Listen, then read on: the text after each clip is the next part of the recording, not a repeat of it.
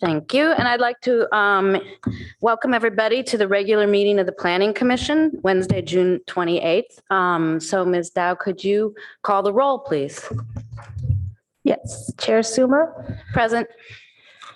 Commissioner Liu, Present. Commissioner Aiken, Here. Commissioner Heckman, Present. Commissioner Templeton, Here. and Vice Chair Chang.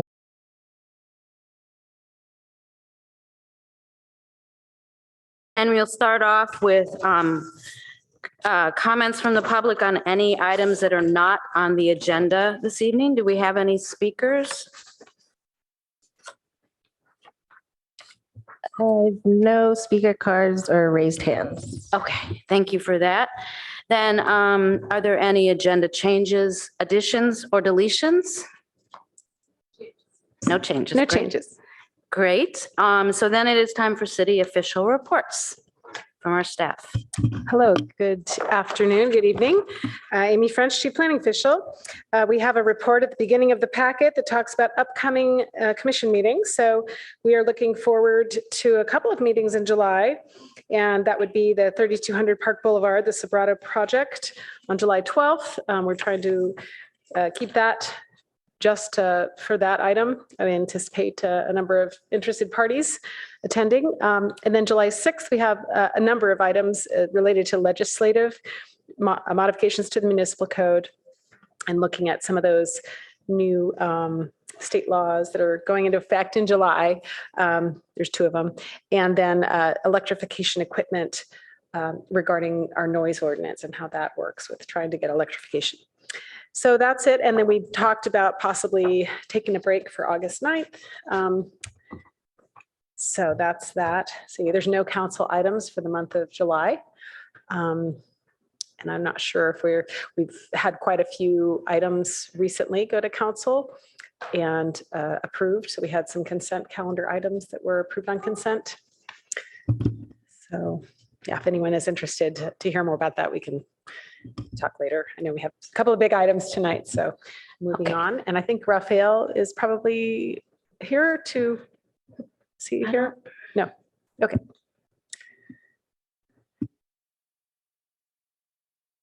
Do we have anyone from transportation? No, not online or here in the chambers.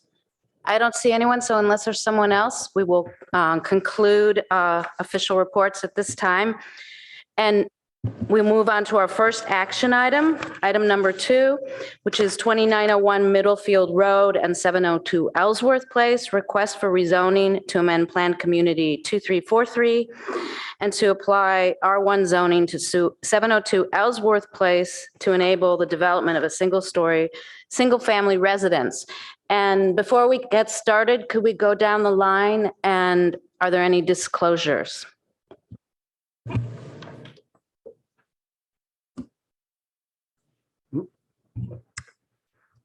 Yes, I had a conversation with counsel for the applicant where we discussed the content of her June 8th letter and the plan set that was associated with it. Yeah, I had a brief email exchange with Ken Hayes, the architect on the project, where we actually decided not to meet and so did not discuss anything. And I had a brief email exchange with Richard Dewey and decided that it was also the better part of valor to not meet. Okay, thank you. And I did have a call also from the applicant's attorney and declined to meet. I did several site visits, and on one I met a resident who and her husband who own a house there because they saw me poking around and I wanted to introduce myself so that they didn't think I was doing something nefarious. And I did learn a couple of things from her, and she was very generous with her time. She took me over to a private street that's just north of Sutter. It kind of abuts the south end of the Safeway there, if that makes sense, called San Carlos, to point out how differently that private street was signed. There's signage at Middlefield and interior to the project, citing, saying it's private street and also citing what I think is California Vehicle Code about no parking. And she also indicated to me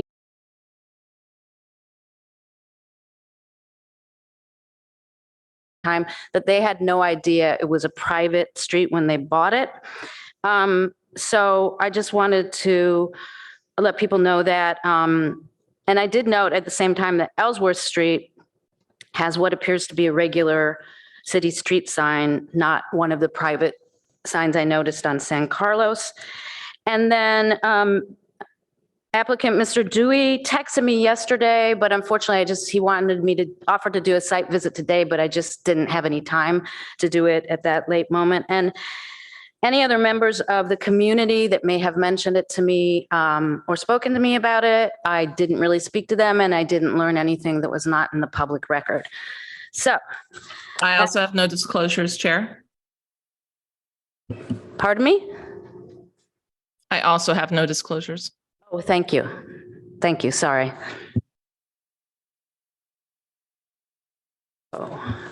That having been done, we will move on to staff report. Thank you. Amy French, Chief Planning Official, and I have with me today Garrett Sauls, who is accompanying on this project. We started off with a pre-screening for this application. So next slide. This is the process for amending a PC. It's similar to establishing a PC for the first time. We do a council pre-screening, which we did in March. And then we proceed on to the Planning and Transportation Commission to provide input and review an ordinance and forward that on. In this case, it is not, a new development of a multifamily residential apartment building. It exists, and so there would not be architecture review board major project review because what is proposed is a single-story, single-family home on the 702 Ellsworth parcel. The parcel exists. The parcel includes the pink shape there on the screen and Ellsworth Place as an easement across it. So the Planning and Transportation Commission would provide a recommendation to council for their consideration. Next slide. This shows the parcels that exist. Mr. Dewey owns 3 parcels, APN 12735-194 in the kind of orange outline there. And then Mr. Honda, who's here as well, owns parcel A4 12735-152 is the parcel number there. So we're looking at 4 parcels that exist. 3 of those are on Mr. Dewey's parcel, 1 is on property, and 1 is Mr. Handa's property. So the proposal is to separate those out by returning parcel A4 to the R1 zone that shows on our zoning map, and then retain PC zoning on those 3 parcels Mr. Dewey owns. So moving on, and this just shows that the comprehensive plan has been unchanged for decades, showing 702 Ellsworth as single-family residential land use designation, and the Dewey parcel as a multifamily residential. And then we have a little bit of history showing the former house that was there, a 1-story home back in the day on Mr. Honda's parcel and Ellsworth Place as well on that parcel.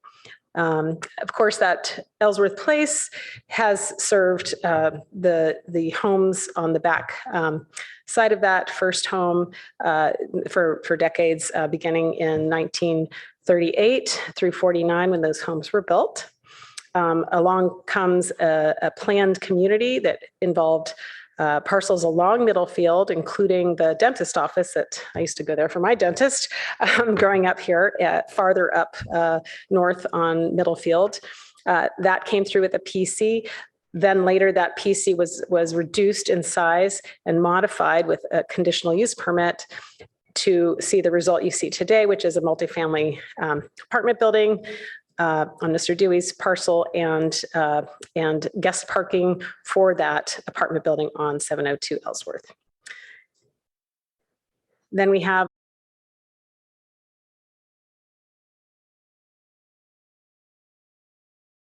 again to separate, to reduce the size of the PC and modify the ordinance to remove 702 Ellsworth from the PC. That is what's proposed. And just noting and the applicant has provided background regarding, the purchase of the property and what was showing, it still shows today on our zoning map. It shows Ellsworth as R1 and it shows Mr. Dewey's property as RM20. However, we know they're affected by the PC that was adopted. So this just shows what was approved back through the conditional use permit process following that planned community. It shows Mr. Handa's parcel in blue with guest parking spaces that still exist today, are paved with asphalt, but are proposed to be removed. And then the next slide shows how there is a proposal to stripe open uncovered spaces on Mr. Dewey's parcel to provide 4 uncovered parking spaces. 2 of those are in, actually they're all in tandem fashion. And then a delivery parking space on Mr. Dewey's parcel, as well as showing the site distance triangle area in that red dashed line for the corner areas where Ellsworth meets up with Middlefield. So in the last several months, as things were going to pre-screening with the council, they modified several things, which was moved the garbage and recycling truck pickup to Sutter Avenue. It had formerly been taking place on Ellsworth, where you see those proposed tandem pink parking spaces near the delivery spot that they're proposing. And this was provided in the council packet, as well as here we have or it may be in the presentation last time. This was kind of a comparison table showing what the original PC was proposed, the proposed PC that reduces the site area of the PC, and then the proposed 1-story home on the proposed, taking into account reduction of the street from the area that provides the basis for the floor area for the proposed home. And I think I have maybe a couple more slides. I'm going to turn it over to Garrett. He's been busy working on the tree issue and landscaping.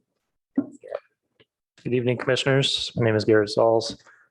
So as Ms. French was noting, there was back in 2018 tree removed on the what was zoned as the R1 or single family zone parcel that at the time was communicated to us. At the time, the applicant had a conversation with the city's urban forester, and with the understanding at that time that it was, as reflected in our zoning map, an R1 property, the urban forester had said that removal could take place, and there wouldn't necessarily have to go through an architectural review process, which would otherwise normally be required through a PC district or a commercial property that chooses to remove any sort of landscaping or modify their approved landscape plans.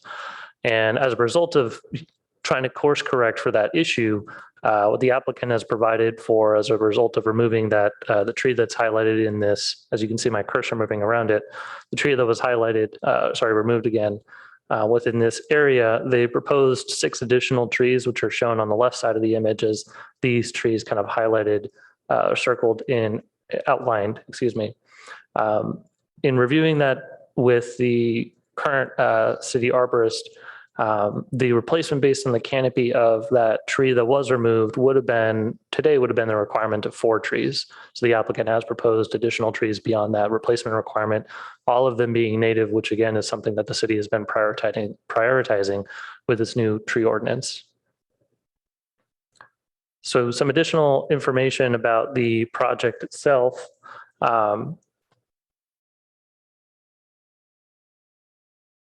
That they're looking to do, staff has provided commentary on how that project would or wouldn't conform to an R1 zone district for the parcel. This is the 702 Ellsworth Place parcel.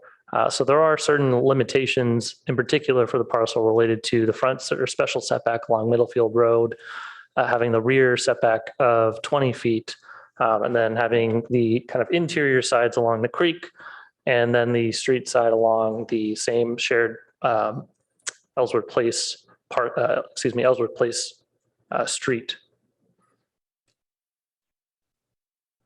Additional items to note as a part of that submittal that documentation that was provided to staff is that the applicant is not proposing any sort of basement. They were proposing to incorporate a wider driveway along Ellsworth Place, such that, as you can note on the bottom of the image that you see here, this represents the parcel line shared between Dewey's property, Mr. Dewey's property and Mr. Hahn's property. So this represents kind of a 20-foot distance, which is what the current easement is right now. And then beyond that, what is being shown is this red line that you see over here.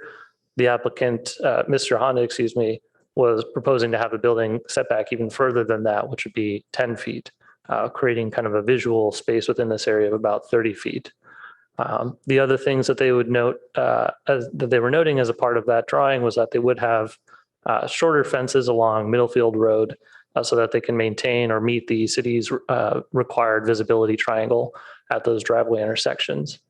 And some of the other items that the applicant has proposed as a part of their application were to incorporate pavers along both Mr. Hahn's property on the other side of the Ellsworth Place easement, as well as what you'll see in a couple slides later, some pavers on the Mr.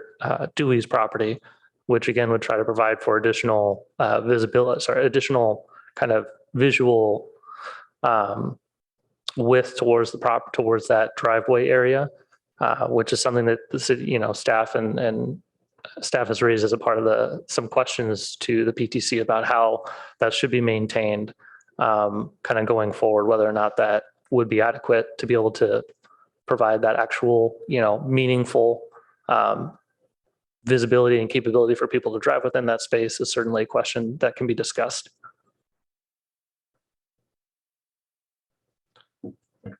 Here's another slide that was shared with the city council at the pre-screening. There are a number, in fact, most of the lots along Ellsworth are considered substandard, technically substandard by code definition. And that had something to do with the Matadero Creek there sometime decades back that kind of chewed up some of the depth of those lots. But you can see all the lots in blue are substandard. And then across the street, there are two lots also. And then there's one that's not substandard, a lot at 705 Ellsworth that's a two-story home because it is not substandard by definition. So, the definition is at the bottom of the screen there to understand that. With 702, because the street is on top of the lot, the parcel, you would reduce the lot area for the purpose of calculating gross floor area by the size of that Ellsworth private street, 2,000 square feet. So it impacts the amount of floor area, but technically it doesn't become a substandard lot because the width of the lot does not subtract the private street easement. So it cannot be called a substandard lot as it exists today. This is just another slide that I believe we showed to the Planning and Transportation Commission. There's a bike network that shows a class 2 lane that is planned from Moreno to Loma Verde. So that's important because we're all looking at the potential safety concerns along Middlefield as relates to Ellsworth. There's some bullets over here on the left that began to summarize pre-screening. So those are, I believe that the folks are here to speak to this item will provide more detail on those concerns. And we just had another slide there that showed the easement. The city does have some easement across there to maintain the sewer pipes that are in that easement or private street on Ellsworth that are on Mr. Handa's property. And there's some other easements reflected there.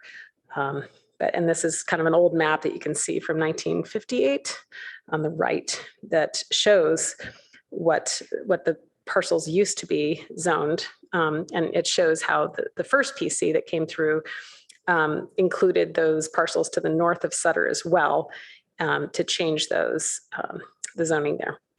So I think that concludes our report, just that the Planning Commission is asked to conduct a public hearing. We have a number of speakers and tackle the recommendation to council. Thank you. Okay, thank you for that. And I think we should go to the applicant first for their presentation. Thanks.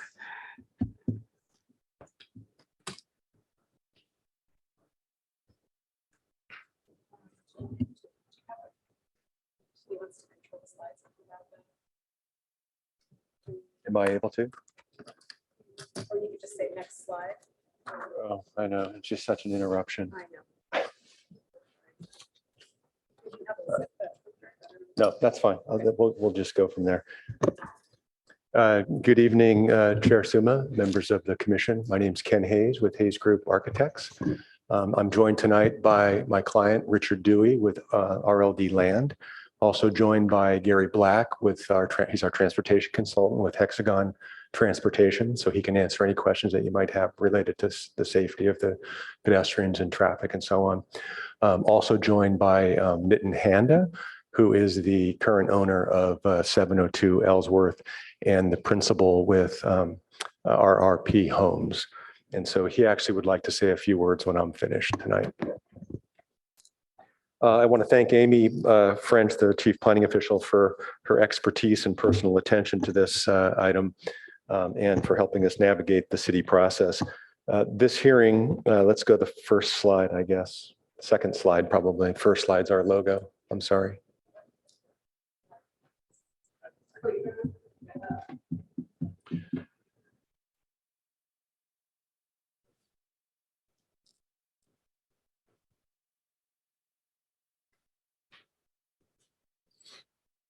So yeah, Garrett, please. Yeah, there you go. So this hearing is for consideration of amending, number one, amending a 56-year-old uncodified, unrecorded PC ordinance that involves 2 parcels of land.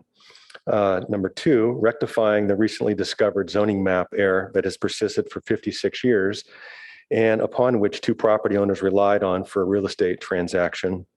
Number three, creating an opportunity for a new single-family home, as staff has just discussed. 4, consolidating apartment parking on 1 parcel that is conforming to current city requirements for multifamily parking. Number 5, modifying an ingress and egress easement to access other properties on Ellsworth. And lastly, increasing pedestrian and bicycle safety at Ellsworth and provide for a delivery truck space. Next, stay there. I'm sorry, go back. Back. One more, there you go. So since our city council pre-screening in March, our team has met with the neighbors to understand their concerns.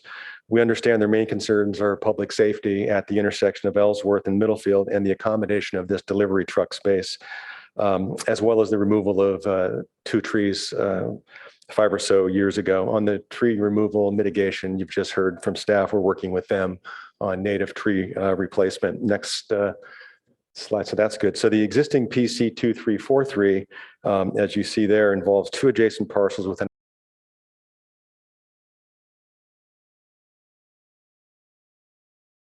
parcel on the left there to allow 12-unit apartment building to be constructed on what we're calling the 2901 Middlefield parcel, and to provide, next slide, the balance of the parking on the Ellsworth parcel. At the same time, next slide, this easement was created on the Ellsworth parcel there in yellow.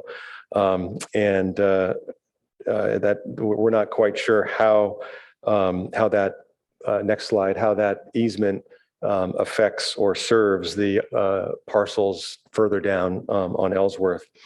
Next slide. RLD Land bought the properties in 2017. The zoning map showed 2 parcels. One was zoned RM15 and one R1.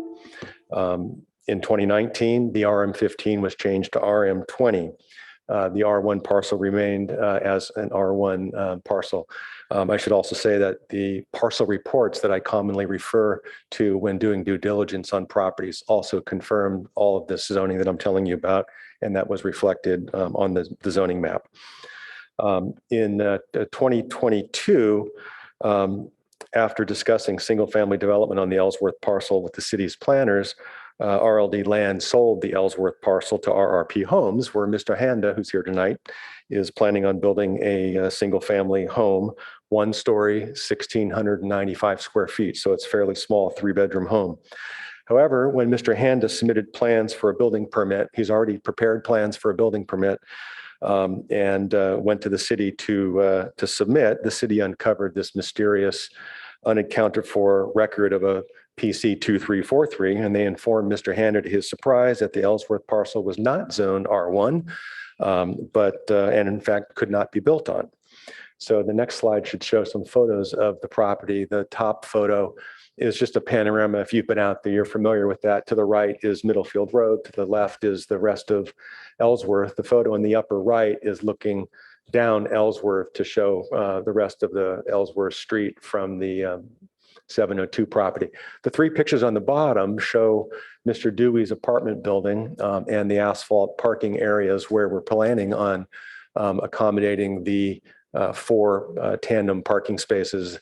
The photo on the left is where two of them would be at the back, or at the side rather, and then at the back, the photo on the right, the two spaces would be to the right of that carport that you see. So the next slide just shows the owner's goals to extract the Ellsworth parcel from the PC ordinance by amendment of the development plan, provide compliant required parking associated with the apartment building entirely on his property, revert 702 Ellsworth to R1, as I've said, and where staff just said a home once stood, and hopefully a home will be built there again, and then address the neighbors' concerns within the context of the site constraints. And so the next slide shows the original site plan that Amy had shared a minute ago. The 12-unit apartment building on the corner, Middlefield and Sutter, has 4 2-bedrooms, 4 1-bedrooms, and 4 studio apartments, requiring 20 spaces previously. Under today's standards, however, only 16 spaces are required, but 12 need to be covered. So the 12 spaces, if you go to the next slide, Garrett, are shown there in gray, and then please go to the next slide and you'll see those same 12 spaces in that graded L-shaped space at the apartment building. The next slide would be where we propose the 4 red rectangles, or where we're proposing the parking spaces in the existing asphalt parking lot, 2 in the side yard, 2 in the rear yard. The Ellsworth side of the property is considered the rear yard.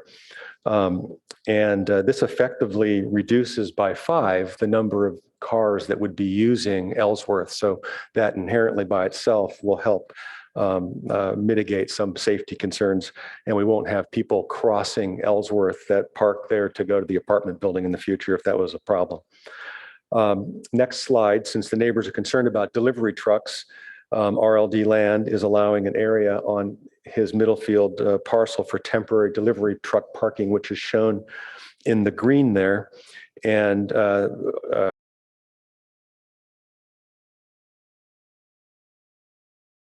his home on 702 Ellsworth to create an effective 42-foot wide area that would be used for maneuvering and turning, and to get the delivery truck, whenever it's there, out of Ellsworth drive aisle, let's say.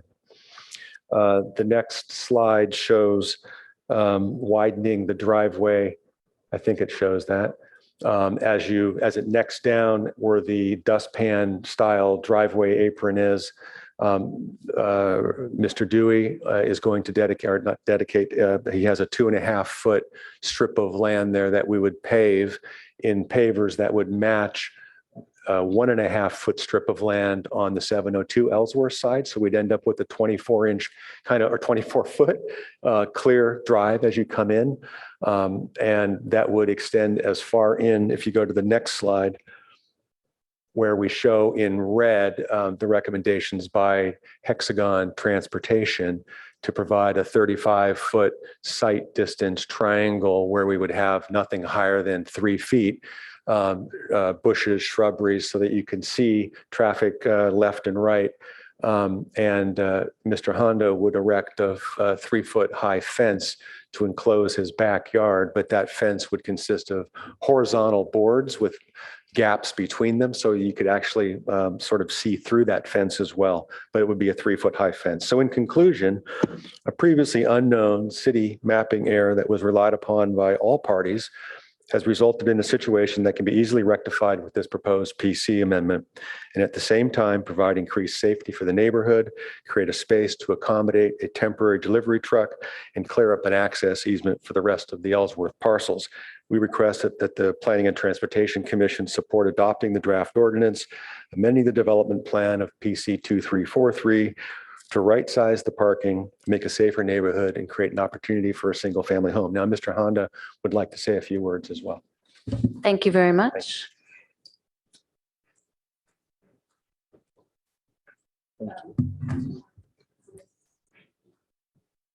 Yes.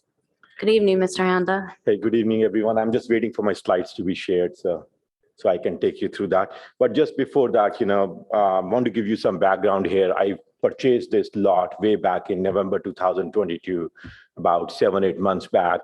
And our intent at that time was, my son is an 8th grader. He was an 8th grader. Now he's getting into a high school. And we intend to build a house here so that we can get him into a great school district, Palo Alto High School. And as you will notice, we submitted all the plans, even though we purchased in November, we submitted all the plans in January. And the reason we moved really fast was that so that we can get this through and we can build the house, if not by August, at least by November, December. And, my son can go to that high school. When we submitted the plans, middle of January, we got a huge surprise that the lot is not R1. And as you all know, before I purchased the lot, we had multiple meetings with the city, multiple email exchanges. We were clearly told this is an R1 lot. It was so important for us, and we can build a single family home as it is shown in some previous slides. We relied on that, and the city planning director in the pre-council city meeting accepted pre-screening city council meeting accepted. There was no way that I could have found this out, that this was not an R1 lot, because all the records which were visible to me and also to the city planning staff suggested it's an R1 lot. So anyway, in January, when we submitted the plans, we came to know it's not. And we started working with the city. I started working with the neighbors also. We had multiple conversations with the neighbor on this. We did see some reservation there. And at that stage, working with the neighbor, there were 6 changes that I agreed to the plans.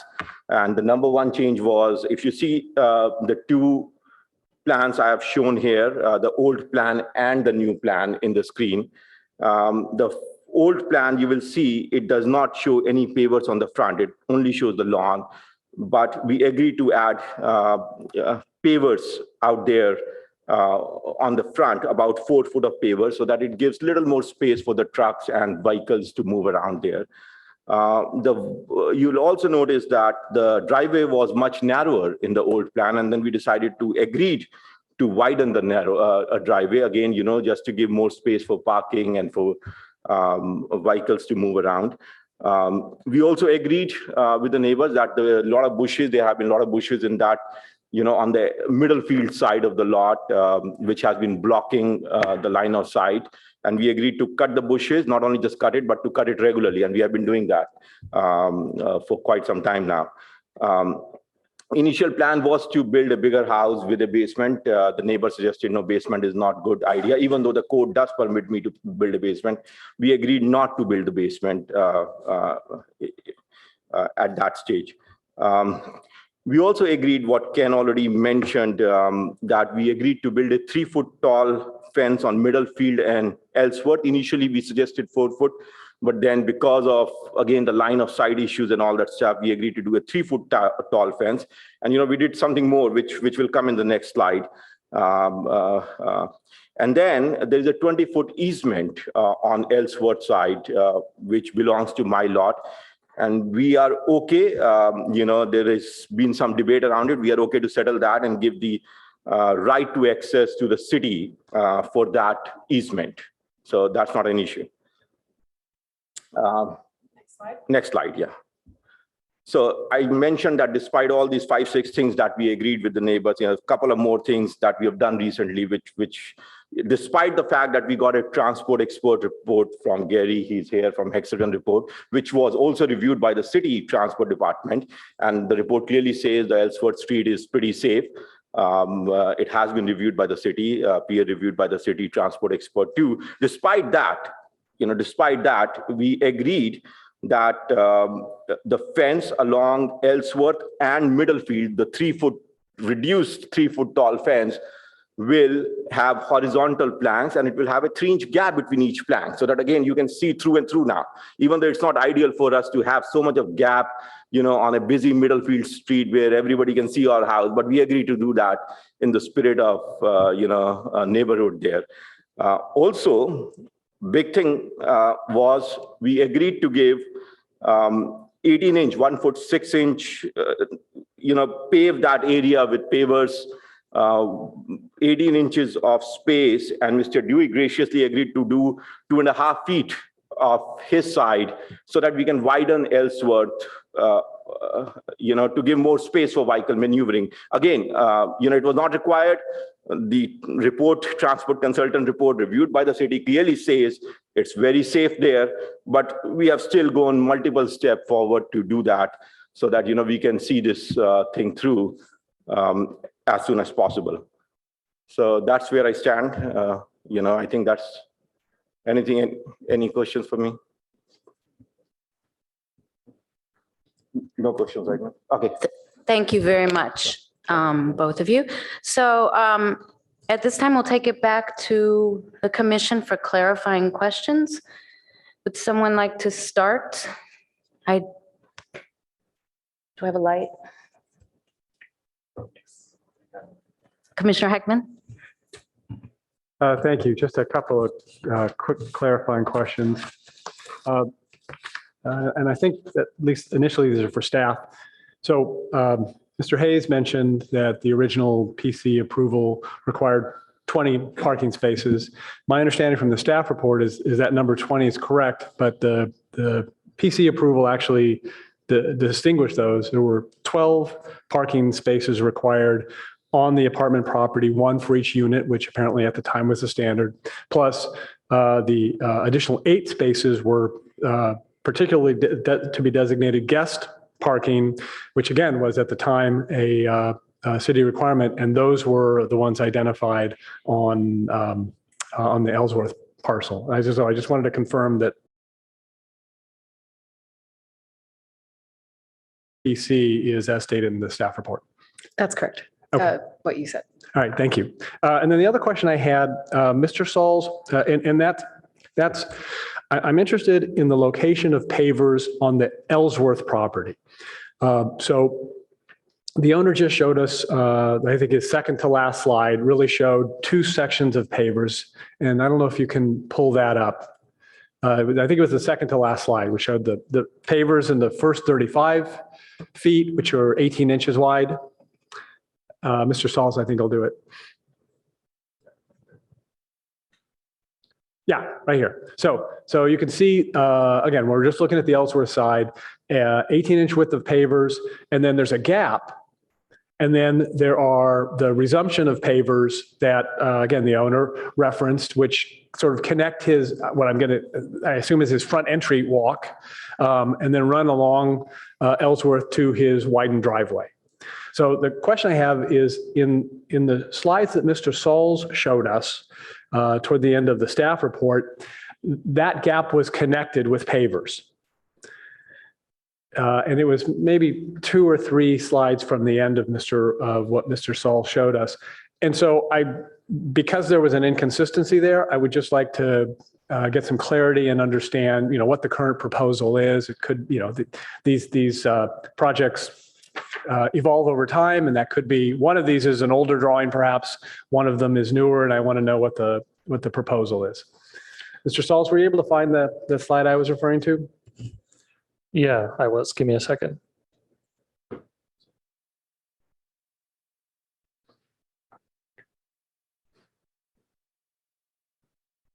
There it is. Thank you. Thank you. Yeah, so, and again, I don't know if this is an older or newer slide than the ones that the owner showed, but this seems to me, and maybe I'm misreading it, but it seems to show, no gap between the pavers for the first 35 feet and then the continuation of that until you get to the widened area connecting the entry sidewalk to the driveway. So I'm wondering if staff knows what the Yeah. current proposal is, or if not, the applicant could tell us. So I confess that I was having fun with cut and paste, and I was showed this as a representation from what I had heard verbally, what was proposed. And then that is, as you said, different from what Mr. Honda showed tonight, but perhaps Mr. Honda could comment on what's on the screen now. Yes, this is correct. Absolutely correct. So sorry, What we see here. what's being shown here is pavers for more than 35 feet. They continue all the way to your, Yes. right? And so I just, again, the slide you just showed me had them stop at 35. But this has them extending. So I'm not trying to box Right. you in. I just want to know what it is your proposal is. This is the proposal that it is, so the initial 35 feet is 18 inches wide, and then it goes all the way, which is 4 feet wide. Yeah, that's actually not what this is showing. So that 18-inch wide strip, just so you understand, I'm going to guess is 60, maybe 60 feet long. It goes past the 35. Mr. Hayes, maybe you can help us out here. Again, I'm just trying to, I don't want there to be misunderstandings on this. Yeah, so there's a 18-inch, right now, our slide and what, Mr. Handa's slide plan did not get updated. But so our slide showed 18 inches, 35 feet from the face of curb as an additional paver area on both sides, 18 inches on Mr. Honda's side, 30 inches on the Middlefield side. What Mr. Honda is agreeing to right now is that he will extend that 18 inches all the way to his entry walk. Got it. Okay. All right. All right. So that's very helpful and clarifying on that point. So those are my questions before public comment. Thank you. Commissioner Aiken? Thank you, Chair Suma. So I've got about a half dozen here. Some of them should be quick and easy. First question is a two-story house permitted at 702? The existing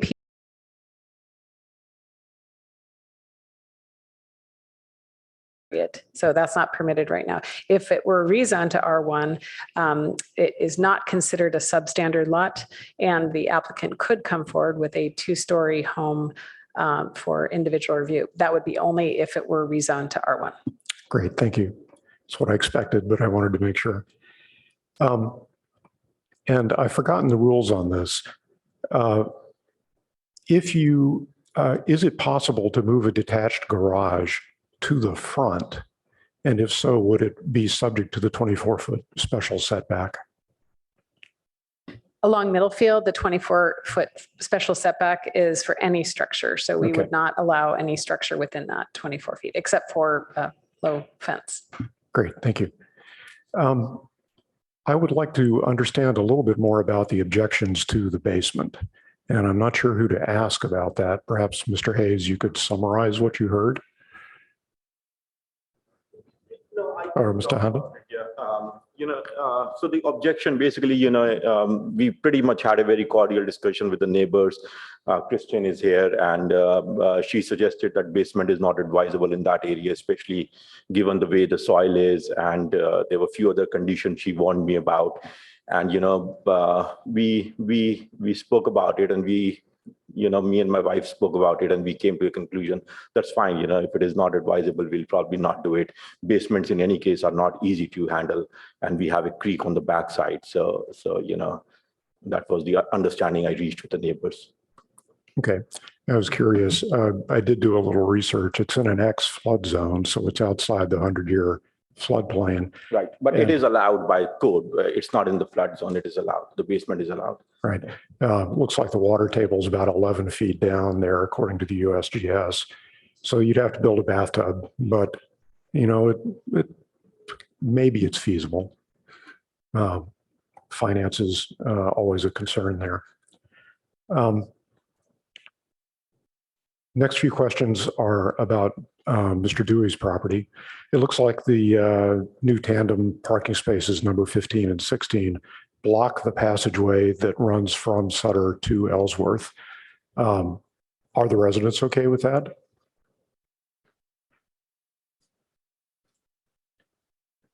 The residents of 2901 through 5 Middlefield.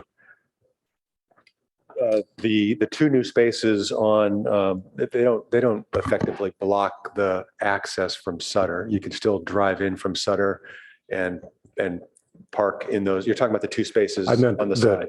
I meant that today it's possible to drive all the way from Sutter to Ellsworth, but it would not be after the tandem parking spaces are established. Oh, yeah. Is that think an issue? Yeah, no, they don't want, Mr. Dewey doesn't want to cross-site traffic through there. That would not be a safe thing. Yeah. Okay. There were trash cans actually, and the recycling prevented that kind of through traffic in the past, but that's all now been relocated to get the green waste and the waste removal over to Sutter. So to sort of free up Ellsworth a little bit more. Good. It's nice to know the history there. Thank you. This is a hard one, given that it requires a little visualization. Can someone walk me through the expected path of a delivery vehicle that's using this proposed delivery space? So you turn, suppose you are heading north on Middlefield, you turn right. Where do you go to get in and get out? Do you want to come in there? So let me introduce Gary Black. There is no turning diagram in the set, but Right, but I assume you had, during the discussions, you probably worked this out. So Yeah, good evening, Gary Black with Hexagon Transportation Consultants. And the way that space is kind of drawn is where a truck might be able to stay for a while if it needed to park without blocking anything. But actually, if it's only going to be there for a short period of time, it might actually park at 90 degrees to that. Right now, there's 38 feet width. If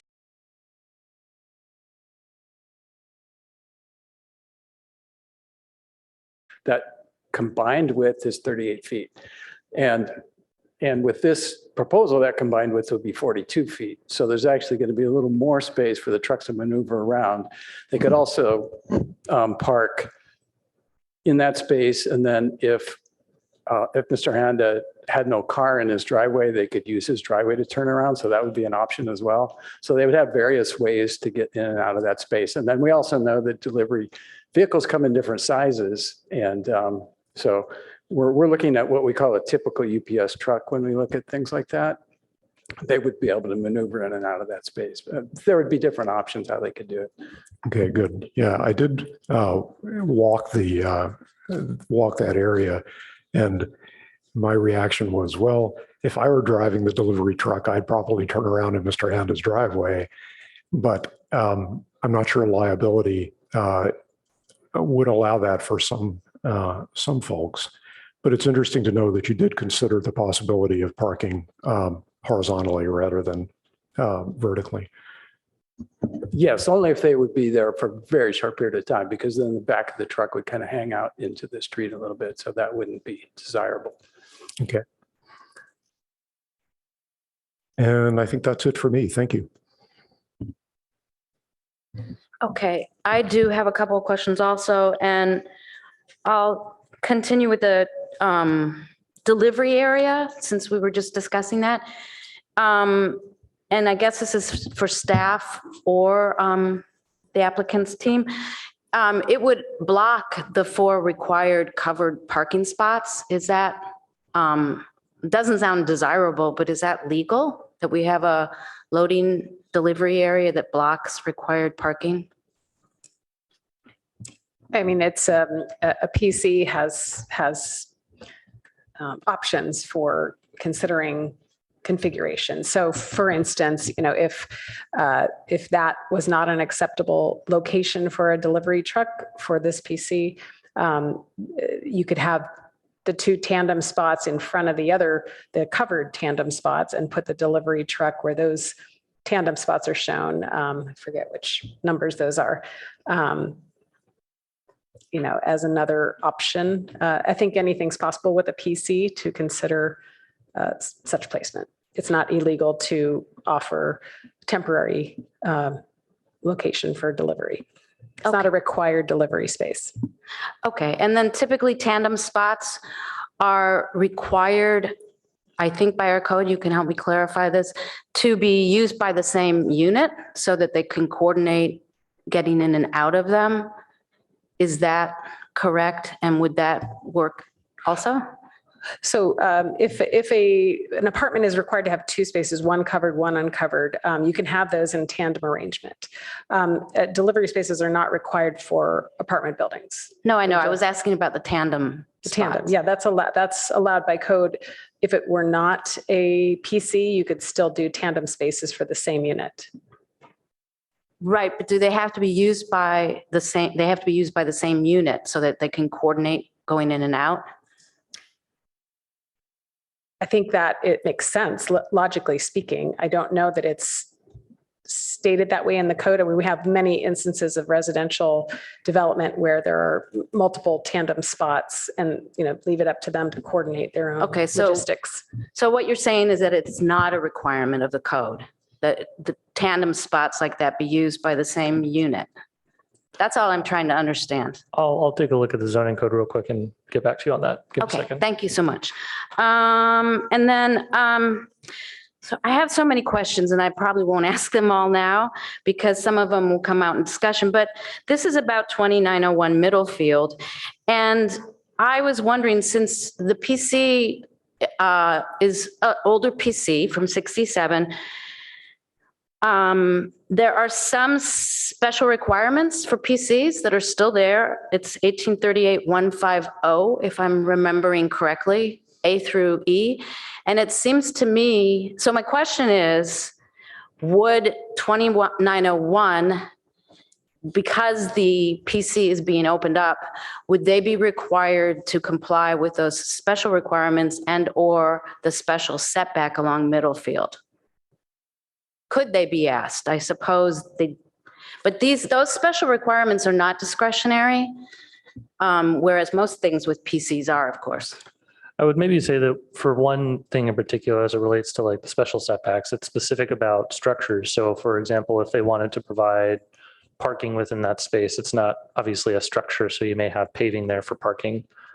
Separately, just to your previous question, I was able to confirm in the zoning code, it's in 1854-20, that tandem parking does require that those parking spaces be used by the same residential unit. In a multi-family situation. Yeah, in a multifamily situation. Okay, so one of the larger units gets two parking spots? Whichever unit is going to be using the tandem spaces, that has to be used by whoever will be using the tandem spaces, that has to be used by the same residential unit. So if there are two people, right, living in one of the units, they both will receive, yes, those two tandem spaces so that they can coordinate, as you were saying before, right, entering and exiting the space. Okay, and if one unit gets two spaces, the totality of the site is still correctly parked, right? That's correct. Okay, thanks. And then, let's see. Oh, do we have any very definitive information on how frequently the 8 spots on Ellsworth are currently being used? There was kind of sort of two different ideas that I read amongst the submissions and maybe the traffic study, I'm not sure, or staff report. The city doesn't manage those, so the applicant could probably talk a little bit more about how often those are being frequented, used. Thank you. So I'm happy to answer that. So there was a manager at the apartment building, and there's been no demand for the guest parking since the time that Mr. Dewey purchased the property in 2017. Any guests that come or that arrive there have been parking on Sutter, apparently, where there's more parking. Sorry, can't hear me? Not at this time, I don't think. Sorry. Go ahead, Mr. Hayes. Yeah, so it's my understanding that the the guest parking is not used for the apartment project, which is Okay. why I was approached by Mr. So- Dewey. Thank you for that. And it was observed in one of the submissions that it was frequently used. It was frequently full overnight. And so I'm concerned about who's using that parking and for how long if it's frequently full overnight. But we can talk more about that later.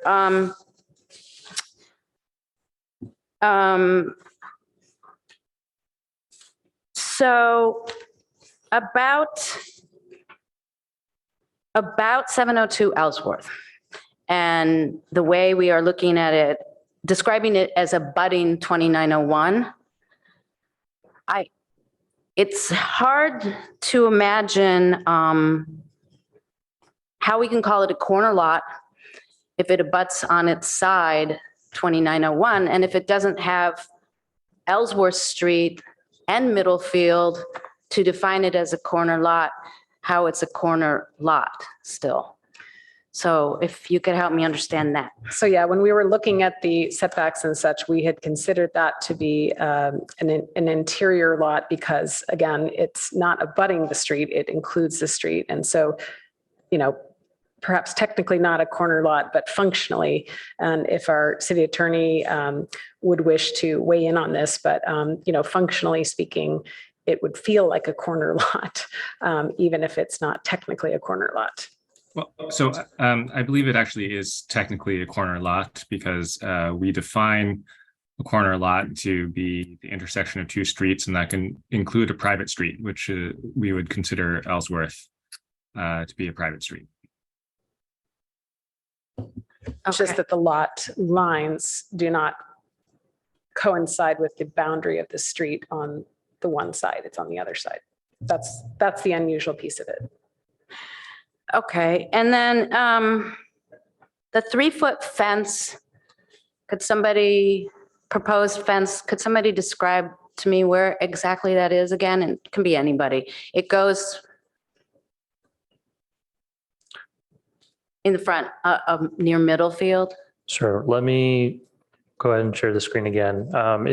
In general, the city has a site distance triangle at all sort of streets, which is what is reflected in the applicant's proposal as any sort of fence within this space, within the site distance triangle, can't exceed 3 feet in height. So that's just a standard city rule for fences anywhere for all types of properties. And corner lots, of course, are the ones where this is actually happening. So that's kind of also part of this whole, complexity of this, unique and weird situation. But give me 1 second to pull that up.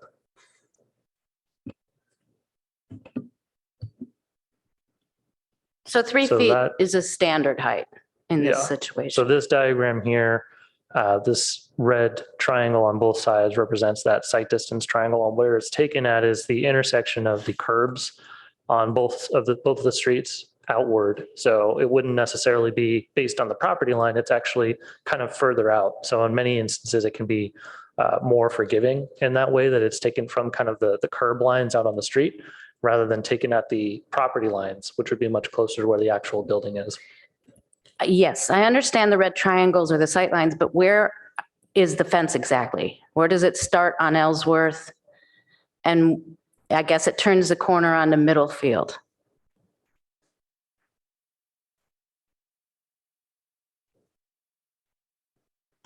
So what's shown on the screen is the yellow is the proposed fence along that property line that abuts the right of way on Middlefield, and then turns the corner, back. This proposal that you're hearing about, the 1 foot 6 inch paved area, that the fence would be behind that same 3 foot fence. Now, the place where that stops may be a little sooner than the yellow that you're seeing on this slide that staff created. If the 35 feet stops before that point, technically it could go up to to a 4 foot, but my understanding is they were proposing the 3 foot for compatibility all along there. Okay, and it's the blue, well, the blues are rectangles, but the blue on furthest from the house is the property line? Or is it black one under the blue? The property line is Mr. Dewey's property. That's the property line that's on the other side of Ellsworth. The black line shown on the image that you're seeing here represents that property line that Mr. Honda has. The blue, that first blue that you see here is staff's, again, representation of that 1.5 foot landscape strip. The yellow is the proposed fence. You need to bring this slide out a bit because that black line is not the property line. That black line is the edge of the easement for Ellsworth. Keep coming out with the slide. The property line is at the bottom, the black line at the bottom. That's where that touches Mr. Dewey's property. That's the property line of Mr. Handa's parcel, is where it abuts Mr. Dewey's parcel on the other side of Ellsworth. Okay, and you'll see my confusion arose from the fact that in the key on the left, the 3-foot fence is a kind of a rusty brown orange color. So I was, and the yellow wasn't, that's why I was confused. Yeah, that was an error in, it needed to be returned. Okay. Thank you. For clarifying that. And then, so I drove in and out of Ellsworth Place, and I'm not the tallest person in the world. It's pretty hard to see, and I'm wondering if the standards take into account how far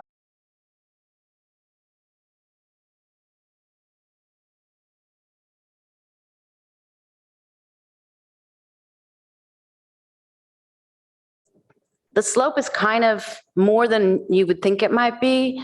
And I really had to get all the way up on the sidewalk to have any sightline south. And that's also because of the curve in the road. So I was wondering if there are different standards when there is, and it's unusual for a street to have that much of a slope up to another street in Palo Alto. And you're talking about the standards for height for those types of fences? Well, in general, for sight lines, if that slope, and I don't know the angle of that slope or anything, but if that would change the sight lines maybe because, but we can talk about more about this later when we come to our discussion, because I don't want to get in too much detail, but it's just a yes or no, that doesn't change it. Not to my understanding, no. Okay, thanks.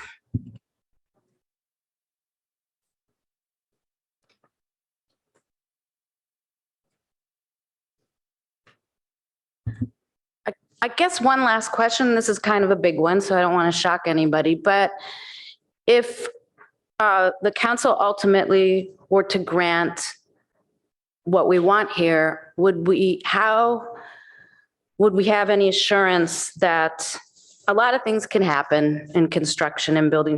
Would we have any assurance that a subsequent person at any time who owned the property or anybody might want to build something very different just under the regular R1 development standards? Because it's R1, anybody who owns that property is eligible for the same R1 standards that everybody else has. So how would we have any control over the very nice plan that we have here, which a lot of neighbors are still, how would we retain control to make sure it was what was being proposed here? Well, if it was zoned R1 and a single story house came through, that's a building permit only. However, with, there are instruments such as this easement and what have you, there could be agreements or such as far as keeping a fence height, a certain height. There could be other ways, and our attorney could weigh in on that. But as far as development of a home, the home itself, unless it's a 2-story home, it's a ministerial process through the building permit. Yeah.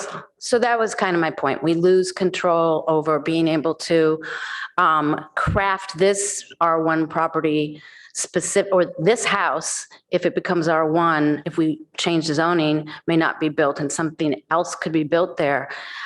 So thank you for answering that we don't have any control over that.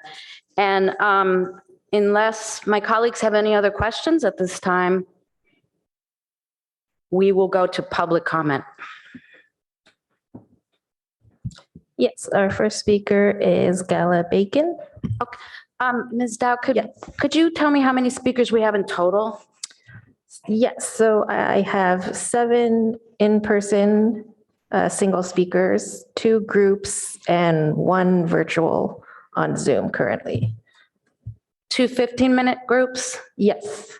Okay. Thank you for that.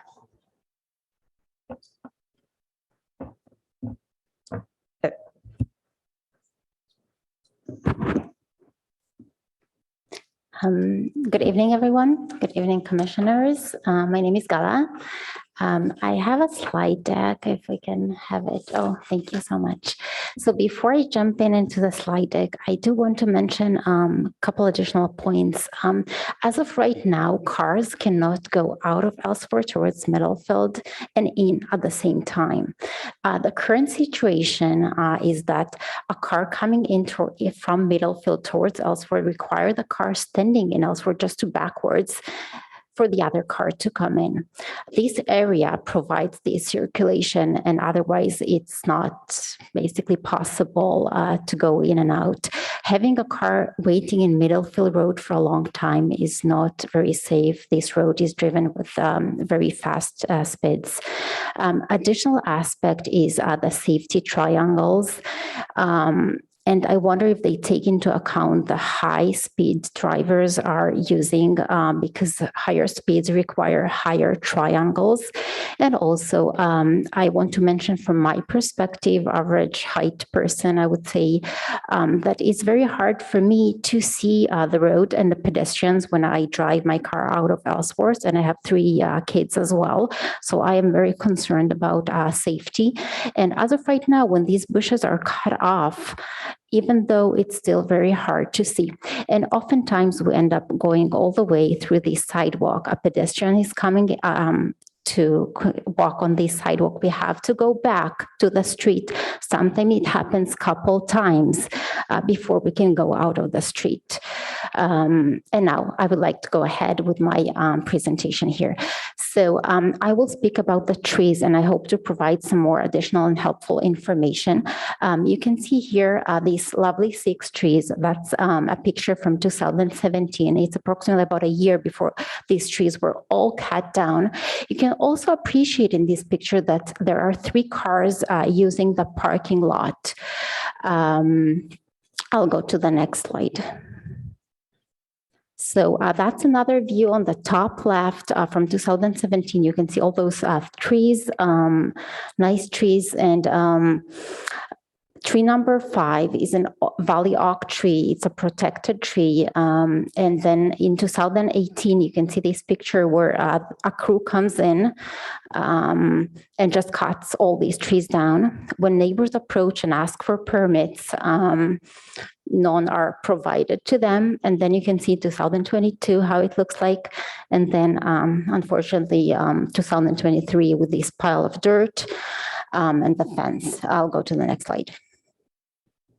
So protected trees defined by species as well as the diameter of a tree. And in this specific case, a valley oak tree with a diameter of 11.5 and higher is considered to be a protected tree. I'll go to the next slide. So with this a protected tree? The answer is yes. There is a survey by Canopy that provides information that this tree is a valley oak tree with a diameter of 17, which is by percentile. It could not be just a measurement error. I'll go to the next slide. This information is available to the city as well. There was another survey provided a similar information. A private survey done by the previous apartment owners shows that the diameter of the tree is 15 inches. Again, a protected tree. I'll go to the next slide. So were there any permits to cut these protected trees? So we asked for the city to provide any permits if those are available, but we did not receive any information about that. I would mention that the previous meeting about this matter was held in March 29, where it was mentioned that this tree was not protected. However, I would like you to take a look at the records that we provided that show the tree was protected. I'll go to the next slide. So how would it look like if there would be a notice placed on that tree? That's a different tree. Unfortunately, that's not the case of this tree because there was no notice ahead of time. And that is extremely important because if there would be a notice ahead of time, it would let the neighbors know something is wrong, go to the city and then reveal that there is a PC zoning issue there and code enforcement issue. And that would be very helpful to find out before that part was sold. I'll go to the next slide. So in addition to that, there is also violation of the landscape plan. When these apartments were built, there was a landscape plan provided, which was supposed to be permanently maintained. So that's another issue here. I'll go to the next slide. We sent this information to the city, and I'll go to the last slide. And this information was accepted by Directorate. Thank you so much for your time. Thank you.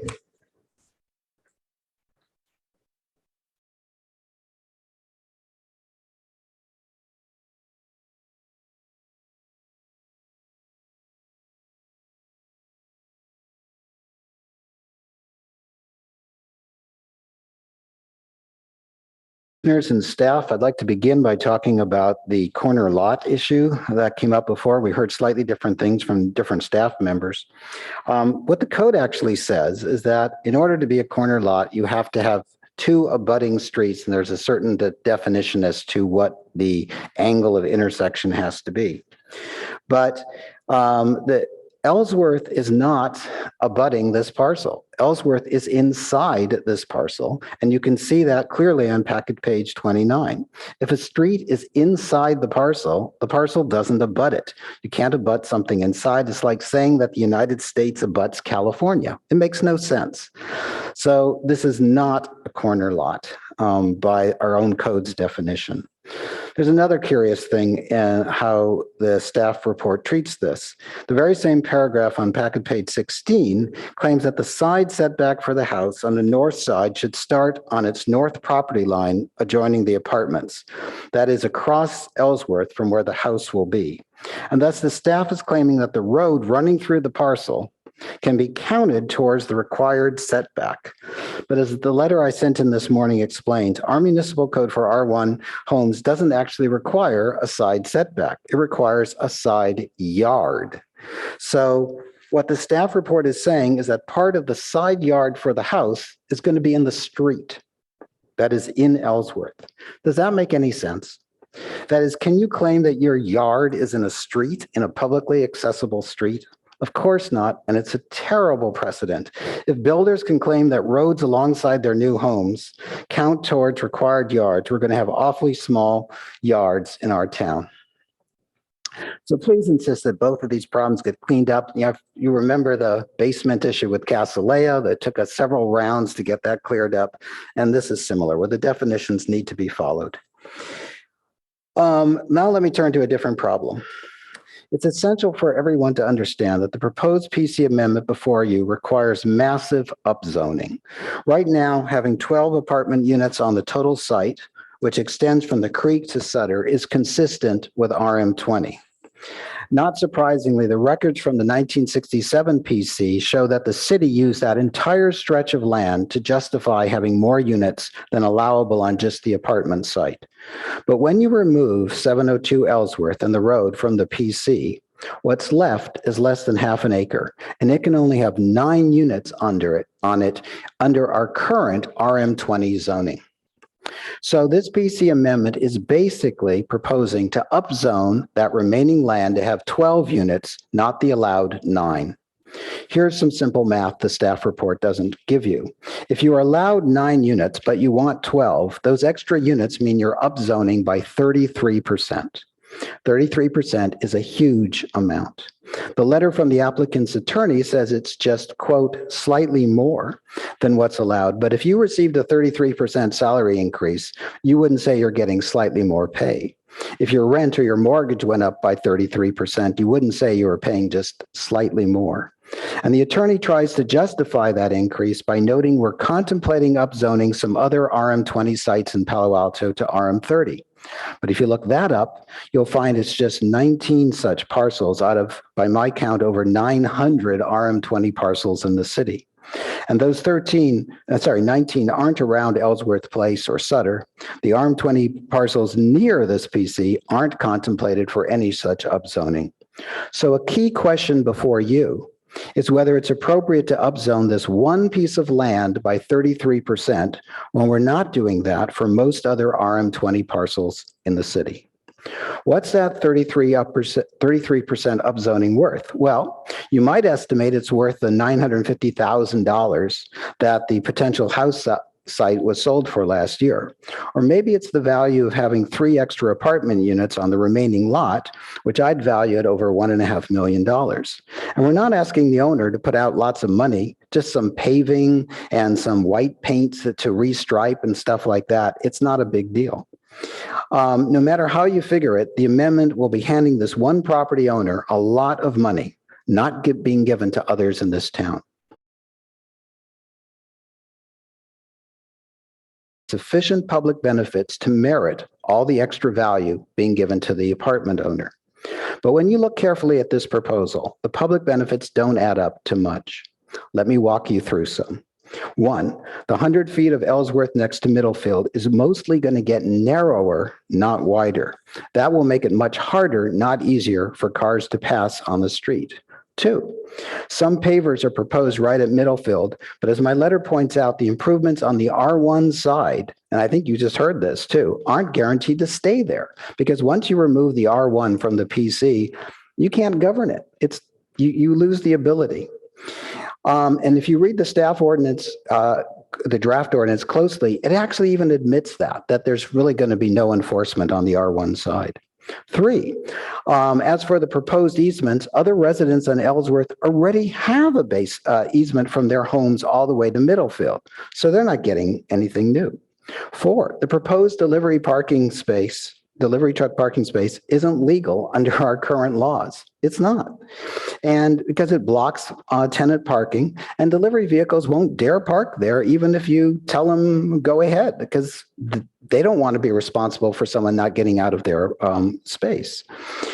5, the existing guest parking, which you see being used, will be removed. 6, the open space next to the creek will be lost. So what are the public benefits? When you add them all up, frankly, nothing. This amendment will make things worse for neighbors. There's no public benefit. It's a public loss. In sum, this amendment gives the PC owner $1 million or more while the public loses. It simply doesn't meet the basic threshold for amending a PC. Sadly, this is not the first time we've had problems with PCs in this city. In fact, our city council grew so annoyed with the illusory public benefits of PCs that they actually banned all new PCs. Then they only relented if a PC provided substantially more affordable housing than a normal project would, substantially more. I'd note that this proposal doesn't provide any affordable housing at all. In short, the upzoning proposal before you tonight clearly doesn't qualify under the PC rules. I'd hoped the staff report would cover these issues, but it actually doesn't. So please consider asking staff to return with a careful valuation of both the 33% upzoning and the pluses and minuses to the public, so you can include that in your discussion. Thank you. Thank you. That next group is by Kristen Van Fleet, speaking on behalf of Jake Margolis, Venkata Kura, Andrea Alberson, and Chuck Effinger. We're going to prepare, or we're just going to forward? It's a forward. All right. Good evening. Thank you. Sorry. Good evening. Thank you for hearing from the Ellsworth Place neighbors. I am speaking for many people tonight. So some of this will be a repeat from the city council notes, but I don't think any of you have heard these yet. Our street was established in 1937. It became annexed by Palo Alto in 1947. The apartments came around in 1967. Our houses were there 20 years before those apartments were. The Ellsworth Place owners, or homeowners and residents, do not want the PC 2343 lifted from the R1 parking lot. We feel this does not provide a public benefit, and it will make the situation on Ellsworth Place worse than it currently is. We note that nothing is enforceable. I think I'm the third one now to mention that. Thank you for asking those questions about that earlier. And for Jeff also mentioning this as well. But if the PC, as it stands now, is lifted from the R1 parking lot, they'll be able to do anything to that lot. And that will be at the detriment of the rest of our street. That is our circulation. We have no other way to turn around. That is our cul-de-sac. The letter from the attorney keeps mentioning this is a street with a cul-de-sac. We have a dead-end street at the end, and there is no place to turn around. So the cul-de-sac is the parking lot, and that would be removing that from our circulation. And that would make with how we interact with cars on Middlefield Road going in and out, especially turning right onto Ellsworth Place, because there's the hill from Matadero Creek, and kids do use the sidewalk there for their bicycles. It's a fun hill to ride down. You should try it sometime. Next slide, please. In 1967, they asked for putting the 4 lots together to make the apartments, and it was supposed to be for the greater good of the community. That was 56 years ago, and it's done pretty well. Yes, we have some problems with circulation, but overall, no one's really complained a whole lot. Next slide. And as I said, this is our cul-de-sac. Here's a better picture that's not taken with a wide angle lens. I'd like to invite you to come out to the street if you have not already. I know some of you have, because you really can't get a feel for this until you come out, drive on it, walk on it, understand what we are dealing with and why all 15 addresses and the residents in them, including the tenants and the homeowners, are really upset about what's going on here and really worried for our safety on the street. Next slide. We also note that the apartments, and I always have friends at the apartments, so I know the situation that's going on there. The far left unit or parking space on Ellsworth is too narrow. So when they filled out the apartments, that car has to park literally on the stripe or she can't open her door. And so the car that was parking next to it is now parking in the guest parking lot because she can't fit next to it. So if they're going to be using parking spaces and they're, these are grandfathered in, I understand that, but now you don't have actually adequate parking. So are you going to make sure that they have adequate parking if they're going to try and fit it all on their site? We went out and measured, and this parking spot is only 98 inches wide. It should be 120. That's why she can't open her door against the wall. So that's a problem that exists now. And where is she supposed to park? You can also see from these pictures that, and I took all these in June. I'm not out there every day with a camera. It's like, coming in and out of the street. Oh, look, there's a truck there. There's cars there. The spots are used. They may try to tell you they're not, but every day those spots are used. There's at least one car parked there, if not 2. There's a delivery truck. There's DoorDash. We live in a society now where we get deliveries every day. And that is the only spot they have on our street to get stuff to both the Ellsworth Place homeowners and to the residents of the apartments. So now we talk about safety and circulation, please. When that temporary fence went up, as you saw in Gala's slides, that was set 4 feet back from the perceived paver line. So that would be the edge of where he's talking about having 4 feet of pavers. It caused a problem. You can see how the FedEx truck was trying. It would do multi-point turns to get in and out, and they hit the fence multiple times. The UPS driver wouldn't even come down our street. He parked in the bus turnout. That created another blind spot and issues for traffic on Middlefield Road, as you can understand. Next slide. And that fence, set 4 feet back from the property line, had been hit multiple times. It was pushed back at least 2 feet in places. So that's how it was with the temporary fence. Now imagine if a home was there, what that does to our circulation.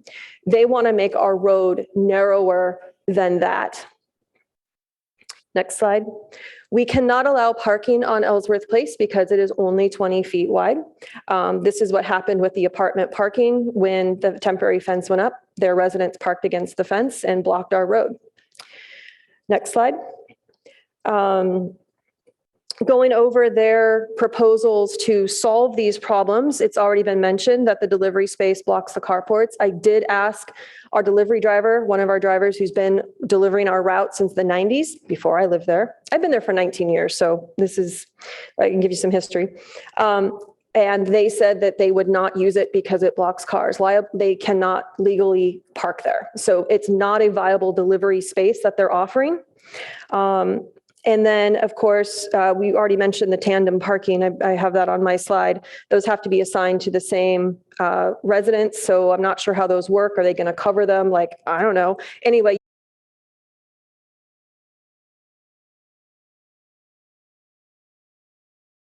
Next slide. For our street, we have 7 feet of pavers or more in front of many of the houses, especially at the start of the street. Hondo is offering 4 feet of pavers. You could park 2 wheels up off the road. That still puts a car halfway into the 20-foot section of road. People don't drive on each other's pavers. So this idea that they're going to, use these to widen a road, it doesn't make any sense to us. But this is how many of our driveways are. You can see people parked off the street completely on 7 feet or more of pavers. Then we get to the traffic review. This really we found interesting. We feel like the traffic review is biased. It was paid for by the developer. It should have been done blindly, paid for by the city. It should be an actual study, not a review. You had about just over 2 pages of text and 4 maps and didn't really talk about much. It's very incomplete. As I said, it was a review, not a study. It was based on a plan from a landscaper, according to how it's written. We actually wonder if they came out to the site to look at it. They came up with a site triangle that fails to take into account the decline of Middlefield Road from Matadero Creek. It fails to take into the account the incline of Ellsworth Place. So if you're going up Ellsworth and down, and you're here, you're looking up. And they want to put a 4-foot fence in that section where there's already a blind spot. So that's where the sidewalk follows the narrowing of Middlefield Road, and kids go down that fast on their bicycles and skateboards. Many have almost been hit. And now they want to block that with a fence. Seeing through slats, when you've got slats here and slats there, you're looking, it doesn't work. I don't know where they're coming up with these ideas, but they're not a benefit to any of us. There was false information in that traffic review. They said we have a bunch of potholes on our street. There are no potholes. We have water that will pool when it rains, but there are no actual holes. You want to see potholes? Go out to El Camino Real. Those are potholes. We have alligatoring. We have some drainage issues. We know that it needs to be repaved, but we do not have potholes. So I don't think they actually came out to the street. I question that. And then it gave misleading information. They're using code for parking and entering a multi-family residential complex to come up with that it's adequate for a 20-foot wide driveway, when we actually have a street, and we've had a street there, as I'll get to in a second, since 1949, we would like the codes applied to a private street for those widths, and to talk about those which start at 26 feet wide and go up to 32. I know it was mentioned, it was asked at the city council meeting how wide it needed to be there. And Amy actually answered that it would be 32 feet wide if it was a new subdivision. So they're offering no extra width of actual drivable space. We are currently at 21 inches or 21 feet. And we know that we need to at least get to 26 feet minimum to even start having this conversation. And then it missed information. So it missed the fact that Middlefield Road is a major arterial classification according to Caltrans. And that also missed the fact that bicyclists use the sidewalk. I know they mentioned earlier that bike lanes might be going in there, but kids are still not going to use the bike lanes through there. They're still going to use the sidewalks. That's what kids do. Next slide. So we come to this idea of, is Ellsworth Place a road? This needs to be solved before anything else can be voted on. They are trying to take our road from us and put it into their property. Gala, who spoke earlier, also has the road in her deed.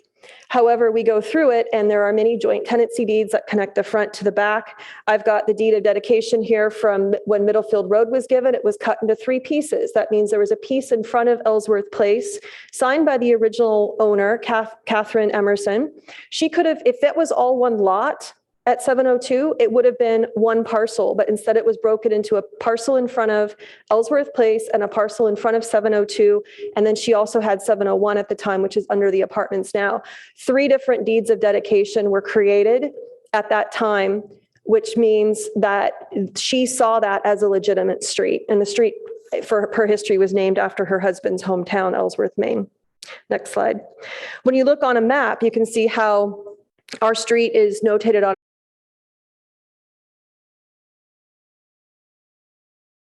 different versions on this map. Go to the next map. When you talk about a parking space or a parking entrance for a multifamily unit, there is no actual street or road drawn on a map. It's just a line. So if you go down the road from us, there are apartments that you can go into, and they're multifamily, and those are between, I think, 24 and 26 feet wide or so. They're drawn with a line. They have middle field addresses. They're not a road. So that needs to be corrected.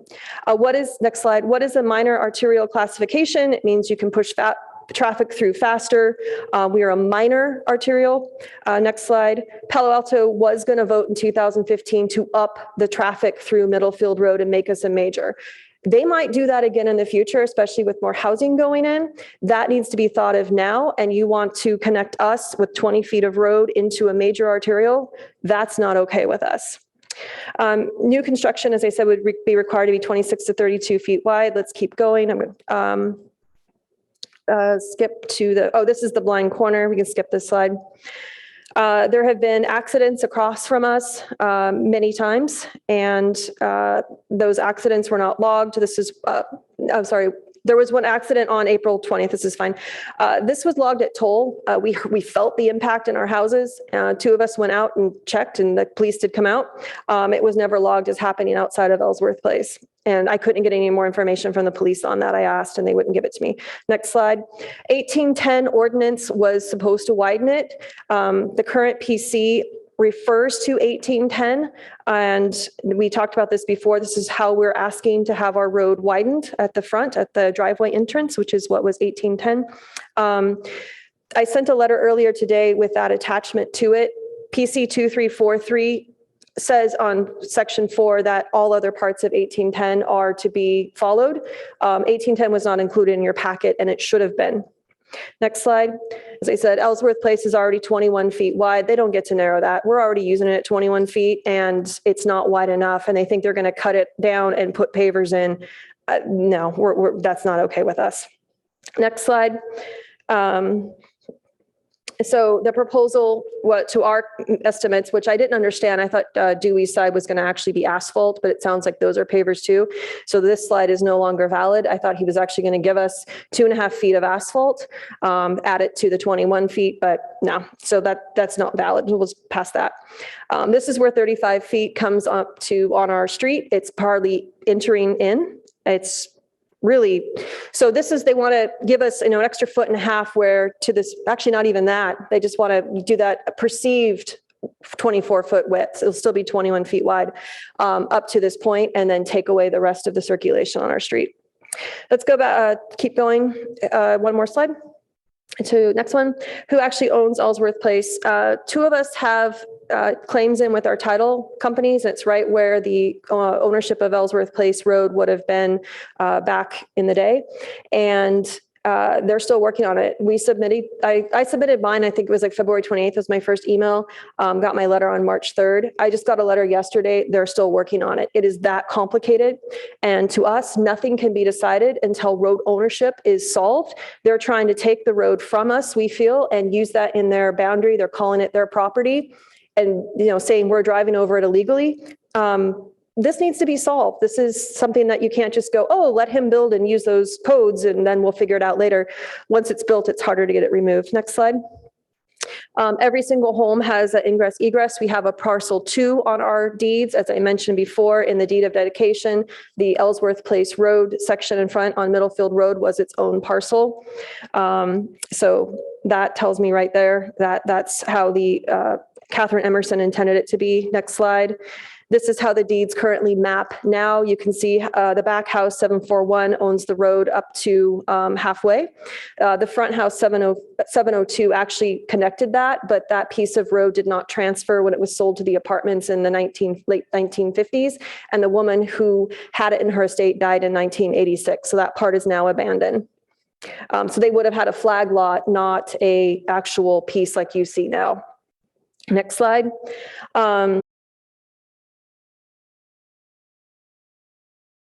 Owned our road since 1968. We actually wonder if in the research for the last times these came through for the PCs, if Palo Alto actually did take ownership of the road because it is that complicated. I have asked for this information, this history, no one's gotten it. So I think we need to ask for that. It should be in the archives. And then finally, in conclusion, the R1 is only enforceable if it stays in the PC. Anything they're asking for, it has to stay in the PC and for that to be enforceable. So far, there's no public benefit provided for us. We lose more than we would gain by the requested changes. And as it is now, we will live with the situation we have now. We would like our driveway widened, but at the time being, the parking lot is necessary for the circulation on our street. It was designed with our street in mind, and it's very much an integrated part of our street. Thank you. Thank you very much. Next is Badu Iyer.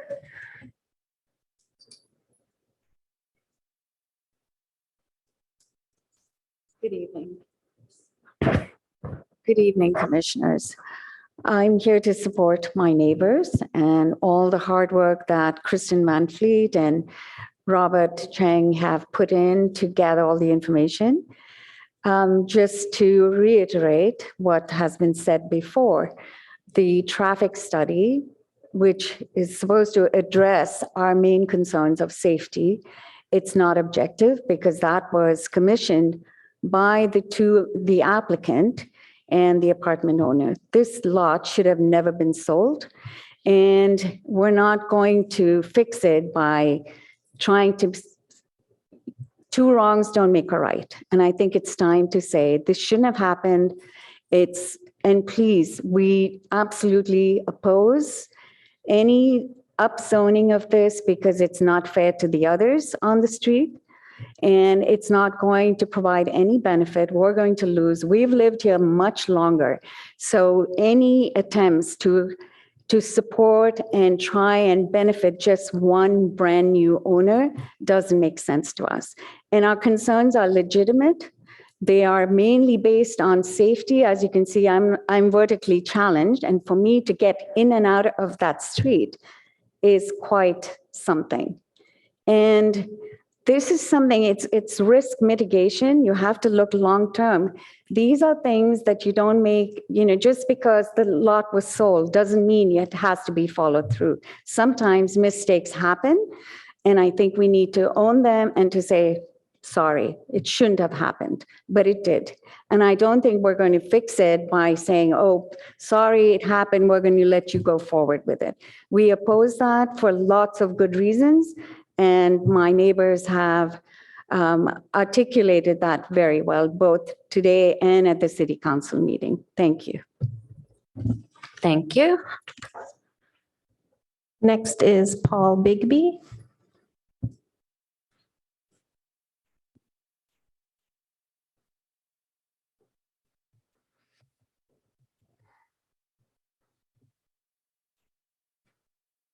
Good evening, commissioners. I'm a resident and homeowner on Ellsworth Place. I appreciate you taking the time to visit, those of you who did, to connect our lived reality to the proposal. I would like to raise 3 issues to your attention. First, as has been mentioned many times now, the circulation around and into Ellsworth Place is already problematic. I myself am a cyclist and often commute to work in Los Altos. Allowing this change will make it perilous, and I emphasize perilous, for anyone moving faster than walking pace. The risk, especially going northbound on Middlefield Road, as has been cited by a number of people here. You watch a child ride their scooter down the sidewalk over Matadero Creek, and the risk will be obvious. the proposed configuration will materially and directly harm the people in this community. Second, the statement of public good has to have some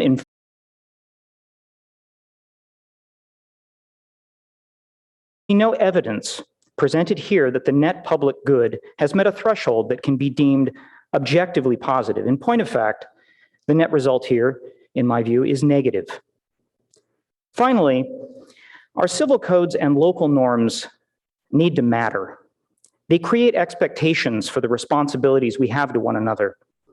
The precedent of violating multiple codes with no enforcement is an example to the community that anyone with sufficient financial incentives can outwit and outlast the local community, the people we elect, and the people we hire to regulate a balance of our collective interests. In summary, I would ask you to support alternative 1, denial of the application. Thank you. Thank you. Next is Robin Ziegler.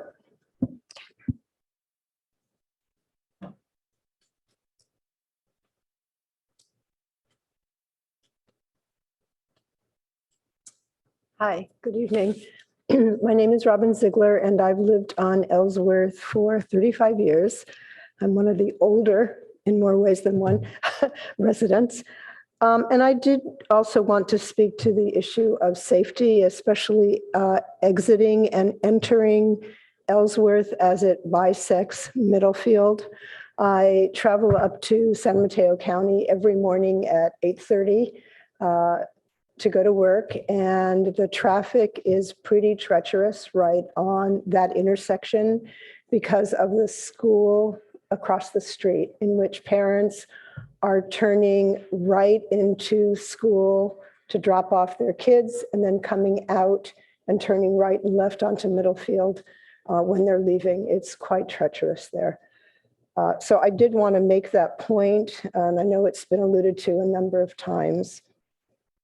The issue has also been discussed is folks just walking down the street or parents pushing babies in prams, that's what I think they used to be called, or strollers, or those triplex gizmos where they can run with their kid, and the bicycle riders. And I'm also pretty concerned about the idea of putting a bike lane that will be right at Ellsworth and Middlefield, or down Middlefield.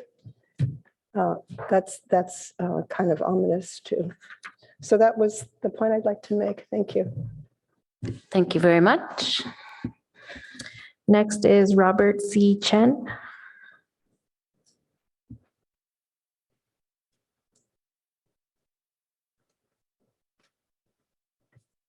Thanks, good evening. Thanks, commissioners, for this chance, give us this chance to speak about our situations over there. I'm a Ellsworth resident for almost 1 decade over there.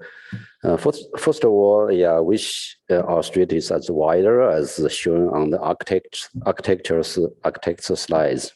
Unfortunately, it's not. Okay. I would like to speak, give you 2 accidents. My family experienced it. One is my son when he was in high school. In one early winter morning, he was biking to Palo Alto High. When he passed behind the parking spot of the apartments, one car back up almost hit him, and he tried to avoid it, and he fell on the ground. That's one accident over there, right in the behind in the open space over there. It's another accident is in I remember, and this accident occurred before 2017, before this current owner bought in. Another accident I personally had in one evening, I think it's get out of Ellsworth, but because I have to pull forward, to the sidewalk in order to look around, make sure there's no cars go through on middle field, because the cars are driving over there. They don't notice.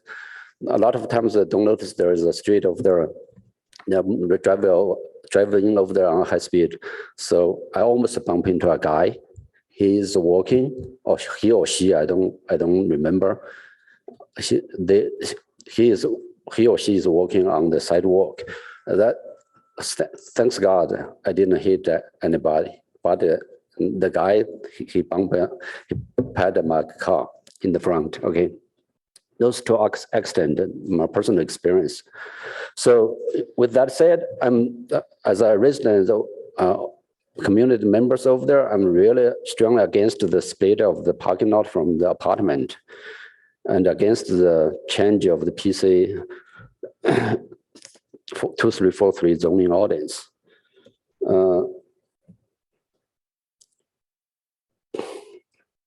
Another thing regarding the tree, like other community members said, I would say the violation against the tree requirements of the city should not be encouraged, should not be tolerated. Law and order should be respected, especially in China, especially in US, not in China, sorry. Yeah, I'm from China, yeah. Okay. Per the PC zoning ordinance,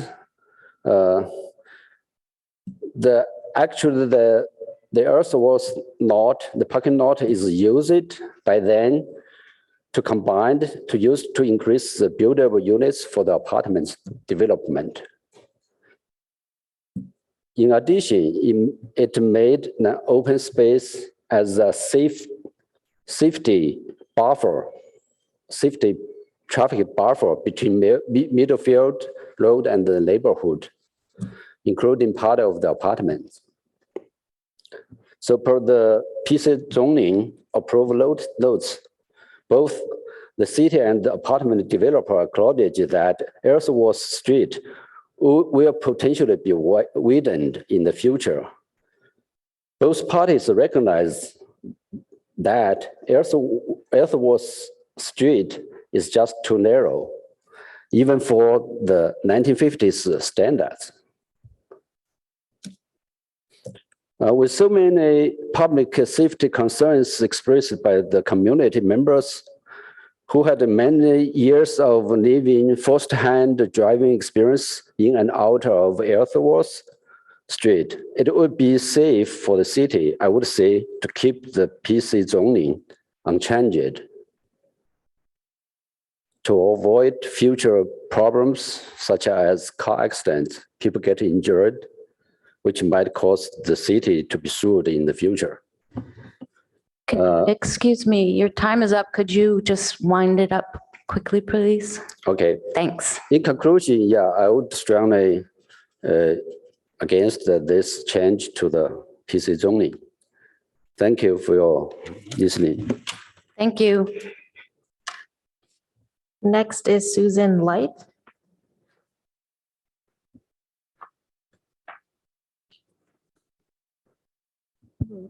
Good evening. My name is Susan Light, and I've lived at Ellsworth for almost 11 years.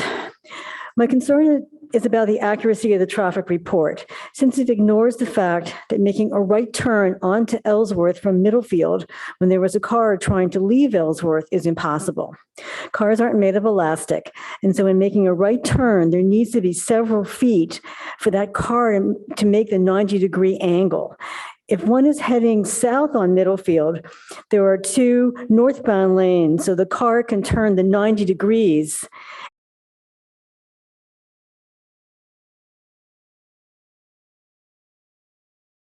The width of the sidewalk is less than the length of the car. It's just simple geometry.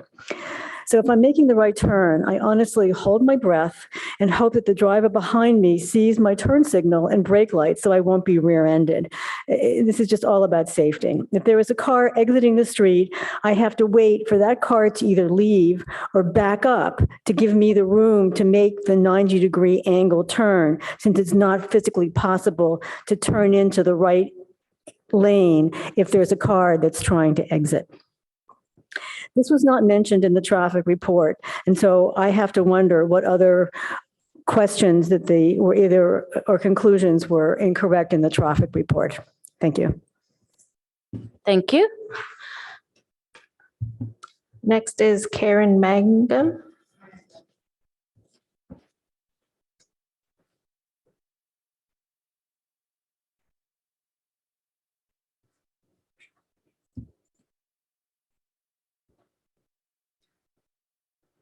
Good evening, everyone. I am not a resident of Ellsworth, but I do visit frequently. And my visits are in the middle of the day, generally between 8 a.m. and 5 p.m. On multiple occasions, that parking lot during the middle of the day has had at least 2 cars in it. One notable occasion, it had 3 cars, a workman's pickup truck, and both a FedEx and a UPS truck. So assertions that it's underutilized, I think, really are not quite valid, because anytime that I go by, there are some type of vehicle in those 8 parking spaces. And I did notice when the chain link fence had been backed into, there were 2 creases in the middle of the fence where it had been backed in it and had obviously been pushed. And I have also seen, I guess it's the apartment owners' cars, I don't know, but parked parallel to the fence because they needed the space. So these are all valid concerns. Also valid concerns, as everyone has mentioned, are the safety getting in and out. That steep decline from Middlefield downward onto Ellsworth Place is not normal. And as you sit at Middlefield, for me, it's mostly making a left turn. It's kind of, you have to have some faith going down.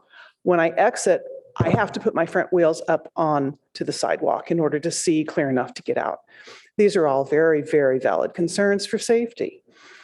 For my own personal upbringing, my family are attorneys, and there are 2 PCs intact right now, PC 1810 from 1958 and PC 2343 from 1967. And as I understand it, unless the law is made invalid, it is still applicable. And PC 2343 specifically mentions that all of the instances mentioned in 1810 are still active. I don't understand why we can't say there was a mistake made. This cannot be an R1 zoning. It's PC, it's twice PC. There's an 1810 and a 2343. It doesn't make sense to me why it could just be invalidated. And the ownership of the road, as has been explained to me, is very confusing. Who owns the road? How can a chunk of road be attached to one parcel where all of the rest of the road is not attached to any of the parcels? There are some very confusing elements in this whole thing, and I really do agree the elements like this need to be decided before you can really make a valid argument for breaking up the PC 2343 into an R1. And as I understand now, upzoning the apartment side. So as other people have regarding safety, I agree with those. But I also think that you members need to really examine the foundational law aspects of the PC 1810 from 1958 and PC 2343 from 1967, and those still stand. Thank you. Thank you. Yeah. Next is Mariah Slattery.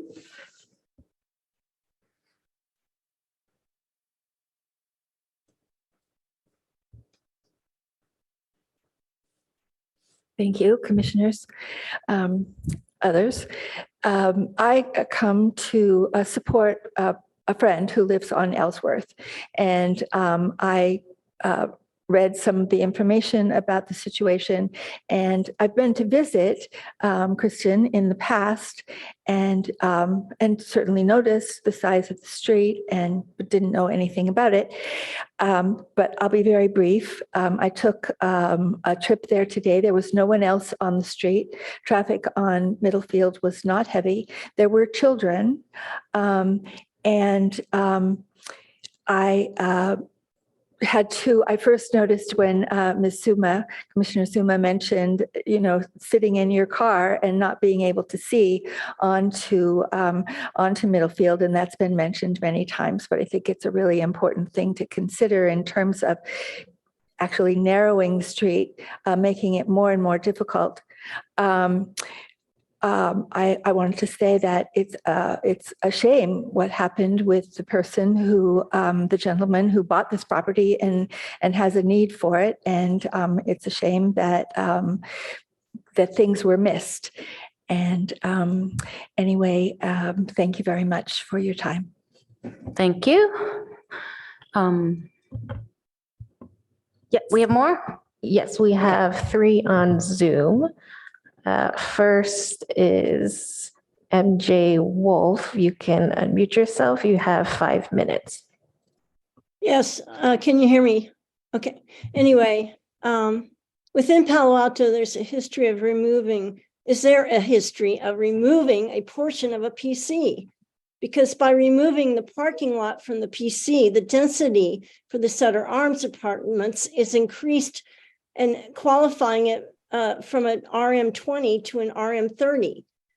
And this sets a precedence that opens up the door for additional multifamily property owners that are rated RM20 to go and sell off portions of their parking lots to qualify for the RM30 density. And I do not want to see this precedent that results in a lot of more lots being sold off. Another thing is that, as been mentioned, the parking lot has always been used by the Postal Service and the delivery trucks, and there's no other available space for these trucks to park.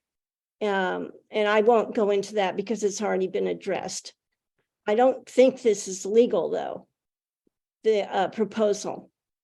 Regarding the tree that was removed, since this was an oak tree, will Sutter Arms be adding oak trees to the Sutter Arms landscape? They say they will be native trees, but I know that over the past year, the landscaping was redone on the Sutter Arms, and this included removing some of the olive trees, which I don't believe are native, and maybe adding some Western redbuds.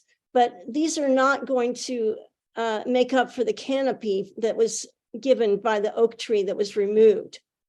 And it does not appear that any additional trees will be added to the Sutter Arms landscape. Since there's no enforcement with the Safeway landscape along San Carlos and Middlefield, will there be any enforcement of the proposed landscape at Sutter Arms? And finally, thank you, Commissioner Suma, for visiting the site. I invite all of the commissioners to visit the proposed site on Ellsworth. Due to the bridge,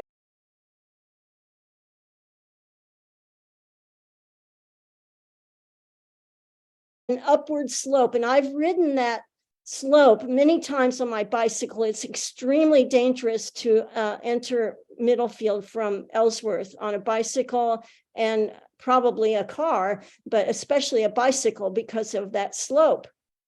Because and then there's the drivers and bicycles typically stop the vehicle over the sidewalk in order to check for approaching cars from the south. In addition to normal traffic on Middlefield approaching from the south and a bus stop on the bridge, there are vehicles turning right onto Middlefield from the Kim Grant Tennis Academy and the Winter Lodge. All of these factors, including the Keys School, can make for a very precarious situation during commute and when the tennis and the skating activities are open. Thank you. That's all I have to say. Thank you. Next is Yevgeny Kaysen. Hello, good evening. I'm a resident of the street and the last house to the left, and I just got raised like an innocent question, followed the plan that I saw that the applicant presented. So I have an example of, I've got a piano delivered to my property. And in this case, it wasn't like about the standard UPS delivery truck. It was really like full size truck, big truck that was almost about the size of a fire's engine. And it was delivered up to my property. And then he obviously had to get back somehow. So the only option for him, for the driver to get out with his truck is to back up all the way and make a circulation at the parking lot. So I just wondered if there would be a property there standing and about this size of a truck. I wonder if he would be able to make a U-turn there, or most probably the only option would have just to back up all the way to Middlefield Street with this size of a truck. And this is just an example, right? Deliveries happen with the furnitures and appliance, and this size, full size of real big trucks are eligible option, possible option. So I just wonder if if it would be possible, which I personally doubt. I don't see, I mean, by the plan that was presented, if it's possible any other than just backing up to be in the field. Thank you. Thank you. Is this our final speaker? Yes, our last speaker is Arden Michael Bloom. Thank you.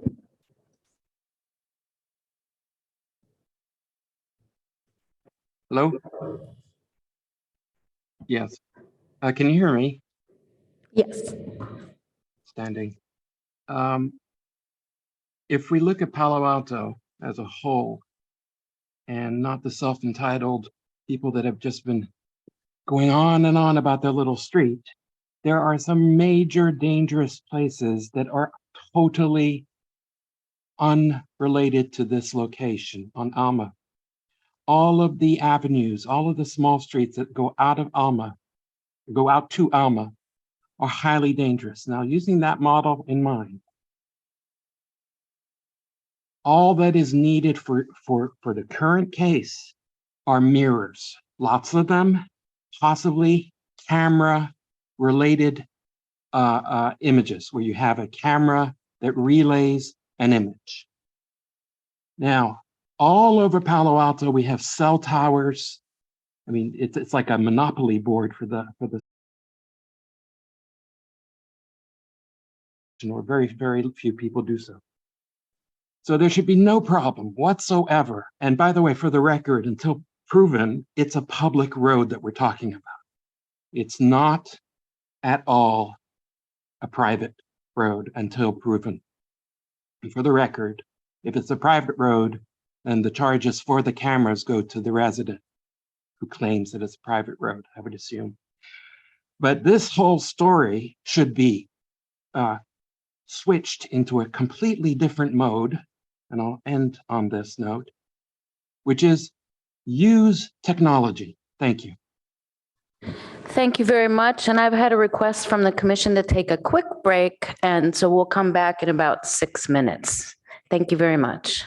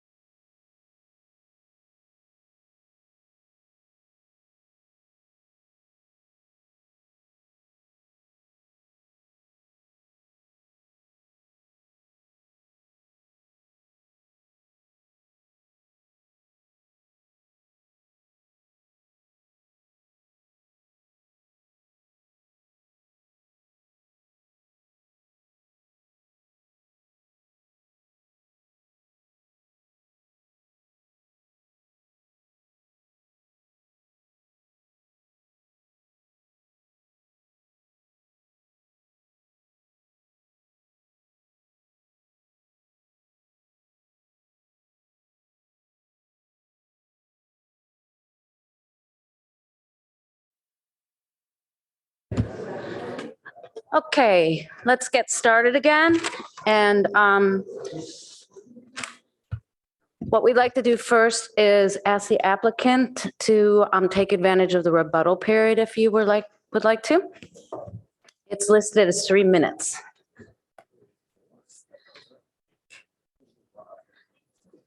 Okay, all right. Thank you, Chair Suma. The city has not recognized this PC for over 56 years. Even as recently as 2019, when they changed the zoning from the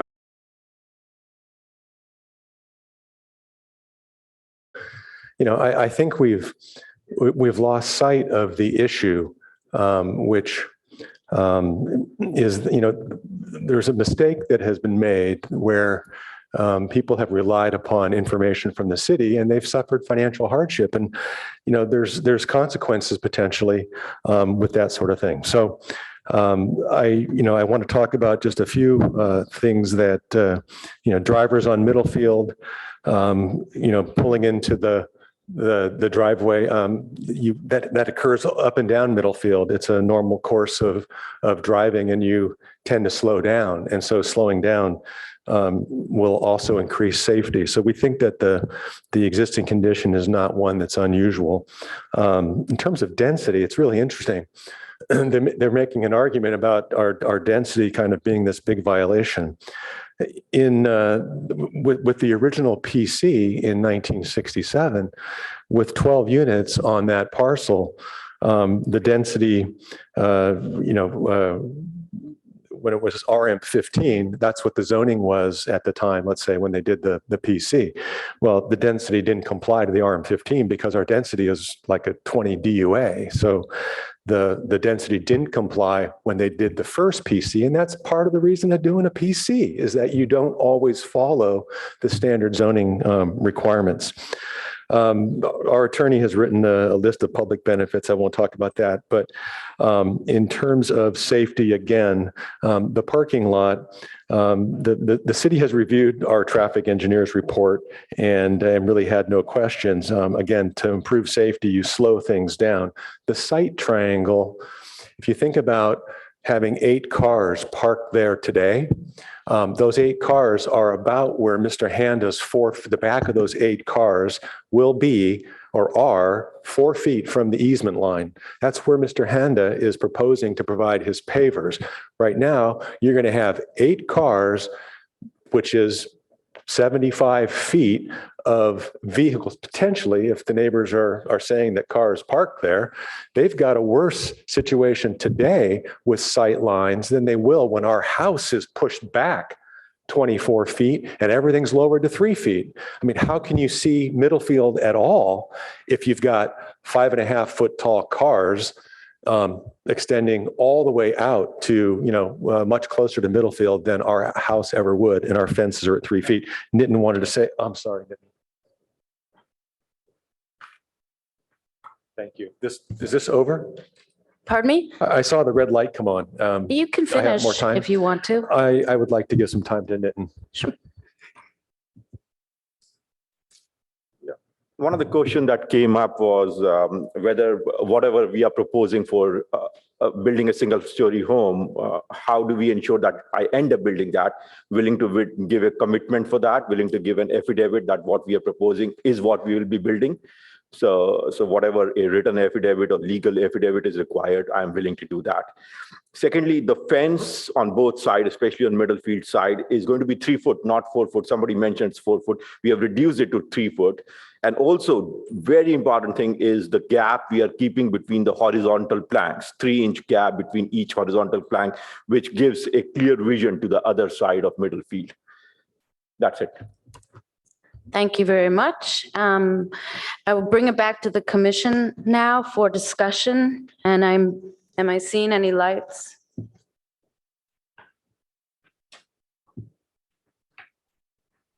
I'll raise my hand, Chair. Okay, I think the order is Commissioner Heckman, Commissioner Aiken, and Commissioner Templeton. Thank you, Chair. So, I'm just going to ask some questions in this round and reserve comments for a future round.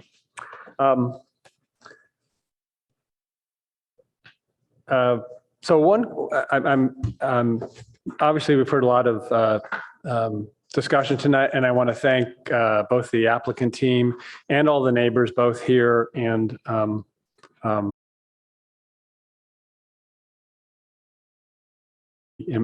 important to us to hear your voices and to sort of understand multiple perspectives as we wrestle with these issues. So I appreciate everybody's participation. A couple of things I heard that I was curious about.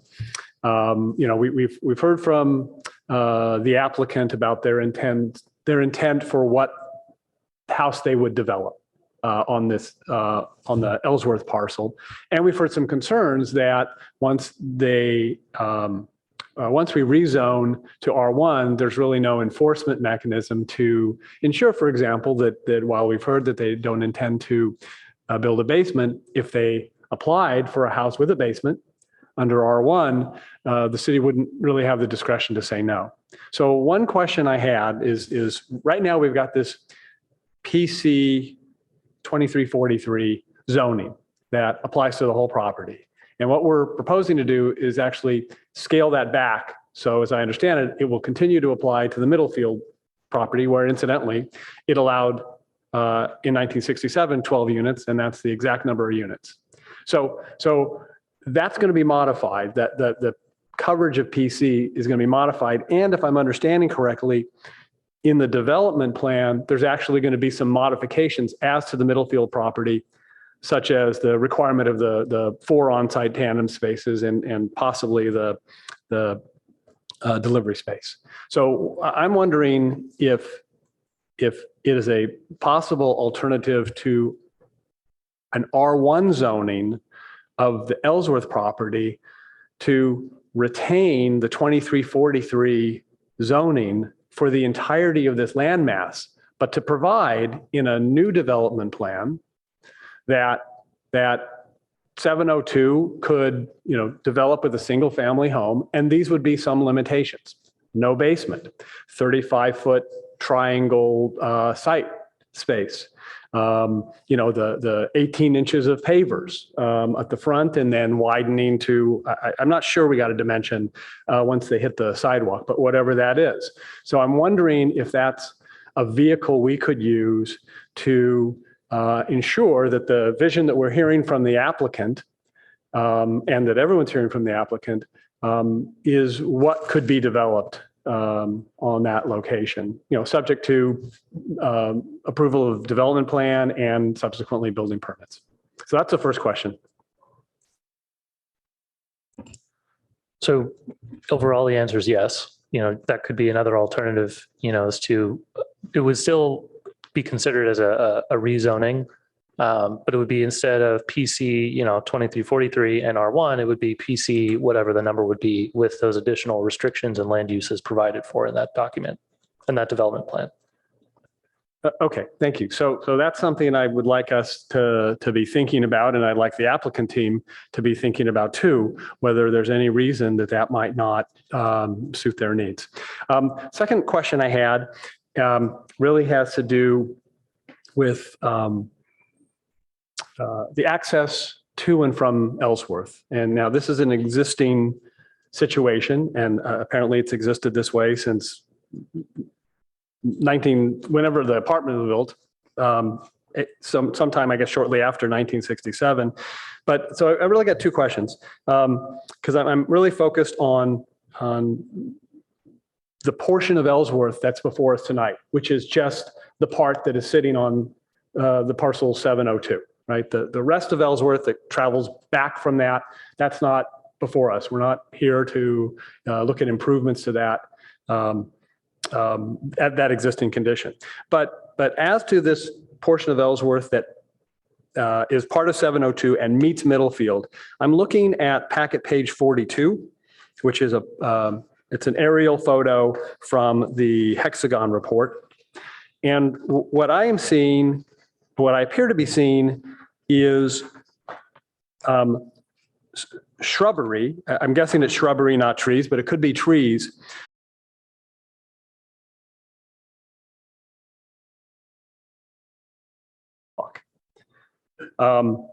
And so I think that there were site blocking vegetation on both sides of Ellsworth.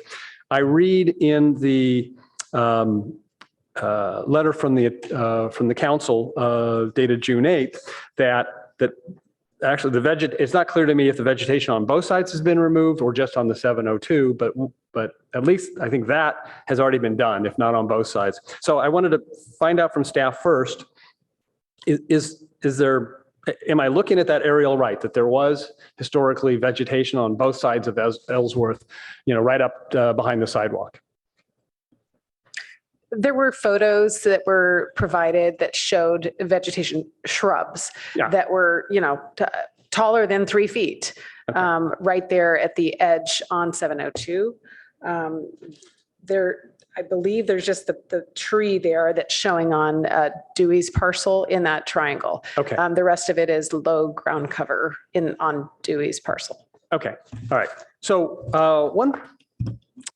one thought I had, and again, hearing the residents of Ellsworth Place talk about the challenges of really entering from Middlefield, that right turn motion onto Middlefield, and I think right turn motion onto Ellsworth from Middlefield, and also the right turn motion from Ellsworth onto Middlefield. So there's two motions.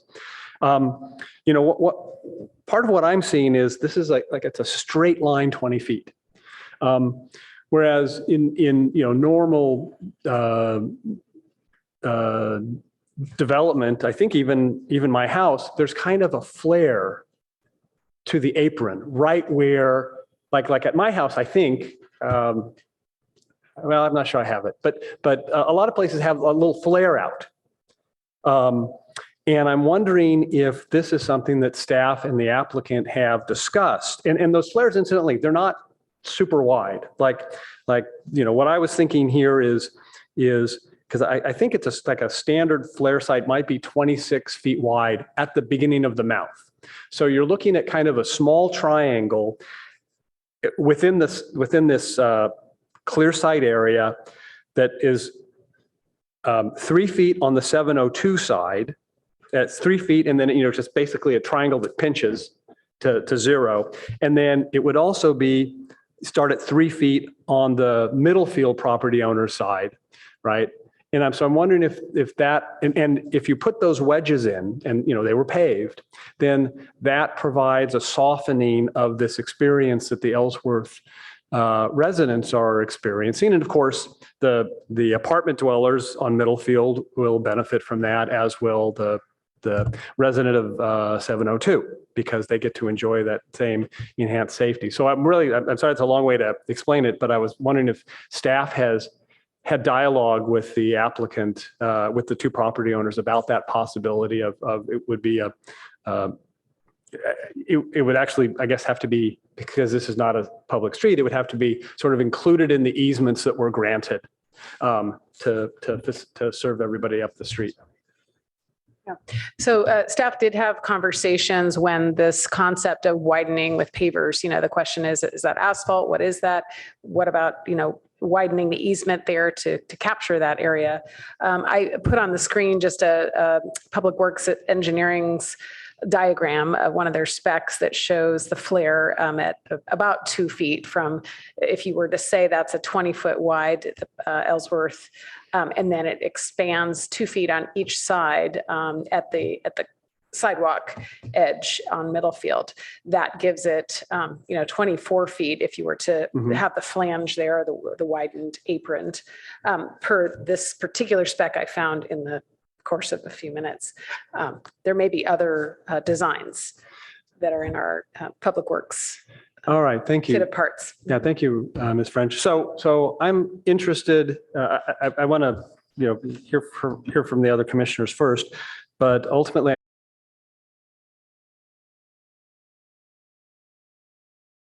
something they need to be amenable to, or as is entirely possible, am I not thinking of something that that really makes this untenable for some reason. For example, it could marginally affect the square footage of the house being planned for 702. I don't think it's many square feet, but if you're bumping up against the max, it could make you lose a couple square feet. So I'd like to hear from the applicants eventually on that. So those are my initial questions. Thanks. Commissioner Aiken. Yeah, we may have to come back for another round, but I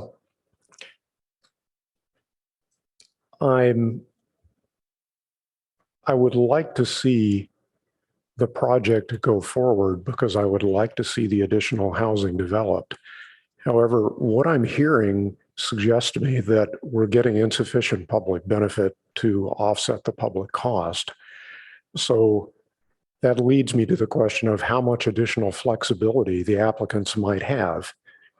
One concrete example is, as I walked the property, the space that's to the south of, I believe it's 2905 Middlefield, could be employed to widen Ellsworth all the way out to Middlefield. There's no crucial vegetation there that I noticed. It would mean sacrificing a rear yard, but currently there is no significant landscaping there. I believe there was a tree that looked like an olive to me, but not a protected tree. And I touched on the question of second stories and basements, specifically to think about, are there ways to reduce the footprint of the house that's proposed for lot 702? And by doing so, one additional options might open up for providing easements that would both widen Ellsworth and provide better access for deliveries and services. It's beyond our scope to do this sort of design on the fly. So the question I have is whether the applicants would be interested in considering additional design and coming back to the city with other proposals. That's it. Thank you. Commissioner Templeton. Thank you. Yeah, I agree in part with what both my colleagues have said about understanding the scope would be helpful here. And I have gone back and read what we've been asked to do, and we have not been asked to approve a project.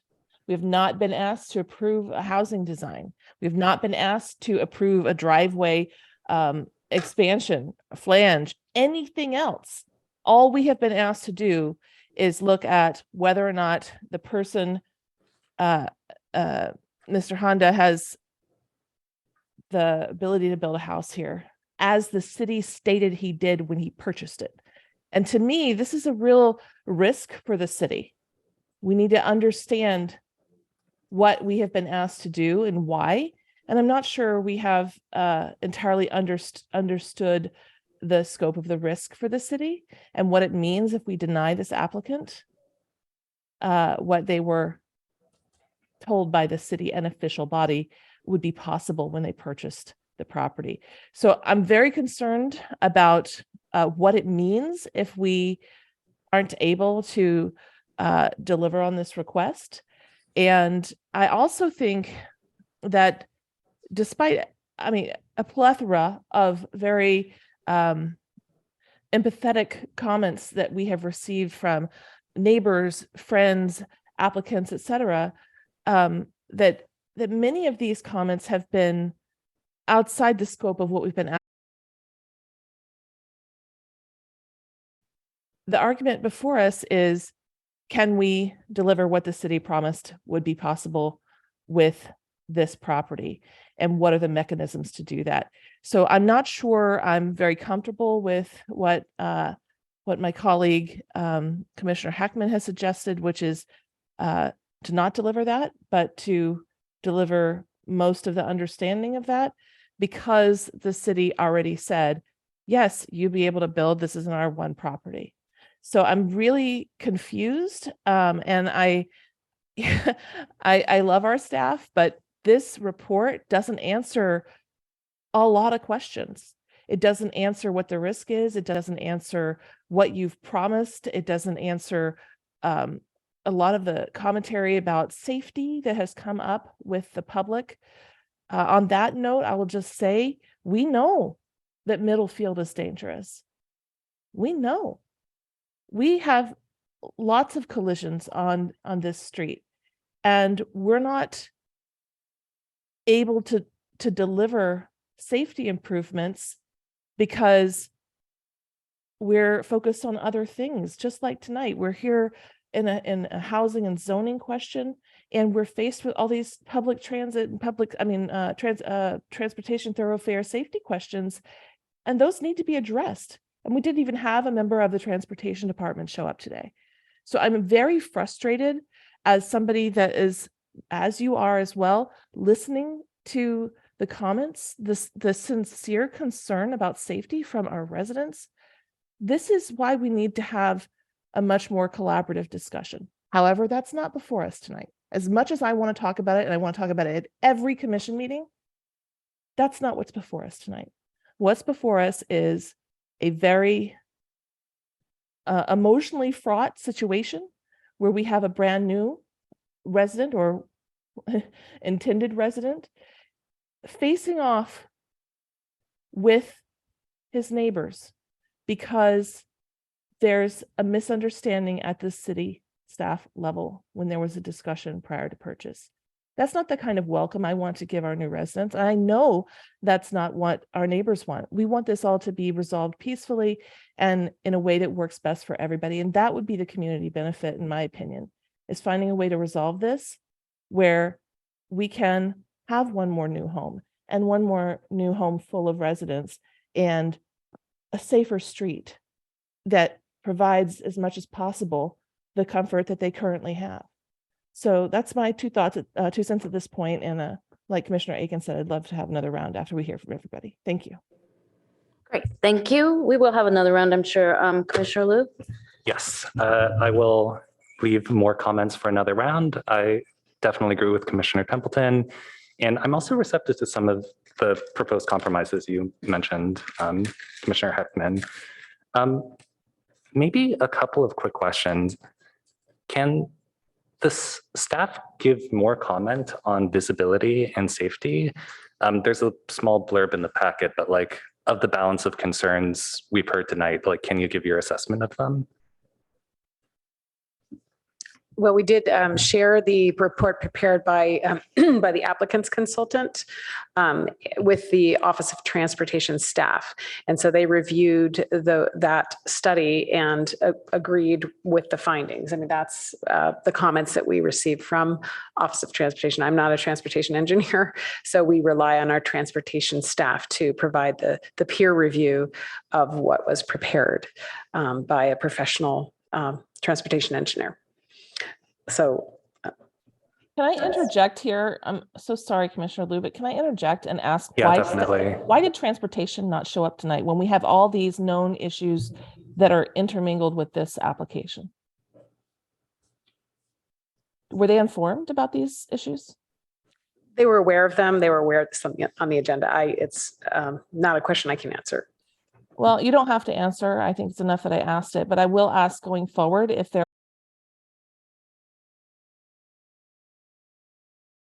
vacation week and stuff, if we can schedule things that are housing and transportation related and intertwined like this on days when they can be available, please. Thank you. I agree with that. I think the ultimate balance of the safety improvements or also like negative aspects are subtle and not really clear to me. One more question. Is there any summary of like what actually happens with the apartment tenants? Do they have any compensation? Do they have any perspective that like we've gathered overall? Oh, staff has not interviewed the apartment tenants at 2901. We did have conversations with the apartment manager out on site, but have not had individual conversations with apartment tenants. Okay. Would the applicants maybe have context on that they could share?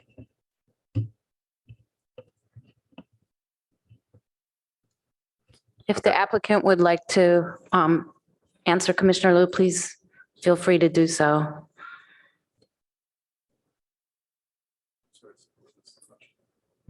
Oh, the question was, firstly, just what happens with the apartment tenants? Do they get any compensation? What really changes for them? And do they have a clear perspective or opinion on this? I suppose if the Ken Hayes Group Architects, in talking with my client, I would assume that if the residents of the apartment building had any concerns or issues, they would have shown up tonight, but there's no compensation for them as part of this. And the guest parking is more convenient on Sutter than it is on Ellsworth.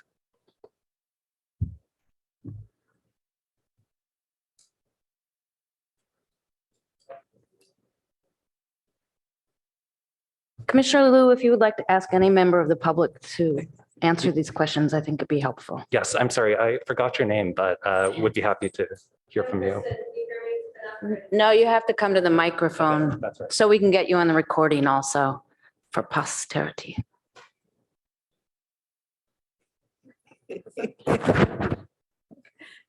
All right, having friends at the apartments, I know that they're afraid that their rent's going to get raised or they'll be evicted. If you've read the book Evicted, you would understand the situation that our renters have. I know people that have been priced out of those apartments when they were with the former owner.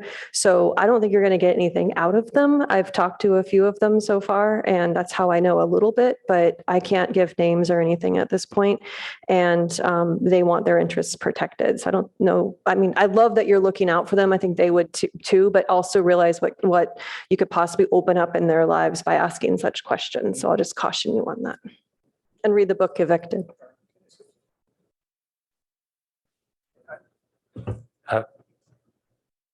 Sure, yeah. Well, I appreciate that. I'm Richard Dewey. I'm offended by the comment and the reaction that somehow there's going to be retribution. We take good pride in our projects. We think we have good relationships with those folks. I was told one of them wrote a positive letter for this, whether it was sent or not, I don't know, but I was told she did. So I'm sorry, we've been sitting here about 2.5, 3 hours and I'm a little, I didn't take that well, so thank you. Thank you. And that's, yeah. Okay, I will take a minute to make some comments, and then I think we're gonna have at least one more round on this for sure. And I want to start out by thanking everybody for coming tonight and acknowledging what a difficult situation this is, because on the one hand, we have people that live on a beautiful little street that's when I visited it, was very private. It's a really nice place.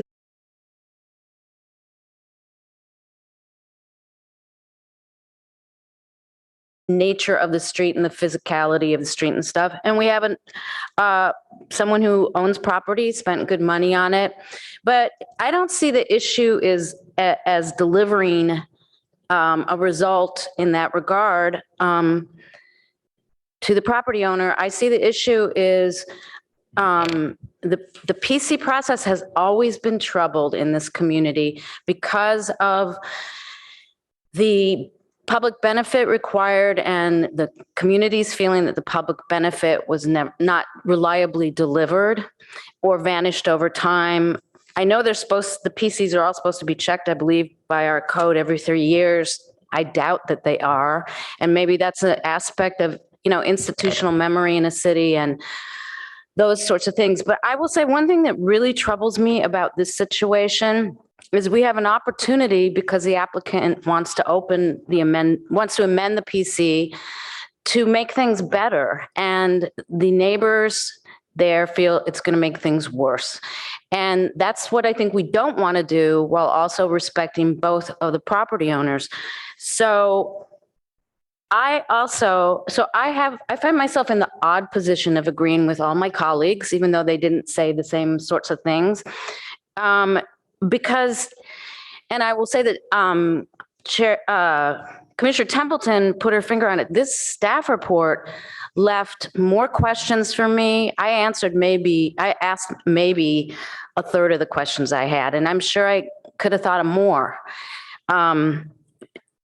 This staff report didn't answer enough questions, and I realized some of these questions are maybe sort of proprietary information of the existing property owners. But one really glaringly large thing to me is the status of Ellsworth Street. And the reason is, one of the big things is the county thinks it's a street. And it looks like every other street in Palo Alto, except it's older, which is an aspect of it being an old part of Palo Alto. And it was that tract was developed before it was in the city, and there were no development standards applied. I mean, it's why my block in College Terrace has, I kid you not, my one block has 3 different lots that are L-shaped around 2 sides of another lot.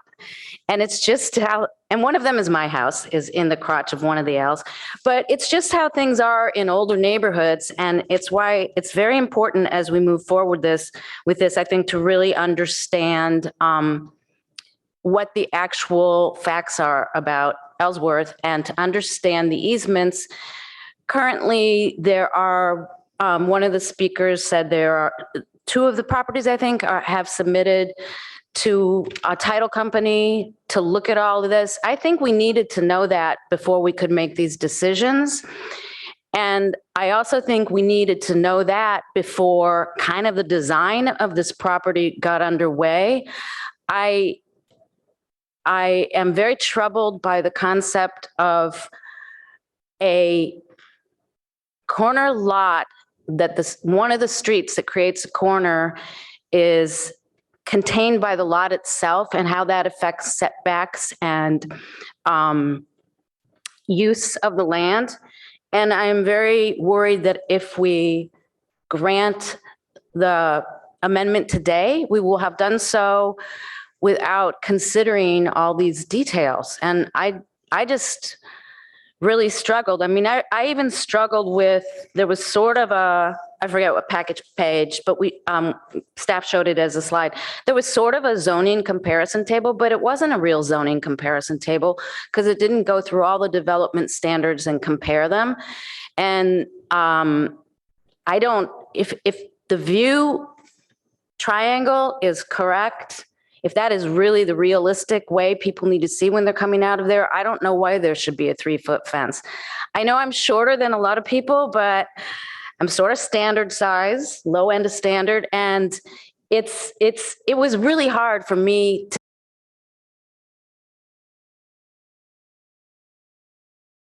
So I think we need to think more creatively about the fronts of both the properties, since we do have some control as they are in the special 24-inch setback. But I also would like to caution us to go slowly with this, because there's a lot of money on both sides. I think, there's 15 or 13 properties, or maybe 12 on Ellsworth. Those are all property owners too, regardless of whether the owners live in their houses or maybe some of them are tenants. So in general, I don't feel we have the information we need to make this decision now. And I also think that we don't know anything. We know the map had a mistake on it. And I will say that each page of our zoning maps have a disclaimer on them stating that you can't use this because there could be mistakes. Mistakes are made in this development a lot in the city, and we try to resolve them as best we can. And the reason is because it's super complicated, and some of the documents kind of get lost in history, and it's really hard. And I think everybody tried their very best up until now. I would commend all sides involved and our staff for its great work, but I just think we need to do more and resolve some of these issues. I'm particularly concerned that the county which is a body of government that supersedes our own because it's broader, just like the state supersedes the county and the county supersedes the city, that they maintain this is a city street. So I am going to leave it at that because that was kind of a broad overview of my concerns about this project for everyone involved. And I will go back to a second round. And if I don't know who would like to speak. I have my hand up, Chair. Go ahead, Commissioner Templeton. Thank you. I'm inclined to agree with you that we would be in a better position. The best position that we have in front of us tonight is probably to ask staff to come back with a more complete staff report that answers the open questions. I'd like to hear what the other commissioners think as well. But, I also want to throw that out there because we have all these really good questions that have come up that aren't on this specific item. The fence is another good one. We listed a few before, but like we need to have the ability to engage with staff on these questions, because for me, in my mind, I'm like, well, maybe the 3-foot fence is a discussion when we have an actual plan in front of us to approve versus, at this point, but maybe it is a transportation safety question. And we don't know because we don't have the ability to interact with staff on that. So it's just another reason it might be better to come back. And as far as additional proposals, I know we're throwing out ideas. In addition to the ones we've heard from the other commissioners tonight, I would also like to propose that this is an extreme proposal, but it should be on the table to easily be tossed out if you guys don't want to do it. But if there is an impasse, then the neighbors on the street might want to consider purchasing that property back. If it's critical to how their neighborhood functions and we can't let someone else own the property and make decisions about that parcel, then that might be an alternative. Just wanted to throw that out there as the least good alternative, but at least an alternative. Thank you. Commissioner Heckman.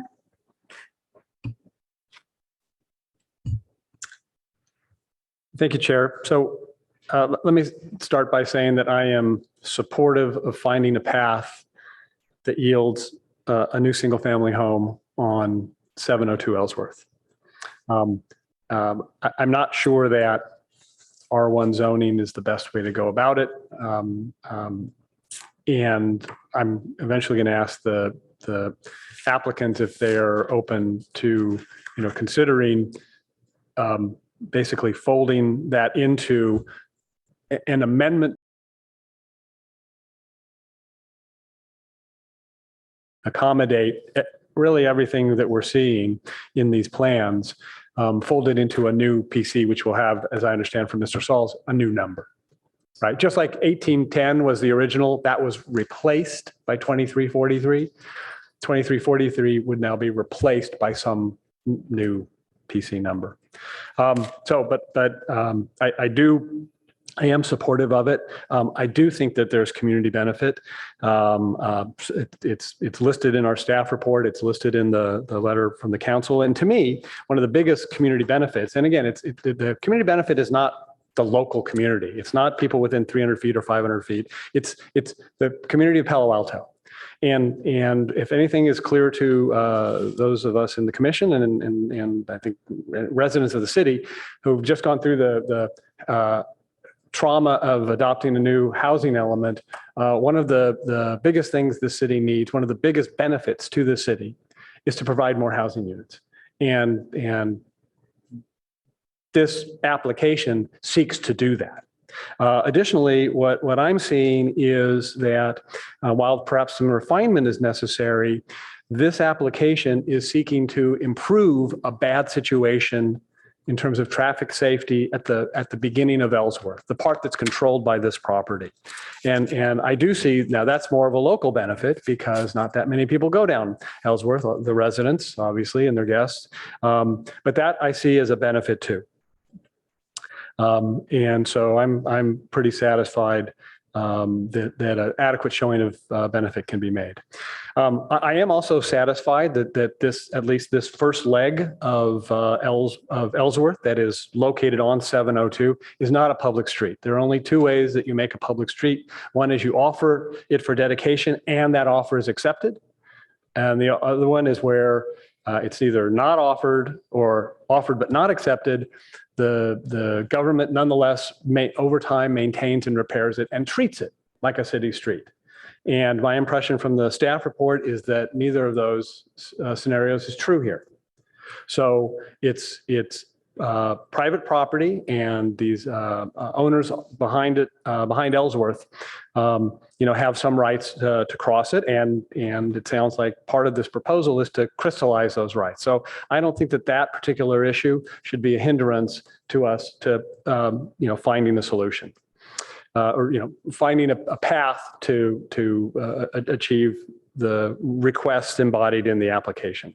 I also find that the sole purpose of the function of 702 as envisioned by the City Council in its adoption of 2343 is to provide guest parking, period. It was not provided as a de facto cul-de-sac for the residents of Ellsworth farther down. It was not provided as convenient overflow overnight parking for the apartment residents. It was required because at the time, city code required some proportion of guest parking, and that requirement is no longer there. So I don't see the removal of that guest parking consistent with our current codes as taking away something that anyone was entitled to, because I'm not seeing that there is much, if any, true guest parking on that site. And it seems from what we're hearing that most of the guest parking, when there are guests to the apartments, and I'm sure there are, is happening over on Sutter. On the 2-story versus 1-story and the basement, I guess the only thing that's striking me, first of all, there's been some concerns expressed about the basement, and we've heard those in other contexts many times. And so I'm not really wanting to push on that. But in the 2-story versus 1-story, the thing that has occurred to me, and while the design is not before us, it could be if this turns into a development plan amendment. Owner of the 1-story is that a 2-story, first of all, I think because of the constraints of the site and its size, they already have a constraint on square footage. So they're building, I think it's a 16, I wrote it down here, 1690 or 1600 and something square feet. If you go 2-story, you're going to take up some amount of that square footage in the stairwell. And so maybe it's only 100 square feet, but that's the equivalent of a 10 by 10 room. And so that's one of the concerns I'd have, given that the house won't be particularly large, although it'll be on the larger side compared to the Ellsworth neighbors. It's not very big, and that could make a significant difference. And I also feel like it's not the responsibility of 702 to sort of fix the access issue that has always existed with a 20-foot wide road. I think that they've taken steps to ameliorate it beyond maybe what the code requires, but perhaps it's a benefit to them because it's part of the benefit that they're offering up. So that's the thought I had about sort of pushing too hard on the 2-story. Just two more quick points. One is, we're sensitive to the issue of trees, but that's not really before us. A tree cut down in 2018 after apparent consultation with the city's arborist, and to the extent a mistake was made, so be it. But we're not here to adjudicate that. But nonetheless, we see as part of the development plan that would be approved by this application, the planting of replacement trees, which it's my understanding from staff, would have been the result of the process had the city arborist at the time given the correct advice and the process occurred, which is a replacement of the canopy at the appropriate ratio, which I think I heard is 4-to-1, and they're replacing it 6-to-1. And then I kind of want to conclude on this, and that is just it's kind of the thrust of state law and our local ordinances now is really the promotion of housing to some extent at the expense of parking, right? We see, and we had a recent item before us where we're looking at no parking requirements, right? As a possibility, right? Residential with no parking requirements. And so here, to the extent we're, in a sense, looking at trading some guest parking, what is designated guest parking, for a house, the trend seems to be to allow that replacement. So those will be my comments. I would like to ask, actually, at this point, to hear from the applicants on two questions. Number one, and I think we have to hear from both of them because they're both affected by this. One, are they open to an examination of whether this process could be better accomplished in a PC rezone, understanding that would take more time? They would not get a recommendation from the commission tonight, but rather maybe a recommendation that we continue to a time that staff would tell us. And number two, I'd like to hear from each of the applicants about their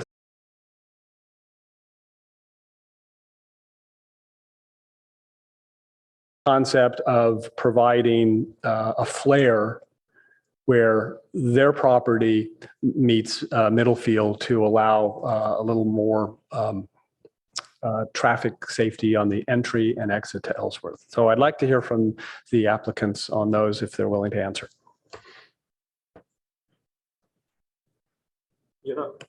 So I think I would really need to understand what are the time consequences around it and what are the other consequences around it. I think that's very important. We have already lost so much of time. Like I mentioned initially, we intend to get my son to the high school. We lost that time, losing more time. So that would be very important,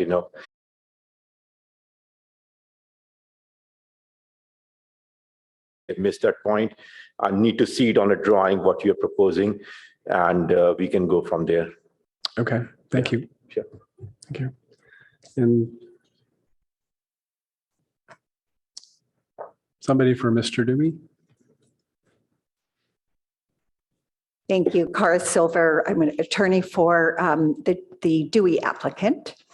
And I thought I'd just reference one question, that is the ability to fold the R1 into the PC. I think that was referenced in the staff report as an option, and it could be feasible, if we can address the time concerns that Mr. Honda has.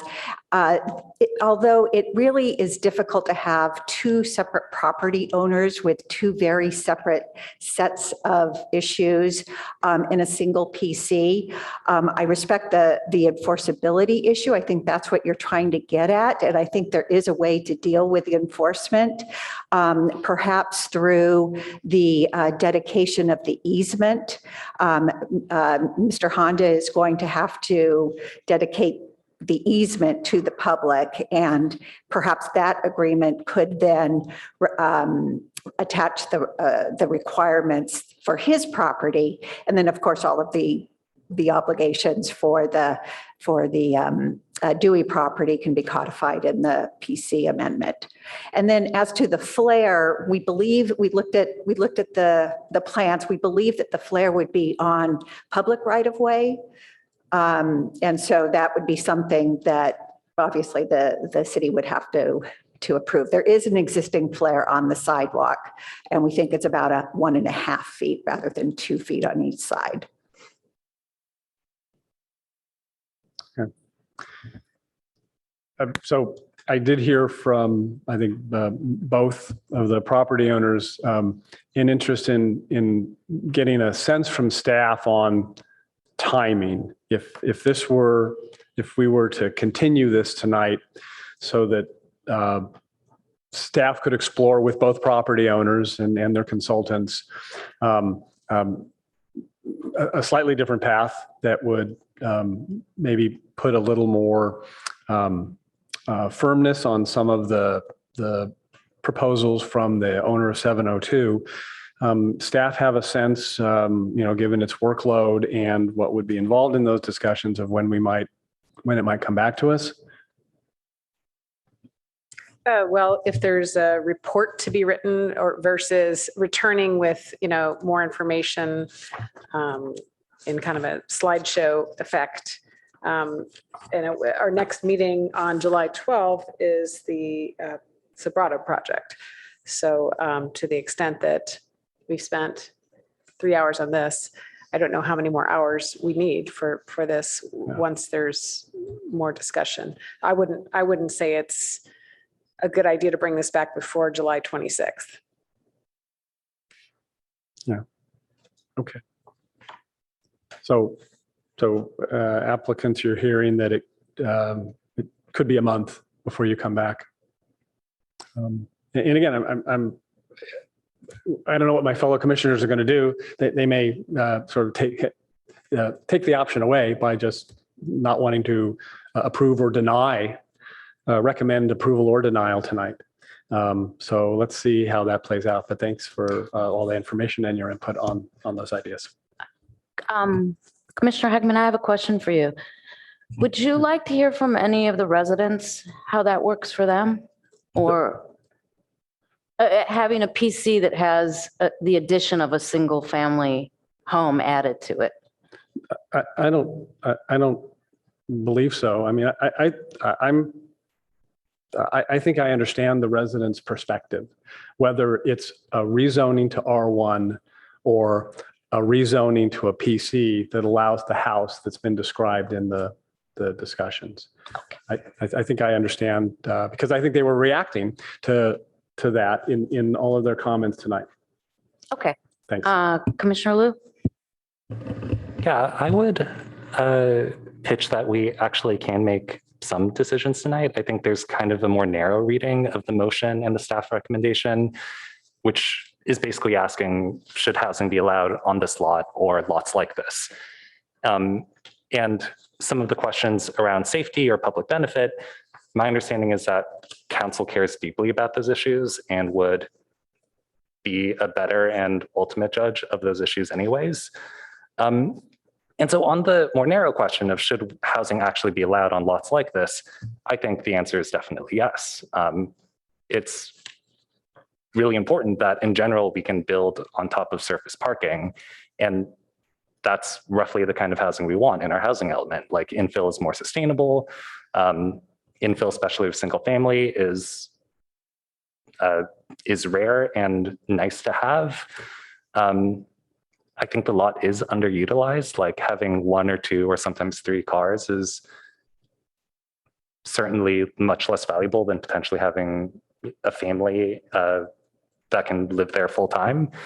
So I think it's really important to recognize the safety concerns, but I wouldn't be opposed to a motion either way that moves forward, given that council will ultimately decide if the safety and public benefit is appropriate. I don't see any lights. So I think, of course, the council will, but the council does expect us to consider these issues as well. So I don't think, for me, the issue is not a matter of whether there is another dwelling unit, which is now on 702, or it could be more than one dwelling unit, frankly. It could be 2 small units. But the issue is opening the PC amendment and doing it in this way, right? I mean, typically, we don't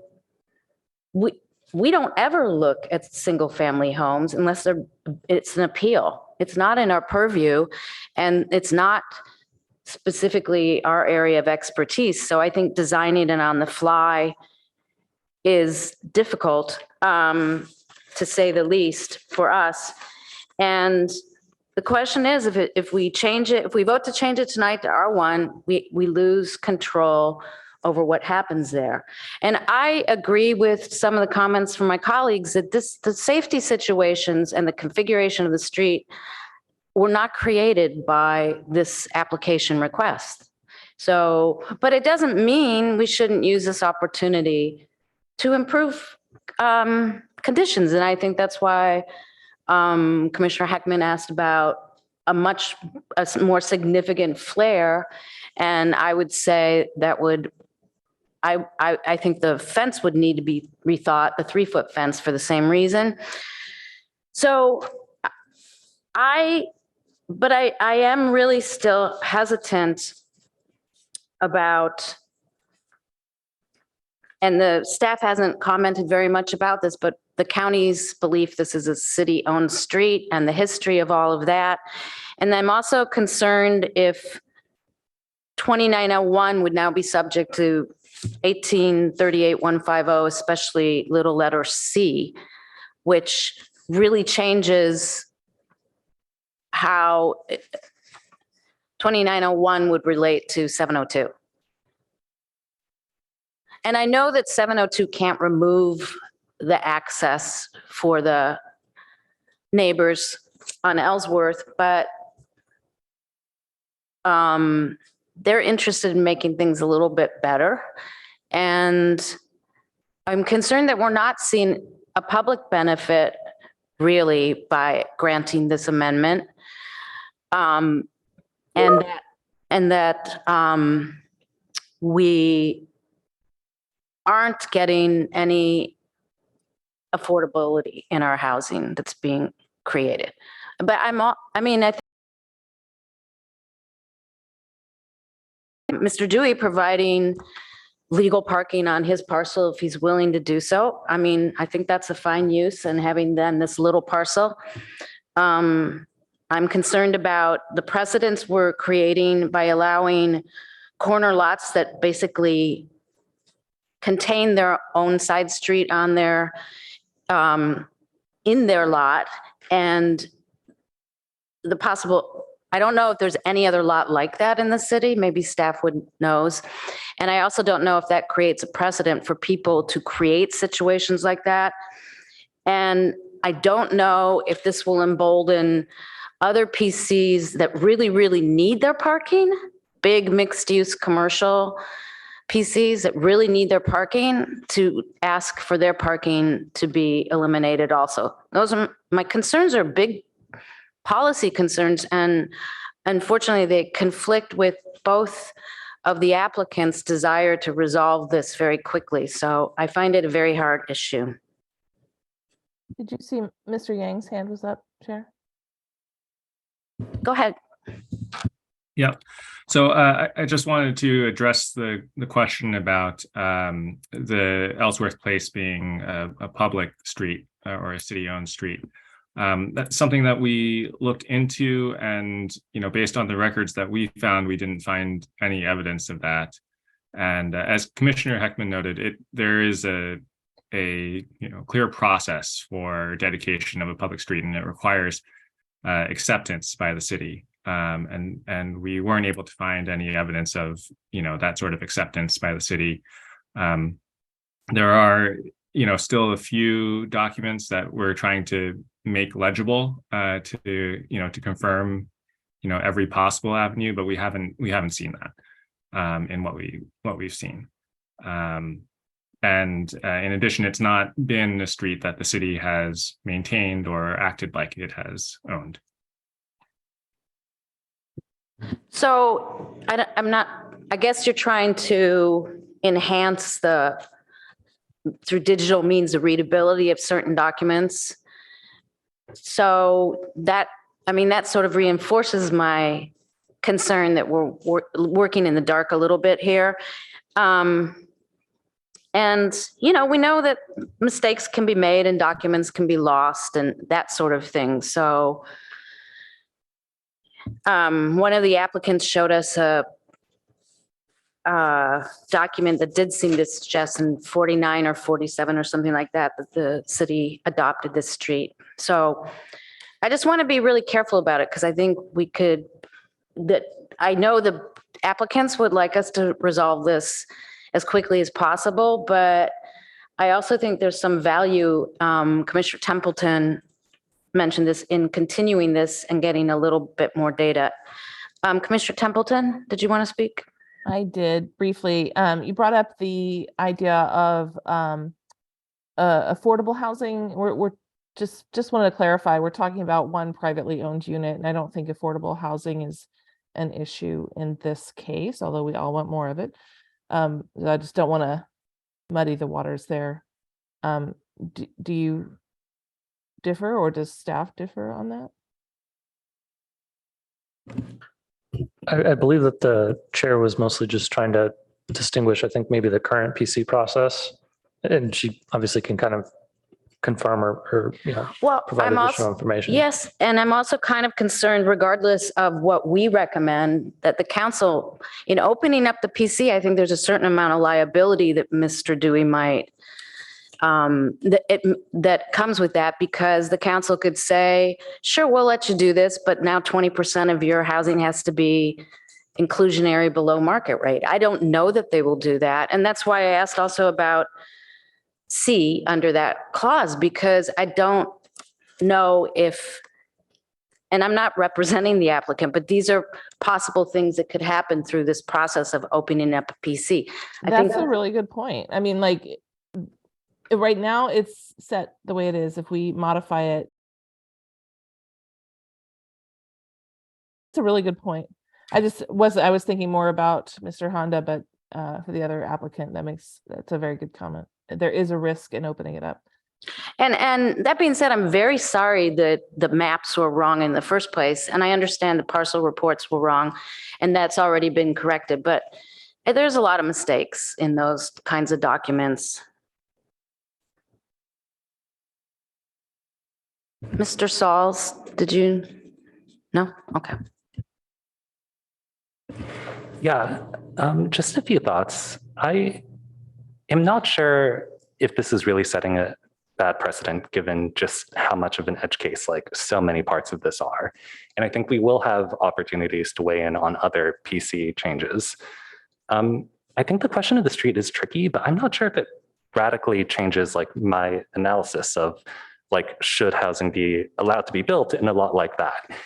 And I kind of think of it like ADUs, where like there's probably a curveball in terms of our requirements, but when we look back maybe years from now, we'd say in general, it was good to just encourage and allow ADUs. I think there's just inherent value in having single family housing that is a little bit more modest and might not cost many, many millions of dollars. And so we should encourage that to the extent that it's reasonable. Yeah, and I definitely don't think we should like advocate any of the safety or convenience concerns, but I'm just also like not sure how much worse those actually are, which is why I don't have a strong take and would be comfortable leaving that forward for council. I guess I'd also ask staff, are there any other like mechanisms for like enforceability of some of these changes? Like, are there contracts, deed restrictions, like anything that we've done in the past? Maybe Commissioner Heckman and Chair Suma remember, we have a pretty poor example of one we've done in the past where we required it on a parcel map, a condition on a parcel map about how high a structure could be built. And that was something that was probably one of the only times that was done in the entire city, which prevents a homeowner still from being able to develop a home that, based on their size of the lot, they could build a 2-story home or something more typical. That's an edge case again, but it is not common that obviously we have those. So yeah, makes sense. I don't want to create wonky edge cases for us either. I'll jump in and just say other things that we've seen through planning have included covenants, development agreements, it's not typical to use a development agreement process for a single family home. Covenants more often have been placed, but usually related to historic preservation, this kind of thing. Mr. Yang's hand is up again. Yeah. Thank you. So I just wanted to jump in again back to the street ownership issue. The 1949 document refers to a dedication of Middlefield Road. And that's the sort of document that we would expect to see for Ellsworth Place were it ever actually dedicated, and it's not something that we found. Okay, thank you for clarifying that. I guess I feel like we should try to get to a motion, and I'm wondering if anybody would be willing to try.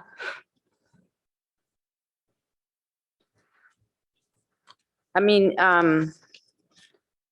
alternative number 2 of the alternative actions is basically what you're interested in.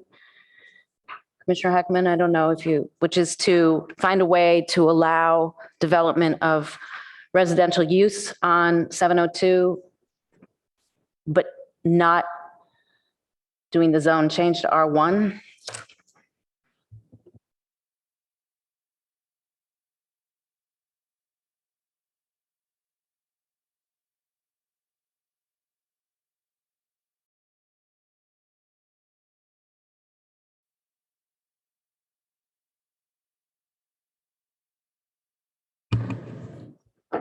Thank you, Chair. Yeah, I actually hadn't focused on that alternative. And I guess I'm wondering if staff, having heard the discussion tonight, and for my part at least, an interest in being able to secure some of the proposals that we've heard on the 702 side, such as the 35-foot triangle, which I think can be secured inside of a PC, but you can't really impose requirements on straight rezoning to R1. Whether staff would have enough information to work with the applicant as this moves to council to sort of refine things. And that, I think, might better serve Mr. Honda's concerns about, speeding this along to the extent we can I don't know if we can get you in. I don't know how it works getting, where you have to be at the start of the school year. So, no commitments there, but certainly that's a faster path than to go away and come back here on July 26th. So I guess I'm going to ask staff what you'd need to hear from us if we were supportive of alternative 2 to give you sufficient direction to move this forward to council. I mean, we put alternative 2 there as it's a viable option as far as staff is concerned to move the project forward. We don't have a lot of more research we would do. We've done a lot of research on this, but certainly having more conversations with the applicants as to what could be presented to council related to an option 2, if you were going that direction. I'm not sure what we would bring back to you on the 26th. Well, no, if we did alternative 2, so I'm looking at the possibility of making a motion for alternative 2, which would move forward with the development proposal, but not as an R1, rather as a new PC,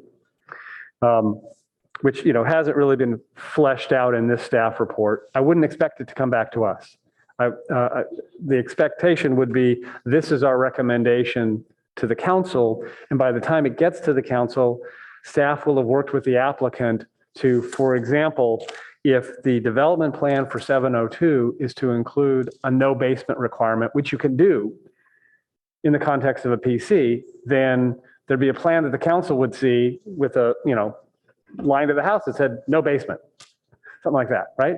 And that in that time, you could explore with the transportation department and the applicant whether there's some additional flaring that could enhance the safety and be, acceptable to the applicants, or that acceptable or not to the applicant, the transportation thought was desirable for the enhanced safety. Again, not only of the people down Ellsworth, but of the occupants of the applicant, the apartment on one side and the future house on the other. Do you think you have enough? Have you heard enough from all the commissioners that you could shape that conversation and produce something to the council? I think we have, and as always with our staff reports to council, we can say that, the Planning and Transportation Commission recommends X, and this is another alternative to X, and this is more research if we have more research to do. So, I think if it's the pleasure of the commission with a motion to proceed along the lines you're stating, then it doesn't have to come back to the Planning Commission. So to clarify, the development plan that is approved and attached to a PC is typically like a simple plan set. It would show the elevations, and we would be approving like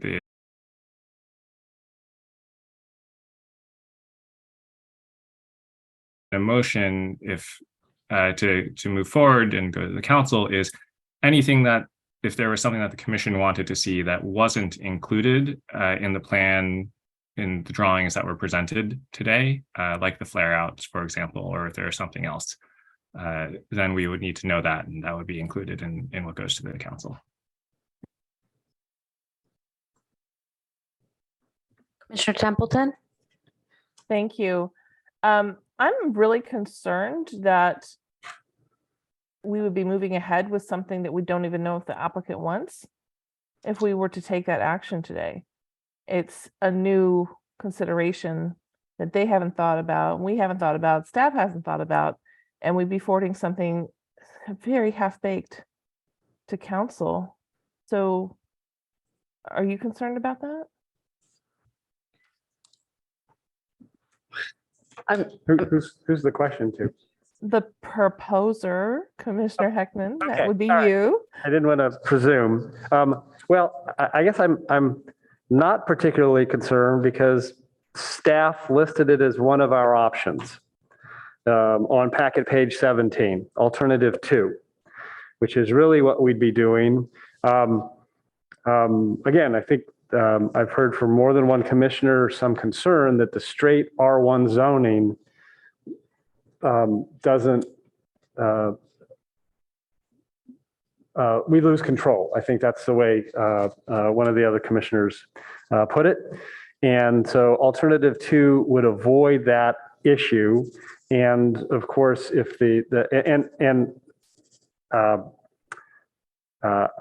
when I asked the applicant, I think I heard from their attorney, not a strong objection to being folded in, but some problems that I think could be worked out in the dialogue between the applicant and staff in terms of too much tying of the properties owned by separate people together. Right? Those things I think can be worked out in on the road to the council. And then I think I can identify, as our Council Yang suggested, anything that's not in the plans that we've seen, some of these things we're trying to lock in, that we would at least have staff examine as this travels to council. So I'm comfortable moving forward with the motion.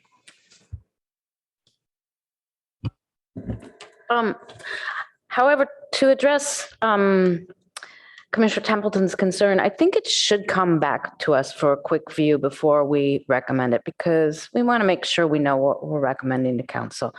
That would, if you get a second, I would be willing to make a couple of amendments. And it sounds like staff needs a little more specificity on your flare idea. I would put it more broadly as address visibility issues at Middlefield. And I think there's still a few questions to be answered, but I think staff could do that and come back to us about setbacks and PCs. So Shall I try a motion, or are there other commissioners who want to make a comment? And then we'll see if we get a second and a vote. Yeah, I think I'd be happy to second your motion, actually, but I think, like, I'm not sure if we definitely need to hear this again. I assume good intent from someone who's building a home to actually live in, and I assume staff can figure this out.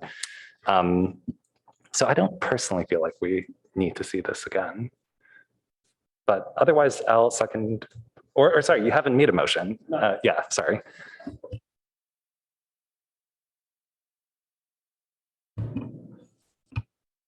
Shall I make a motion, or Commissioner Aiken, or you have your hand up?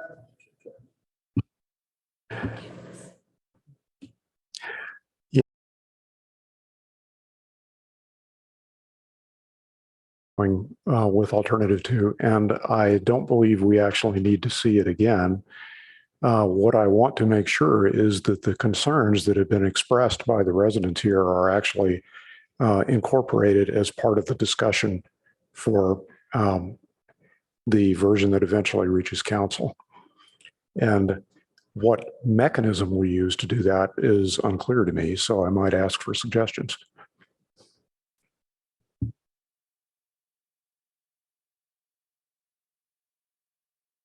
Are you asking staff or the? I think he was asking you to. Okay. Certainly, forwarding to council if this motion should continue, by diagrams, by lists, capturing, there's minutes, there's all of that, summarizing what the neighbors' concerns remain to be, what the possible solutions are, graphics showing clear standards, a home that has no basement, et cetera. Yeah, we're all tempted to design this as we go, and we have to resist that. But nevertheless, those ideas are things that should be forwarded in some manner to council. I find the basement thing amusing because as basement space doesn't count against your floor area ratio, that's a way to get a lot of space in a comparatively small footprint. And for those of you who have lived on busy roads, bedrooms and basements are cool and quiet, whereas bedrooms immediately facing traffic on the scale Middlefield are anything but. So there are a lot of advantages there that I think an applicant might consider if they were encouraged to do so. We seem to be putting a lot of the burden on Mr. Hyundai here, but I think Mr. Dewey might have valuable contributions to make as well. That certainly can be negotiated as part of the amendment to the PC, but it won't be unless someone brings it up as part of the process. It doesn't need to be accomplished by revisiting the discussion here, but it needs to be accomplished at council somehow. That was a pretty compelling comment. And I do think that one of the advantages of keeping it a PC, but allowing for housing where the 8 parking spots were, that it takes away concerns about the corner lot precedent, or certainly takes away mine, because we don't have that issue at all anymore. The residents on Ellsworth already have an easement that is sufficient, and I don't think there's any intention to take that away. And so I think if we can get to a motion that contains all these, I think we're in a better place. May I make another comment, Chair? Yes, please. Thank you. I just want to weigh in that I'm not on board with a lot of these restrictions we've been talking about. I don't think, as Commissioner Aiken said, I don't think we've really thought through the whole basement thing. It was just an idea that was a complaint from somebody who wasn't the owner. We really need to understand what we're going to be requiring this homeowner to do, or this would-be homeowner to do. So I'm really concerned about it. And then in addition to that, we're really passing the buck if we're going to take this situation as we found it, which we spent 3.5 hours on, and pass it along down to council without resolving these issues first. I'm very concerned about that. I don't think it's right. So I won't be supporting a motion that we wouldn't bring it back before us. Well, I would rather see it again too, but I have to tell you, I don't think a majority of us feel that way. And so it's one thing I can let go of to move this process forward for all the parties involved, especially if some of my esteemed colleagues trust the process. And I don't think we're telling Mr. Handa to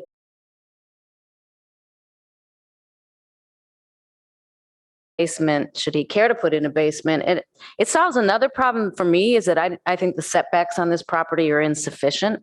And that has to do with the fact that it's a corner lot and that the easement of Ellsworth is a road. So I think having smaller setbacks on what is actually truthfully a substandard property, because there is a road there, is of great benefit to the people and on Ellsworth. And I think having a quieter living space as part of their house when they live on Middlefield would be good, particularly since they're not going to be able to have any high fence because of the visibility issues. So I'm willing to let go of it coming back here, because I know that a majority of us do not feel that way. I was just making a pitch to see if they'd change their minds. If I can make a motion, Chair? Please. All right. Please do. I move that the PTC recommend to the City Council what's described in alternative 2 of our staff report at packet page 17, an amendment of PC 2343 to add single-family residential use to the list of permitted or conditionally permitted uses of the PC zone. And the single-family residence would then be added to the development plan for the PC. In that development plan, as part of this motion, just to state the items that we would expect to see in the development plan, and all of these I'm about to list are items that the property owners here have already indicated their willingness to do, and it's their proposal to do them. Pavers, as shown on the plans that we've received at various locations on both sides of Ellsworth Place, and in particularly on the 702 side, that 18-inch width extending all the way from the middle field to the point it connects with the widened part rather than the gap that was in an earlier drawing. So the pavers. 4 new tenant parking spaces on the Middlefield parcel, 2 tandems as shown on the plans, a delivery spot on the Middlefield parking spot on the Middlefield parcel, again as shown on the plan. The Ellsworth home would be indicated in the development plan as a single story, no basement. Again, as the applicant has said that is what they want to build. The 35-foot site triangles that are shown in the staff report. 6 new trees on the Middlefield parcel. And then one item that neither of the property owner applicants is committed to that I'm proposing, and I would like staff to investigate with transportation and the applicant, and that is increasing the flares on Ellsworth where it meets Middlefield. That may involve some city right-of-way, but also may involve some land owned by the Dewey Company on one side and some land owned by Mr. Handa on the other. So that would be my motion. Okay, thank you. Commissioner Templeton, you have your hand up. Yes, I just wanted to clarify. I thought you said, Chair, that we weren't restricting the basement. This motion says it is. So can you clarify that's your intention? Yeah, I was gonna ask for some amendments. I was waiting to see if there was a second. I was considering seconding by. We're If I being very may, specific, and I don't know if that binds us in some way. Sorry. I was Mr. just going to Sauls? say, if I may, and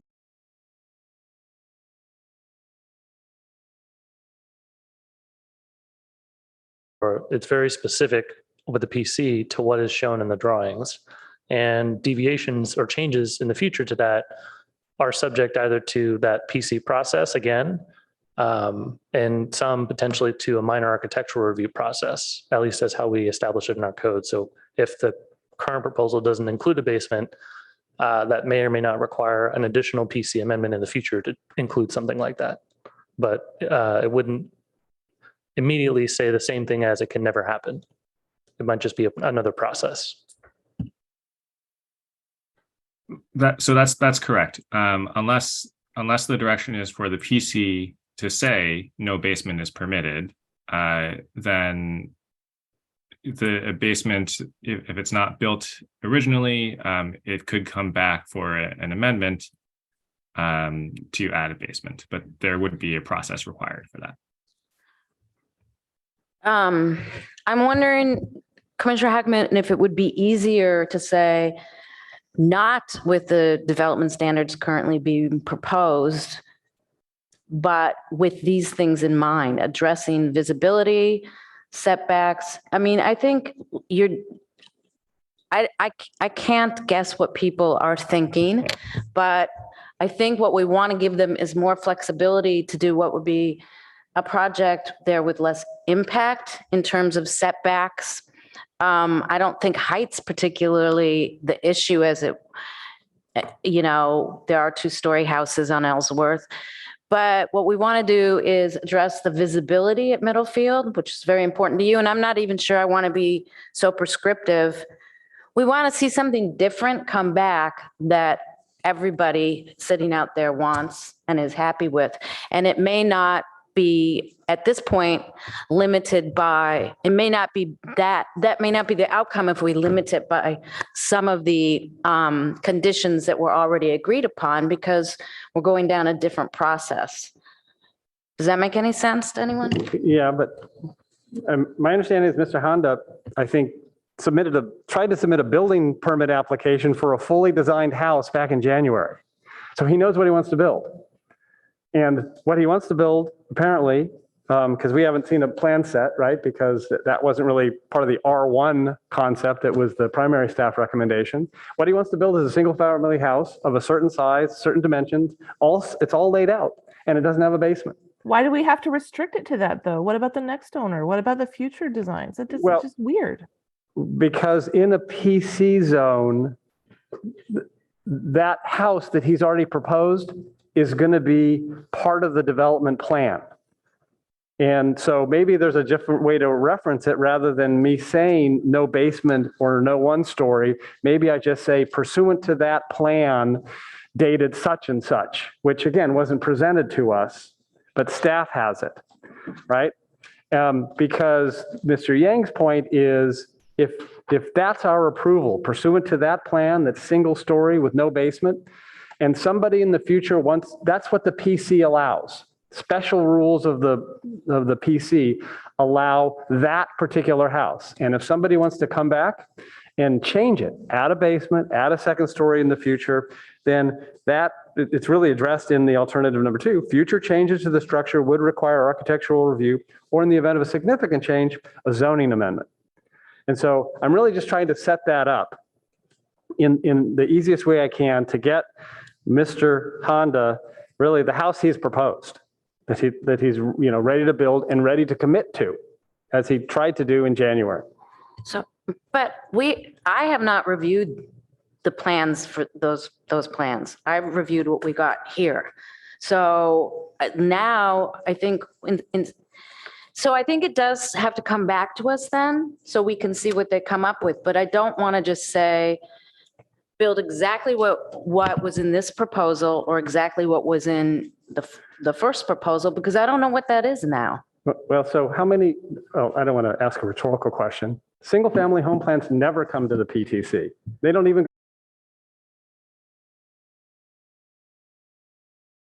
Right. So I believe I was the one that said this is not in our purview, but as a PC, it would. And there's no restriction from having a single family unit on a PC. So It's perfectly, but then I think it should come back to us. And and then we can look at it and very quickly move it along. I don't think it has to be a process as long as this one. Yeah, well, I guess my thought is we're not equipped to review architectural plans, even if they did come back to us. That would be something more for the ARB. But so I've made a motion, and it hasn't been seconded yet. The motion does not include bringing it back to us. Let's just move this along and ask if there's a second for your motion. So I'd like to modify my motion before the second, though, to refer rather than to expressly refer to single story with no basement, to refer to the plan set that the Mr. Handa has submitted, whatever the date of that is, that staff can fill in. That is the house that he's proposing to build, that is one story with no basement. So that is my motion. Is there a second? I'm still trying to think through the specificity, but I will second. Any other discussion, or should we vote? Go ahead. Yeah, I'm just concerned once again that we have a number of specific objections that have been raised by the other folks who are affected by this change. And we haven't addressed those concerns, nor, as far as I can tell, have we provided a mechanism by which they can be addressed. So that concerns me. So let me ask Commissioner Aiken, is there an amendment to my motion that you could conceive of that would inform the council that we heard these concerns from the neighbors and are concerned that they be addressed? Is there an amendment that you could suggest that would cure that defect? Yeah, that's one way to approach it. I'm not sure that it is the optimal way, but if I had my druthers, what I'd like is to see that this sort of thing be worked out at the staff level before it gets to this body or to council, so that there is more general agreement on the plans that have been submitted. It's not a good use of time for either us or for council to debate at such a high level of specificity. And I think it's not a good use of the applicant's time either. The question of exactly what the design of the house should be needs to be pretty fluid for a while. And feedback from staff and from the policy setting organizations sometimes has pretty drastic implications for what an applicant chooses to build. I don't want to cut off that flexibility too early.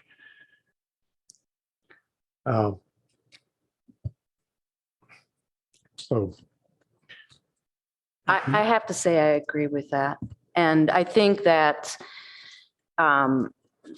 this doesn't address doing this exact project with the addition of the flares, which is a very good idea, does not address some of the concerns that we had and some of the people sitting in the audience today about this. It just says, do the house that was the thing that was here in this staff report, which I believe was kind of a compromise, maybe. I could be wrong. But I think we need more flexibility moving forward. And this is very restrictive to me. May I contribute a comment? I think Commissioner Liu was next. Oh, no, sorry. Carrie's next. I tried. Commissioner Templeton, go ahead. Thank you. I agree with Commissioner Aiken, and what I want to add here is, as well-intentioned as we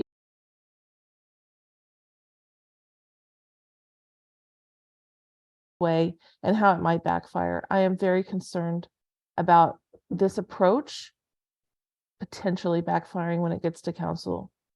If we don't send them something that is higher quality, well thought out, and addresses a lot of these open questions and concerns, what could happen? I mean, it could just get outright denied. So just think about the options here. Thank you. Would it be helpful if we, in the motion, recommend that staff, I guess, kind of go point by point through the safety and convenience concerns that were listed and have a clear perspective on like what the ultimate conclusion is? I think you're well intended, but I think that we need, I think it's too much specificity for this motion. And I think maybe what we should do is vote on this motion and then move on. If it doesn't prevail, move on to another motion and Sure. Unless anybody has any other comments at this time. Is that okay with everybody if we vote? Okay, let's conduct the vote. Please, Ms. Dow. Commissioner Aiken? Chair Zuma? No. Commissioner Liu? Yes. Commissioner Templeton? No. Commissioner Heckman? Yes. Motion fails 3-2. Thank you very much. Would anybody like to speak to their no motion? Would anybody like to try another motion? And I guess maybe I have a question for our legal staff here.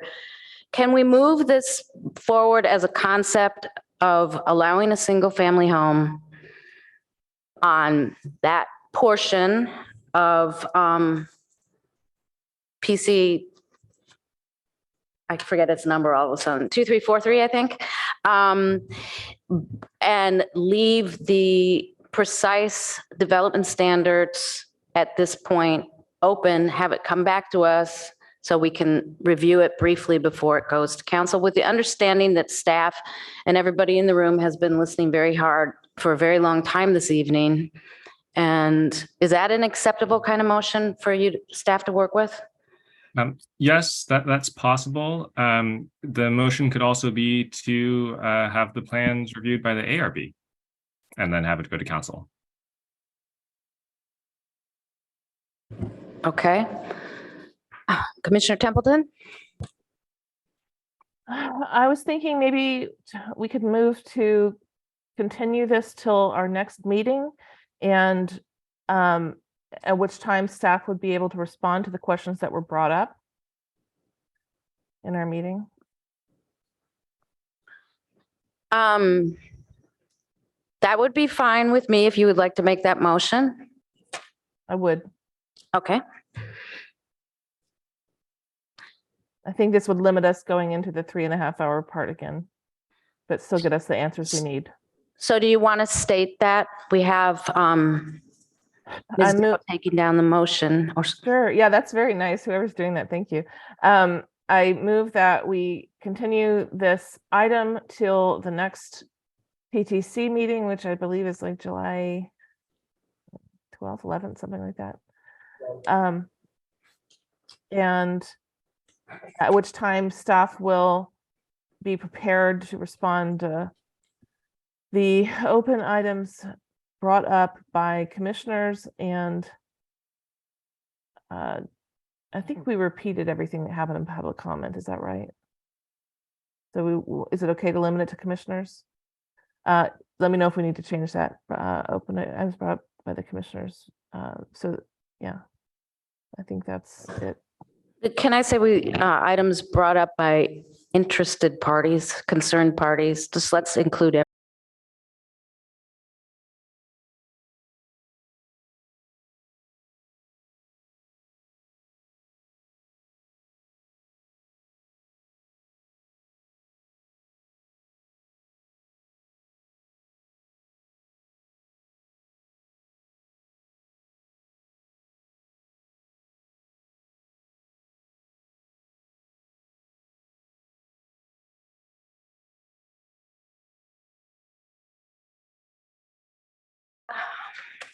So this would not be a staff report. This would be just to continue the item with no new staff report. Correct. July 12th. And then have transportation present because some of these things were regarding transportation safety and such. Yes. And certainly if we do unearth a map that has more specificity or clarification for the subdivision, we can share that in a PowerPoint. And then we have the plans that they had submitted back in January, but modifications since then showing pavement, et cetera, along the sides of the road that would be more developed since January. One thing I might add is we did analyze the plans in January as if they were R1 zoned. This would no longer be the case if it's a PC zone. So the analysis, we could compare it to what would be an R1 zone. Yeah, we'd need both. So we have one already, and you could do an analysis that was for the other version. Would that be in a slide or something, or? I think we're talking about a meeting that could have a lot of new information, which would not be continuing this meeting. I don't know. Does staff feel that way? The analysis of the home, that would be new information, but the other things we've already researched and know that it's not owned by the city. There's other things, that have been asked, but, the pictures to be seen by the commission is what's requested. Mr. Yang, hold on. Pardon me. Point of clarification for me as a new commissioner. So would there be public comment at the continuation? I presume not. It depends on what kind of information staff provides. If they give a new staff report, we'll reopen public comment very likely. Is that right, Chair? I think we should let staff answer that. Okay. It's the pleasure of the commission. You could close the public hearing portion of the evening and leave the responses to the commissioner and items the public raised that were focused on a certain thing, such as safety. If it's not as broad as. My intention in making the motion was to minimize the follow-up only to what staff is answering that they weren't able to answer tonight. But I don't know what that means beyond that. Mr. Yang? I think we can keep the public hearing open for people that didn't speak this evening. So for new public speakers. Sure. Is one way to do it. I don't think that needs to be in the motion, does it? I don't think so. I don't know if you saw Chair, Mr. Yang has been trying to be online. I don't know if he has a comment. I did not have anything to add on top of what Ms. French said. So thank you. Do I have a second? I'll second. Are there any other comments from my colleagues? Commissioner Heckman?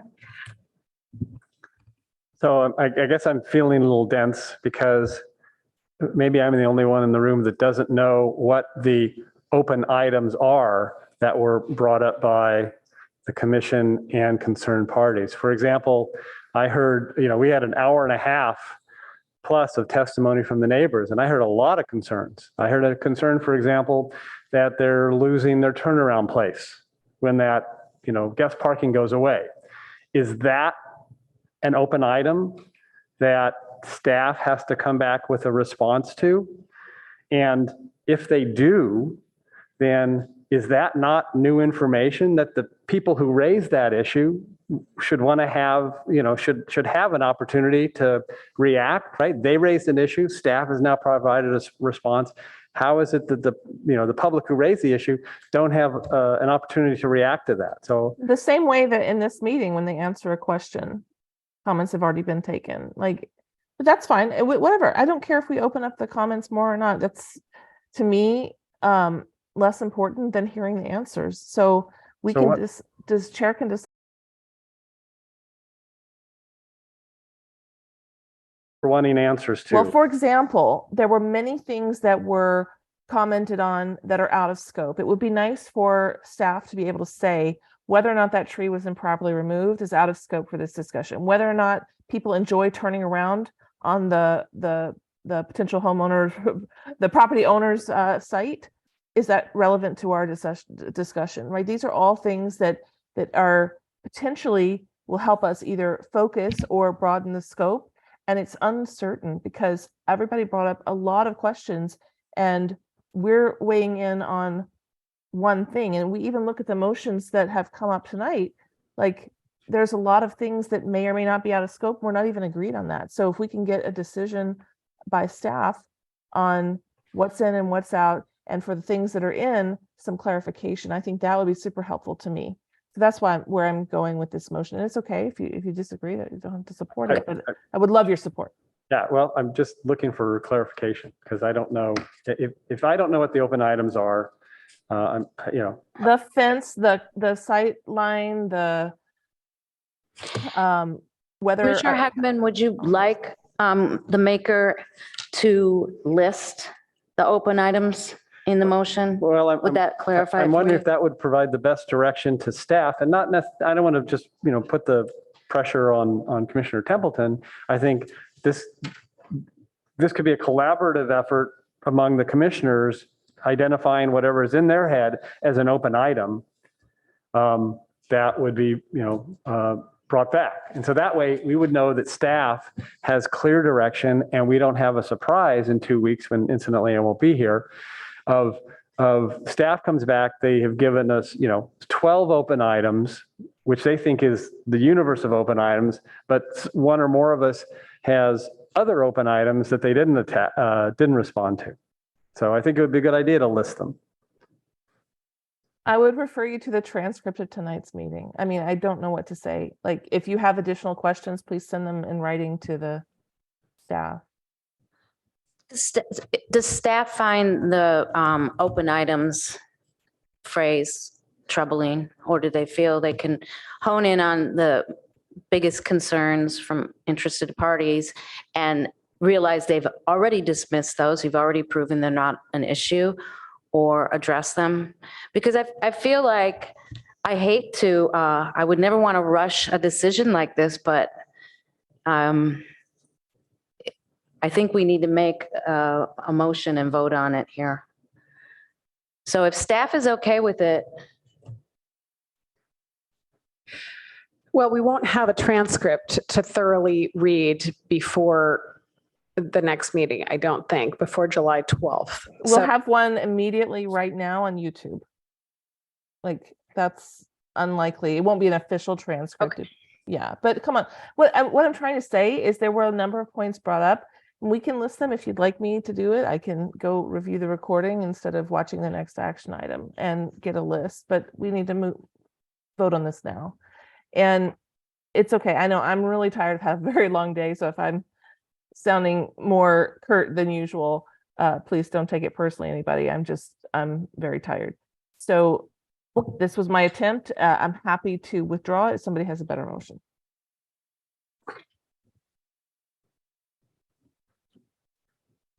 I think we should just call the vote, please. Commissioner Templeton? Yes. Commissioner Heckman? No. Chair Suma? Yes. Commissioner Liu? No. Commissioner Aiken? Yes. Motion, sorry. Passes 3-2. Passes 3-2. Thank you very much. That concludes that item for this evening. I want to thank everybody for hanging in there so long. And I want to ask my colleagues if they want to jump right into parklets or if they need to stretch the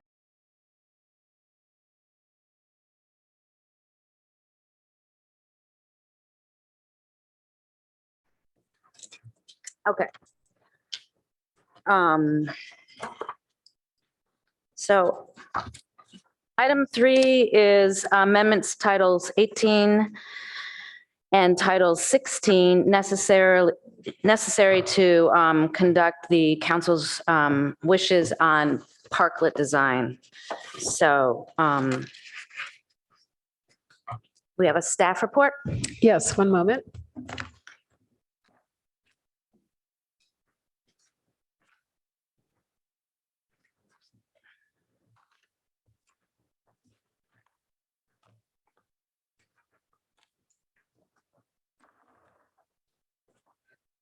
I think the screen is showing. I need to start the slideshow, so give me one moment. Okay. Everyone can see the screen? Yes, thank you. So we have a parklet program in place. It's the interim parklet program, and it has been in effect since 2020. Started during the COVID pandemic. And we have been working on a permanent parklet program per council direction that would include an implementing ordinance and some technical regulations. Council extended this interim program by interim ordinance and with temporary parklets that go until March of next year.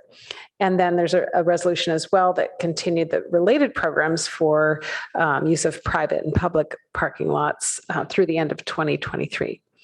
And then most recently in October, council reviewed the parklet standards that are proposed and weighed in again in May.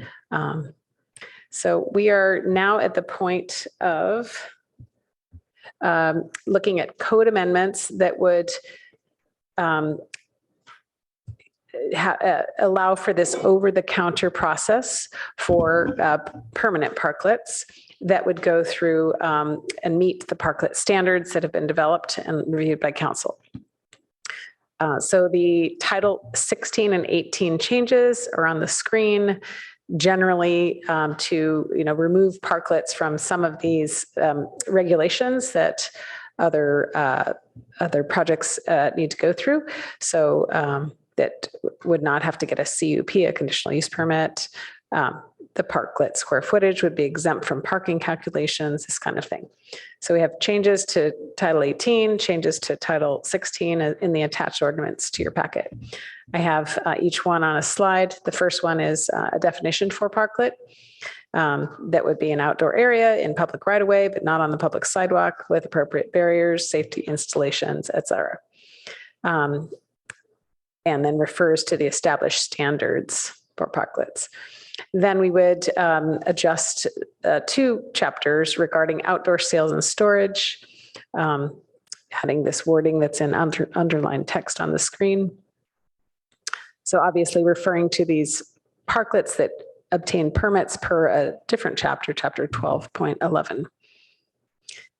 Same thing, outdoor sales and storage. Then as far as alcoholic beverages, adding this item to refer to, parklets on public property or outdoor uses on, sorry for the presentation of the text, it's a little odd. These are all in the ordinance in your packet. And then regarding off-street parking, that we would not count the parklet area towards parklet parking requirements, either in assessment districts or outside of assessment districts. Then there's changes to 1876, which has regulations regarding conditional use permits, again, related to alcoholic beverage. And then regarding architectural review. So, again, if they follow the parklet guidelines that have been developed, just as an example, here's this number 6 signage. This is in the parklet guidelines about signage on parklets, so that we would adjust chapter 1620 to refer to signs that comply with the parklet standards pertaining to signs. So that was it. Short presentation. If anyone has any questions, I can go back to any one of those specific amendments. And Tim Shimizu, I believe, is here to support this item.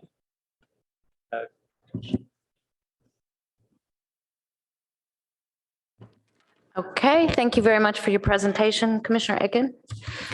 Yeah, just a quick question about the origin of something. On packet page 104, where we're talking about the parklet effect on off-street parking requirements, I've forgotten, was that a council direction? What was the origin of that? Yeah, I believe there's been discussions, and I'm not sure if Tim is participating in this, but he may remember some of those council discussions. I think, this is parking in the right of way, so it's not private property. That was not my understanding of the requirement. It was just that, for example, restaurants are required to have a certain amount of parking, and if they have parklets that expand their floor area, then we're not requiring them to add additional off-street parking. Is that correct? Right. We're not Yeah. requiring them to add additional off-street parking. Yeah, And they're I'm just paying curious. for the privilege of using the existing on-street parking for the parklet. Oh, yeah, but that's distinct. Yeah. Yeah. No, I was just wondering about the origin of that. So can you hear me? This is Tim Shimizu, Assistant City Attorney, coming in remotely. And this is existing practice under the interim program, where the parklets that have been approved under the current interim ordinance similarly do not have their square footage count toward any kind of parking requirement for the main structure. And so we're continuing this. I think that this is in recognition that a parking requirement would be a significant cost increase to parklets. And so to add a parking requirement could increase the overall cost of any given parklet by a significant amount. Okay. Yeah, I wasn't really questioning the reasoning there, but the reason I bring it up, of course, is that if parklets were to expand significantly, then it would add to parking pressure in the core areas, and we might have to manage that differently as well. But that's outside of scope for this discussion. Adding on to that, so these are parklets for Cal Ave and downtown, et cetera. This is a permanent ordinance. And currently, I think there are restaurants on Cal Ave that would have much less outdoor seating with a parklet requirement than they would have currently, where we have the street closed and they just have outdoor seating. I'm just pointing that out. I'm not sure we need to change anything because maybe that will be handled ultimately by council's decision on the street closure. But there would be restaurants there that would have less parking if we went back, less seating if we went back, if they had to have parklets, if we went and opened up the street. I don't know if we should make any provision for that, but.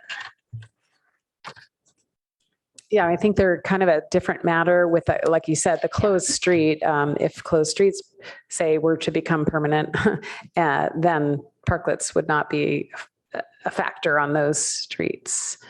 Right? It would be a different setup. Yeah, I think it should probably best be resolved. I mean, it makes sense to have citywide standards for parklets. It should best be resolved when council makes its determination about Cal Ave. Okay, thanks. Commissioner Liu? Cool. I just want to confirm exactly what we're doing here. So my understanding from the pre-meeting as well is that really not much changes in practice, or really nothing changes in practice, that we have this interim ordinance and through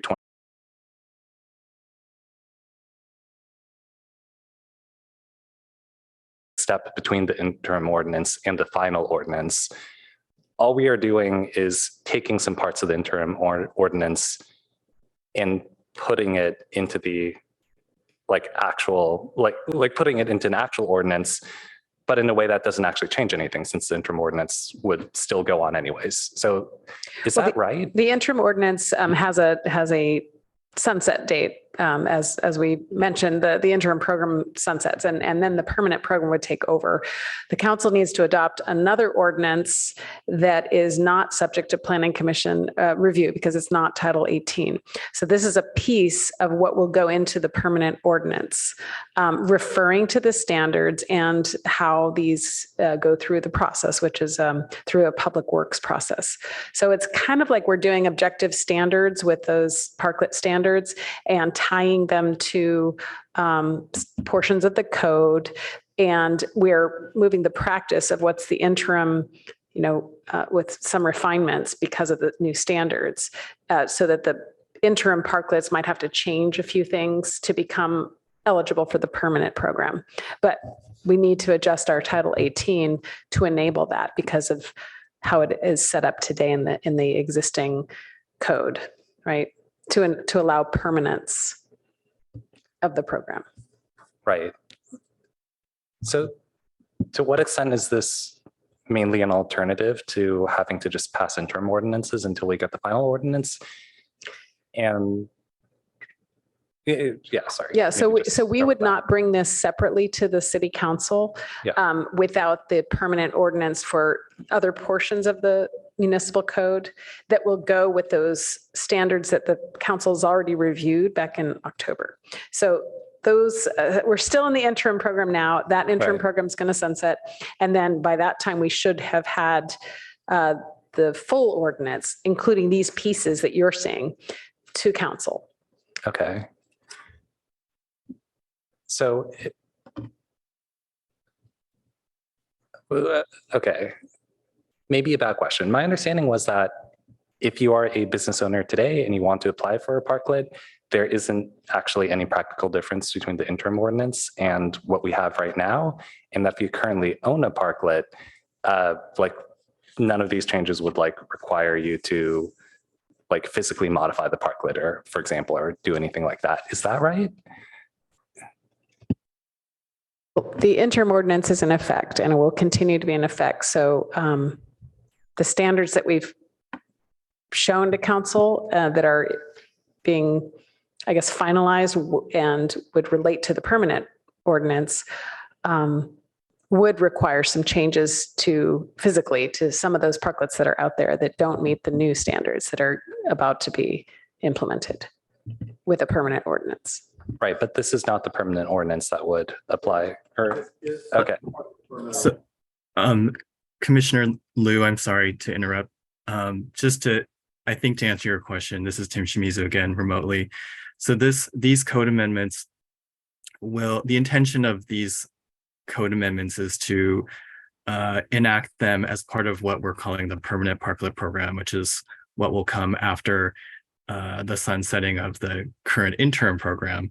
And as part of that exercise, we're, like you said, we're codifying the Title 16 and 18 exemptions that are currently in the interim ordinance, but are not actually codified yet in Title 16 or 18.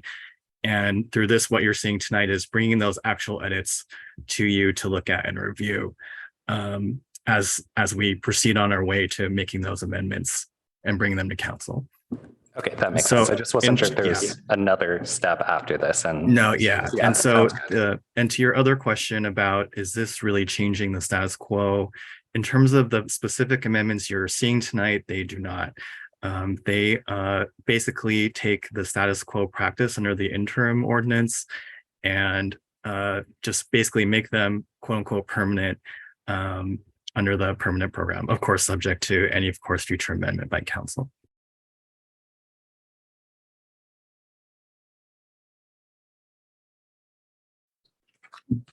So thank you. So just making sure, I think I understand the process. There are two ordinances that are going to council to create the permanent parklet program. One of those permanent ordinances is in front of us because it involves the things that are within our purview, modifications to Title 18 and I guess to Title 16. And so that's what we're dealing with tonight. Whatever we do with this, it's going to be bundled with this other ordinance that has the actual program and standards, which is not subject to our purview. And so those two ordinances go together to council. Council, if they approve them, that becomes the new permanent ordinance, which replaces the interim ordinance. And I guess I had a question for Mr. Shimizu on that, because these ordinances, at least this one that we're looking at, is effective 31 days after its adoption, as it says in the ordinance. And so if, for example, the council adopted this on January 1st, it would be effective January 31st. And when it becomes effective, that's the end of the interim ordinance, even if we're not at March 31st, 2024. I just want to make sure, right? Whenever this is adopted, 31 days later, it's the ordinance, the interim ordinance is gone. Yeah, so one of the issues that when we get to council that we will ask council is exactly how they want to transition in between the interim program and the so-called permanent program. And so we'll adjust the effective dates however they'd like to kind of roll that out. Okay. All right. And harmonize them, of course, with this ordinance, these Title 16, 18 changes, and also the substantive permanent parklet program ordinance. All right. Or we might just put them together in one big ordinance, TBD. Okay. That was my only technical question for staff. Thank you. I have one question, and maybe this is goofy, but is there a maximum number of parklets on like a block face or something? I know there's restrictions, but by how many car lengths, depending on the type of parking in front that they can take and how much space between them and those sort of things. But is there any, can every single in like a retail, downtown retail zone, ground floor retail restricted zone, could every single store have a parklet? So under the current regulations that council has looked at so far, but still subject to their change, for the most part, yes, there's no numerical restriction on the number of parklets in any given area beyond the general eligibility that say the parking space in front of you has to be available in general, can't be something that's immovable or like a fire hydrant, things like that.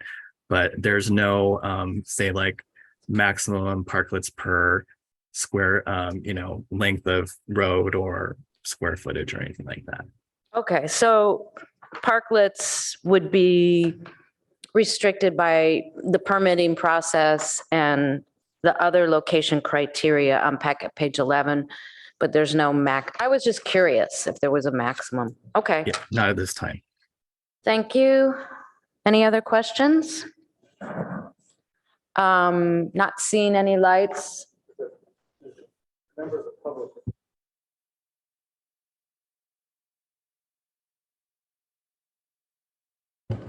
With that, we'll go to the public. Do we have any public speakers?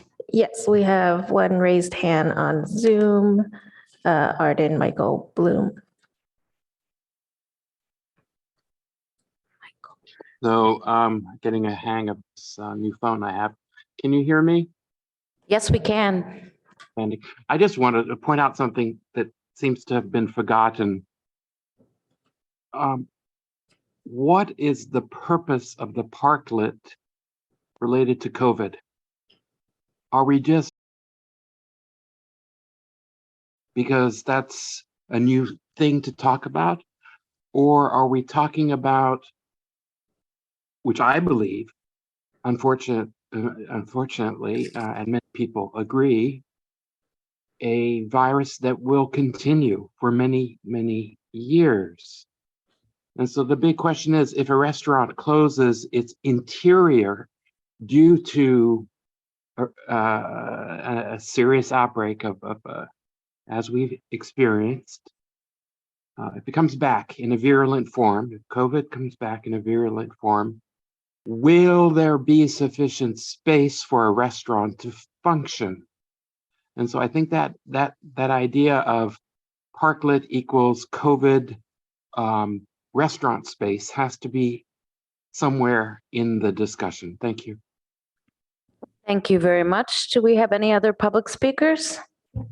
No, that was just the one. Okay, so take it back to the commission for questions or motions. Commissioner Heckman? Thank you. So I've got a question on the definition of parklet on packet page 102. And so the question is this the definition? Is this one of those situations where this is the definition we currently have in the interim ordinance and we're just copying it into what will be the permanent ordinance?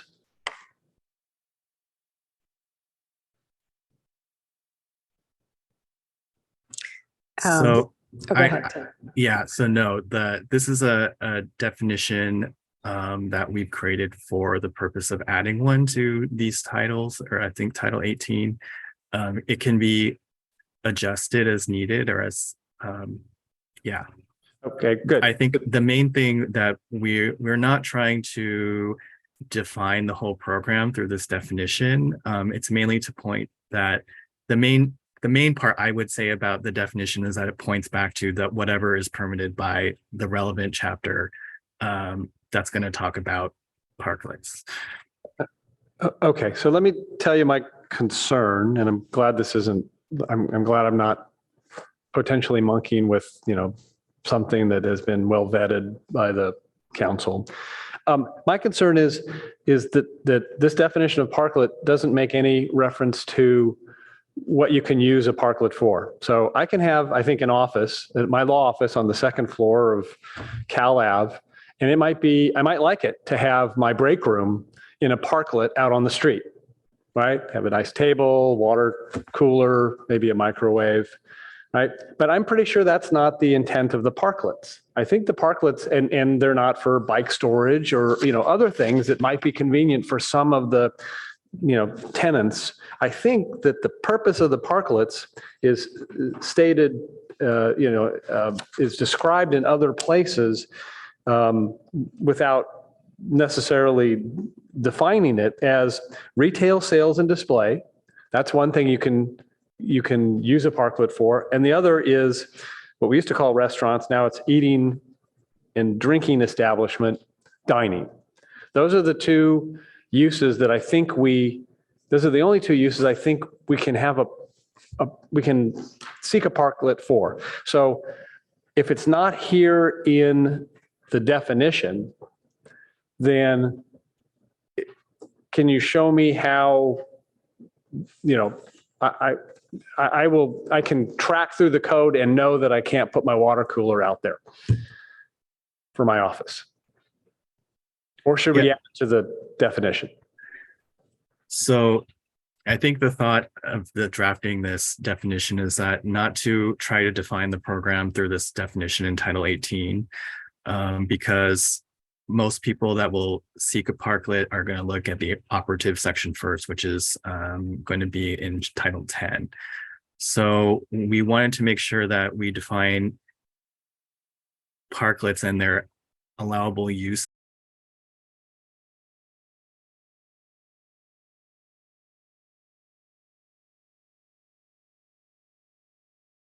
Parklet chapter for that just for parklets. And in that chapter, it can go into what uses are allowed or not. All right, so I'm with that approach. In that scenario, because we'll never see Title 10, is it appropriate in the definition to refer to the uses for parklets, described in Chapter 10? So that you have that direct cross-reference. Is that, that's something I would suggest staff consider. And that was the only issue I had with the draft ordinance. I wondered about that too, actually. It is later on in section 2 under II.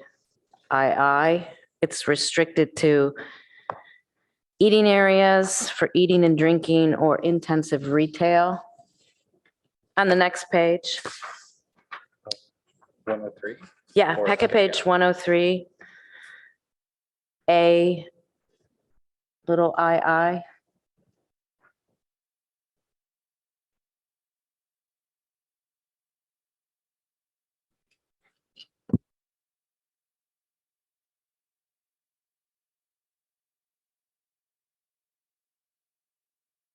Sorry, I'm not sure. That's one of the, right? So this list, what we're seeing on 103, these are basically outdoor uses that you can have, farmers markets, recycling, right? And we folded in as one area where we can have outdoor eating and intensive retail is including parklets, which again, the reference here is again to chapter 1211, which is the same as the definition, but neither of those is chapter 10. So I'm going to leave it to, I know staff's got that figured out. And so whatever the appropriate cross-reference is, that's all I'm concerned about. And so if it is to 1211, that's fine. Yeah, so you're correct. I was mistaken earlier. It is, we're going to create a new chapter 1211, the one that you see in the ordinance, and that will be the operative section. All right. So we will address that in there. That's definitely the intention. Okay, so you're already ahead of me because you've already built it into the definition. So I'm good. Okay, great. Commissioner Liu? Yeah, personally, I don't feel like we need to be super prescriptive about parklets. There are many wonderful parklets in San Francisco that do have some bike parking on them, or are basically just seating areas with some like extensive art display that's just contributing to the public street. And so I personally disagree with adding extremely rigid requirements up front. Yeah. Okay, thank you for that. Broader concept of parklets. I am looking for comments or a motion.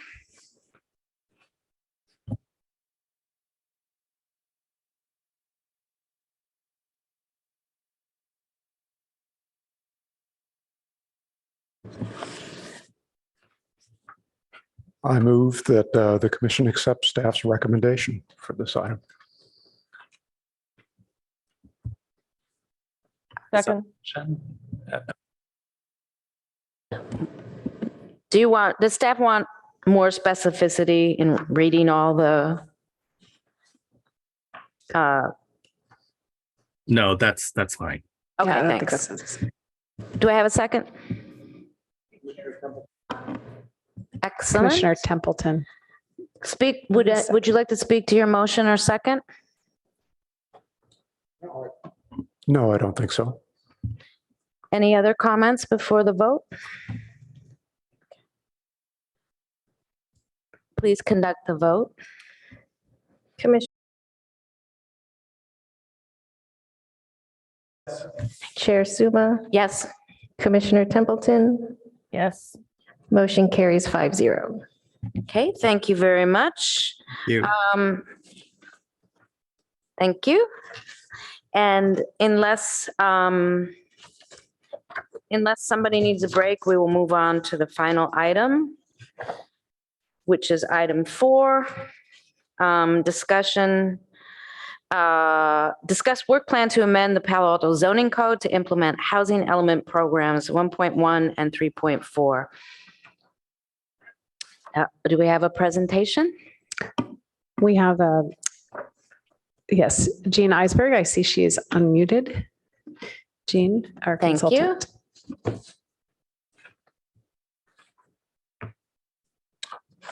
Okay, good evening, Chair and members of the Commission. I'm Jean Eisberg. I'm a consulting planner with Lexington Planning. We'll try to keep this brief and then I'm happy to answer any questions. So this is implementation of the housing element. I'm going to give a brief recap on the housing element and then describe the 2 key programs that we're looking to implement through zoning amendments over the next few months, talk about an approach to those amendments and a timeline and work plan to get the work done. So as you may recall, the PTC recommended in May and the council adopted the 2023-2031 housing element following many months of public review and engagement. In June, the city sent the adopted housing element to HCD for review.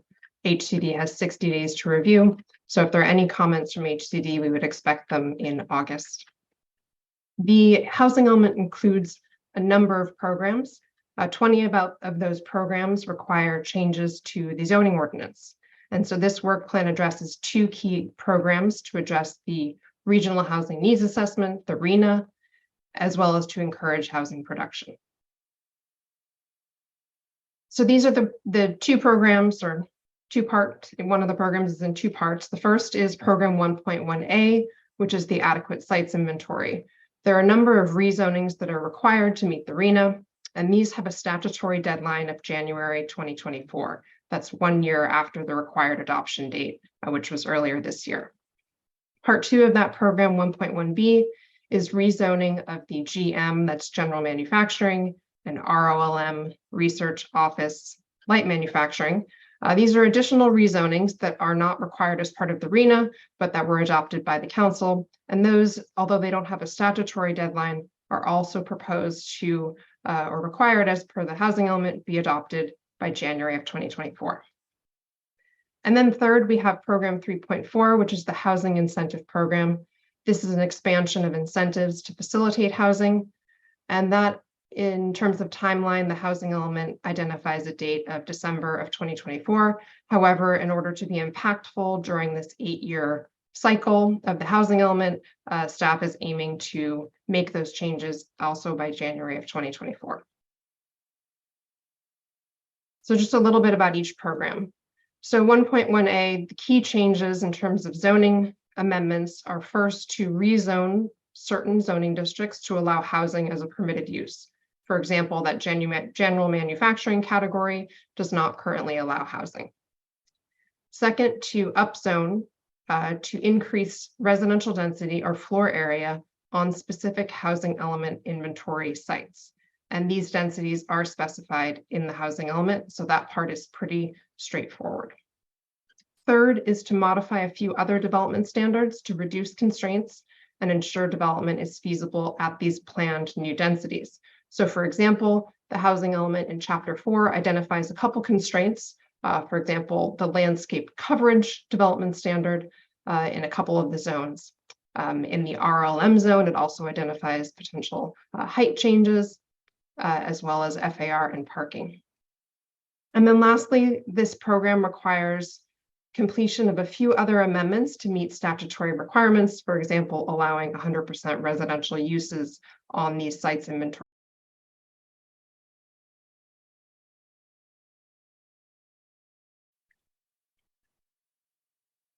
So again, the strategies for each of these rezonings are described in the staff report. I'll just go through these briefly, but basically there's a number of places where the program calls for increased density on residential, multifamily residential sites, the RM sites, within a ½ mile of Caltrain stations or other high quality transit, for example, on El Camino.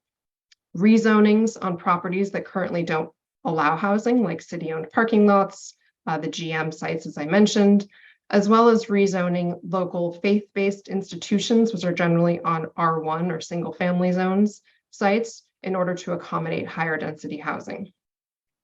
Last couple bullets, there are 3 sites owned by Stanford University that the program calls to rezone to increase densities and heights and to establish development standards and design standards. And then lastly, increasing density on some additional sites that were identified by city staff or where there was developer interest. Program 1.1B is just a short program. It essentially supersedes what I just described on those GM RLM sites within a specific area of the city around West Bayshore and near East Charleston Road and Loma Verde Avenue. And so this calls for upzoning to 90 dwelling units an acre. And as part of that change in density, there's some commensurate changes in development standards, specifically increasing building height, decreasing parking ratio, and increasing the lot coverage limit. These zoning amendments will require changes to the comprehensive plan. Under state law, even for a charter city like Palo Alto, the comp plan amendments must be internally consistent. So the housing element needs to be consistent with the land use element. Also, the general plan and zoning ordinances in California must be consistent. So the comp plan land use classifications need to be consistent with the zoning changes.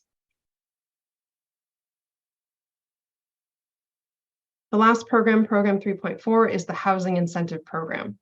So this current program was enacted in 2019 as an alternative to state density bonus law. It's applicable in select commercial mixed-use districts, particularly downtown, California Avenue, El Camino, and San Antonio, portions of San Antonio.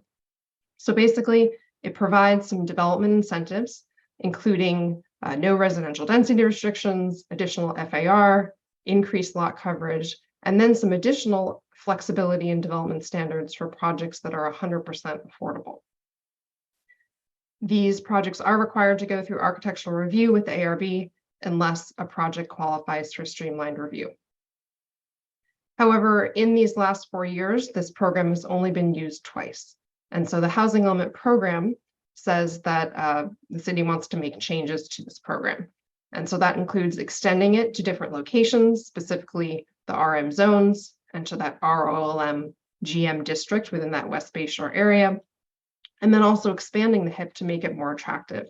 And so changing development standards, increasing density allowances in order to improve the feasibility of projects. And so what the program says is that this piece should be based on a feasibility study. So the changes in response to program 1.1 are much more specified in the housing element. So that should be more straightforward. These HIP changes are based on this feasibility study.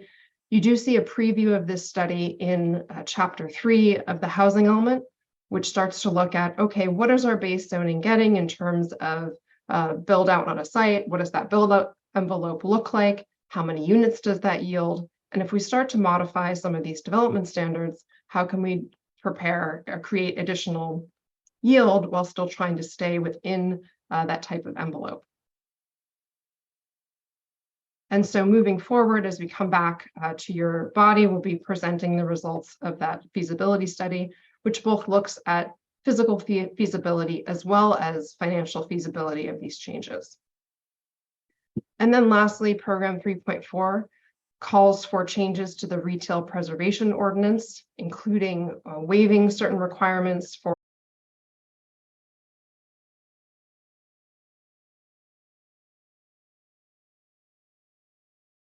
well as reducing those ground floor retail requirements elsewhere. So the approach is to prepare 2 separate ordinances, one for each program.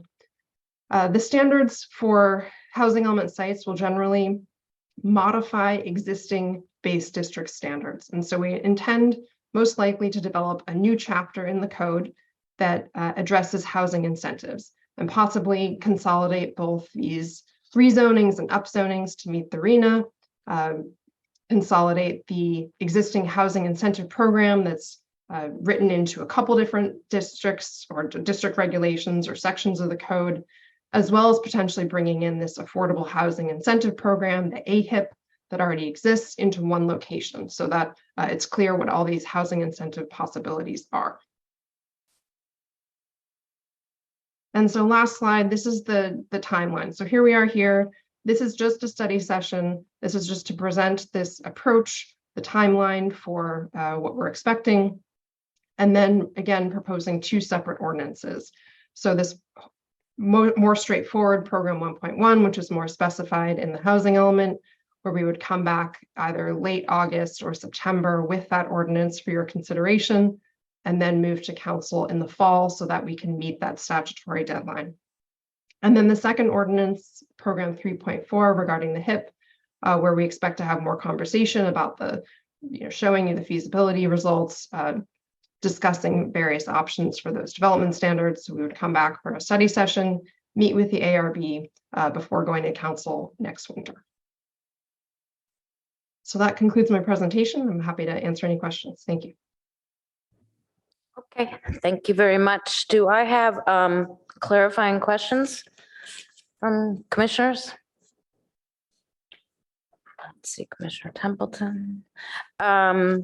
So this is going to come back to us once the program 3.4, the studies, feasibility studies have been completed, right?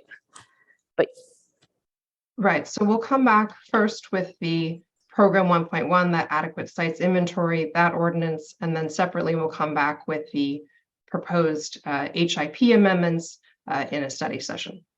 Okay, but you still want our comments in advance of the feasibility studies for the HIP. You want comments on that tonight? No, because you have not received that full feasibility study. So all that's been released right now, because it's still underway, is some preliminary results, which are in the housing element in chapter 3. Okay. Do I have any comments from my colleagues? Or clarifying questions, and then I think we'll go to the public, because I think we have some public speakers.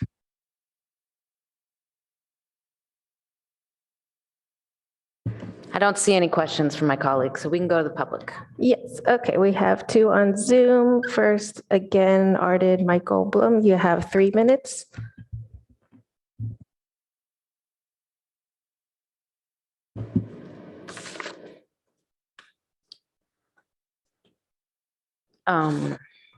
It's Mr. Goldblum, is it? No gold. Oh, go ahead. Plum. I just want to discuss something that may not be in everybody's politically correct language. There's a large chunk, in fact, there's a huge chunk of people living in Palo Alto, like myself, seeing rent going up. So what that means is we're not being dealt with. You know, it's very poor, and there's a chunk of people here in town. I mean, of course, caring for people is wonderful, and I'm not going against that. But I do want to point out that since what is it, 7 years that I've been here, I started off on Forest Avenue at about 2,500. I'm now at 3,000, and I'm not at the mark. I'm at a slightly down level place. Charming as it is, this is not a suburb of Saudi Arabia. And I think we need to draw attention, and I would like to draw attention to the idea that as much as these extra housing initiatives are valuable, nobody seems to be addressing rent control, which would immediately answer a lot for poor people, rich people, medium income, whatever income, would immediately answer. It's the big elephant in the room. Thank you. Thank you very much. And I think we have another speaker. Yes, second and last one is Albert Luster. Good evening, Planning Commission. My name is Albert Lustre with the Northern California Companies Local 45. And it's great to see a new zoning and new projects for new development in the future of Palo Alto. But it also be great to adopt some language on those new zonings or new new future projects coming into the city. Area standards that protect the workers in the area, construction workers, which includes apprenticeship programs, local hire and healthcare, and a livable wage. Earning a livable wage ensures that construction workers themselves can afford rent, just like the gentleman said before, in their city, and able to support his family by providing the basic needs, not living check by check. And also give not living check by check to the construction worker the opportunity to provide higher education for the kids and promote a better future for the family, and not just a dream. A livable wage prevents wage theft and fraud that happens more than often in the construction industry. Having a responsible contractor that pays healthcare ensures that construction workers have healthcare for the entire family and not become a burden to the system, since 80% of the construction workers depend on some type of government aid. Apprenticeship programs promote training education for at-risk youth, women, minorities and women to a 4-year apprenticeship. And for some of us, it's the only opportunity to be successful and to be able to earn a livable wage while getting trained at the training centers, and also having a shot to the American dream. This program also provides the college credits to apprentices to continue their education and get a higher education and even a college degree. Local hire promotes quality of life and becomes a quality of life for the construction worker by being able to spend more time with his family and being involved in the community. Also benefits the environment by reducing pollution and not pushing a local workforce away from the city. I would like to ask the elected officials, are we going to adopt this some type of language as a neighborhood city of Mellow Park, Redwood City, Foster City, which include livable wage apprenticeship, local hire and healthcare. Also, since we're talking about zoning, we might want to look at the new legislation coming up, AB 2011, SB 4, and SB 423, which are streamlined bills that are coming through the pipeline. Thank you. Have a nice day. Thank you very much for your comments. I don't think we have anyone else, do we? No, that concludes public comment. Thank you very much. So I'll bring it back to the commission. See, Commissioner Liu is ready to go. Yeah, I just have a quick question about 1.1B and what we could kind of productively scope into that, or what we could like productively give feedback or suggest like for the work plan. I mean, we keep talking about how we approve housing along San Antonio, but we have no infrastructure, parks, so on, and how regrettable that is, and how we would love to address that up front. Like, is there any scope as part of this work plan to do things like, I don't know, talk to the big landowners and see how receptive they are to like bigger developments that would donate? Specific program, which is really just about the zoning ordinance changes, but elsewhere in the housing element, it does talk about that issue specifically. So in terms of coordinating with property owners, with developers in the area, that is already underway, because it's understood that although there's services nearby, including in Mountain View, connections to transit are important and other elements of making it more of a neighborhood. So not part of this program, but elsewhere in the housing element. Okay, thank you. Other comments? Oh, Commissioner Hackman. So I think the PTC has something else called a work plan, don't we? It's the thing we adopted earlier this year where it's what we plan to do, right? And we've done some priorities in that. Frankly, I understand. Thank you for the report, Ms. Eisberg, and I think it's very clearly laid out in the staff report in your presentation, and these are the steps we need to take. And I have really no feedback other than I look forward to the substantive steps that are coming our way later this year. But this is really a question for staff. We have a work plan, and I don't know that we already approved, and I think it goes to council. And if we change it, or if there's a need for a change, we have to maybe go to council for an amendment. And I guess my question is, do these steps that we're contemplating here, are they already in our work plan, or do we now have to start a process to change our work plan to address these things that we know are coming to us? No, our work plan was already accepted by council. Right. Yeah. Right. And but it gets amended. The part of that process is if we change from that, we have to go back to council and amend it. So I'm asking, is what we're being asked to do here already in our work plan for the year, or do we have to go back to council and ask them to change it? somebody might be bringing it up, but it very much, I think, emphasized the amount of time we would need to spend on the housing element, if Okay. I recall. Hi, Amy French, Chief Planning Official. I'm sharing our work plan that was adopted and shared with the council and is on our screen. It's on our webpage for the Planning and Transportation Commission. So project goal 5 is all about housing element adoption and implementation. So this goes into the bucket of implementation. Okay, that's helpful. Yeah, so then this looks, broad enough because it's not just the adoption, which it was behind us, but it's the implementation. In the middle of the staff begins to prepare the required zone changes and comp plan amendments, which is exactly what Ms. Eisberg had described. So, okay, good. So we don't have that make work. It's already built in, and staff foresight to get it there. So I'm like I said, I don't really have any feedback. I appreciate the progress we're making toward creating these opportunities within the city of Palo Alto. Just a brief comment. I once again am impressed by how quickly you expect to accomplish these goals. And I very much appreciate the unbelievably hard work that staff is putting into getting these things done so quickly. So thank you.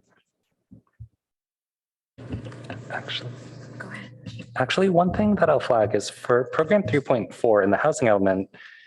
I hope I'm reading this right, but it says the timeframe is to complete by December 31st, 2024. But then on packet page 147, I guess the program 3.4 is going to the council December to January. So it seems reasonably likely that like we would actually do it in January or otherwise go past our deadline. Do we have any concerns about that? Like, are there any consequences? And yeah, if so, maybe we should move that up. So the only statutory requirement and the housing element requirement in terms of deadlines are for program 1.1 to be completed in January of 2024. The program 3.4, the housing element says we should complete it by December of 2024. We and staff are just trying to do it earlier. And part of this is part of HCD's encouragement of us wanting to accomplish programs that can have an effect on housing production, specifically for below market rate households, earliest in the planning period. So the idea is we offer the incentives as early as next year, they can have more of an impact. And so we're going to try to do this not quite at the same time as program 1.1, but right on its heels in order to try to accomplish it also by the beginning of 2024. Okay, sorry, that totally makes sense. And I'm seeing the timeline is actually more aggressive and moving it ahead by a year. And I just misread that. I'm not seeing many lights. Just wanted to thank you for an organized staff report, and I think I share Commissioner Liu's concerns that we're not doing enough. We say we're concerned about making a real neighborhood, livable neighborhood in what I call like Southeast Palo Alto, but we're not actually doing anything about that, and that those opportunities will be lost if we don't make some requirements. And then I will just say that program 1.1A, 2 and 3, which is upzoning sites within half a mile of Caltrain station to allow density is equivalent to 40 to 50 units per acre. I still think that there are some places, and I don't expect to see any changes from this comment, but just to make it that there are some places within a half mile of a Caltrain station where that may not be appropriate. And I would like to, I think if there was some sort of acknowledgement that a specific situation like that might exist where it would be inappropriate. And then I continue to believe that high frequency bus transit corridors are somewhat too ephemeral in nature to base zoning changes on, but that's just my personal opinion since you asked. And then everything else in here, I believe that the stuff we have to do and the timeline looks good. So thank you. Any other comments, or I would entertain a motion? Oh, we don't need a motion. It's a study session. So. Yeah, no other comments. I guess the only feedback I would just reiterate is try to think about the neighborhood, or if there are any like small extensions to the work that could be helpful for the development of the neighborhood around Southeast Palo Alto. And so that's my only feedback. Yeah, and I'll just piggyback on that. One of the things I think we could do along San Antonio and maybe some other arterial streets is make a policy to use special setbacks for safe bike lanes. And I mean, it may sort of be almost too late to do that already, but I think we should be thinking about things like that and aggressive tree requirements, because it's very there's no canopy there to speak of. And what little there might be will be cut down for buildings. So. I don't want any aggressive trees, Chair, only nice trees. Nice trees, but aggressively planted. And I've also wanted to have standards, which I think would be more of an ARB thing for rooftop open space that specified the amount of green that had to be up there, to put it in general terms.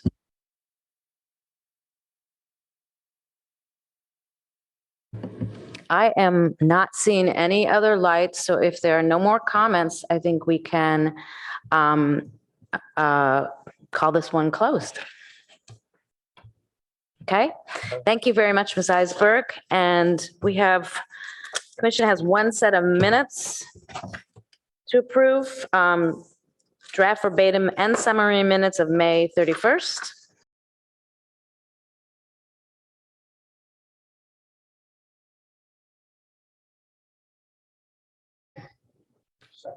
Okay, let's conduct the vote, please. Commissioner Liu, Yes. Commissioner Heckman, Yes. Chair Suma, Yes. Commissioner Templeton, Yes. Commissioner Aiken, Yes. motion carries 5-0. Okay, and so that concludes all of our items. If we have any commissioner comments or reports or anything of that nature, we could do that now, or we can adjourn the meeting, whatever my colleagues would prefer. Not seeing any lights or any hands, we will adjourn this meeting. Thank you very much, everyone.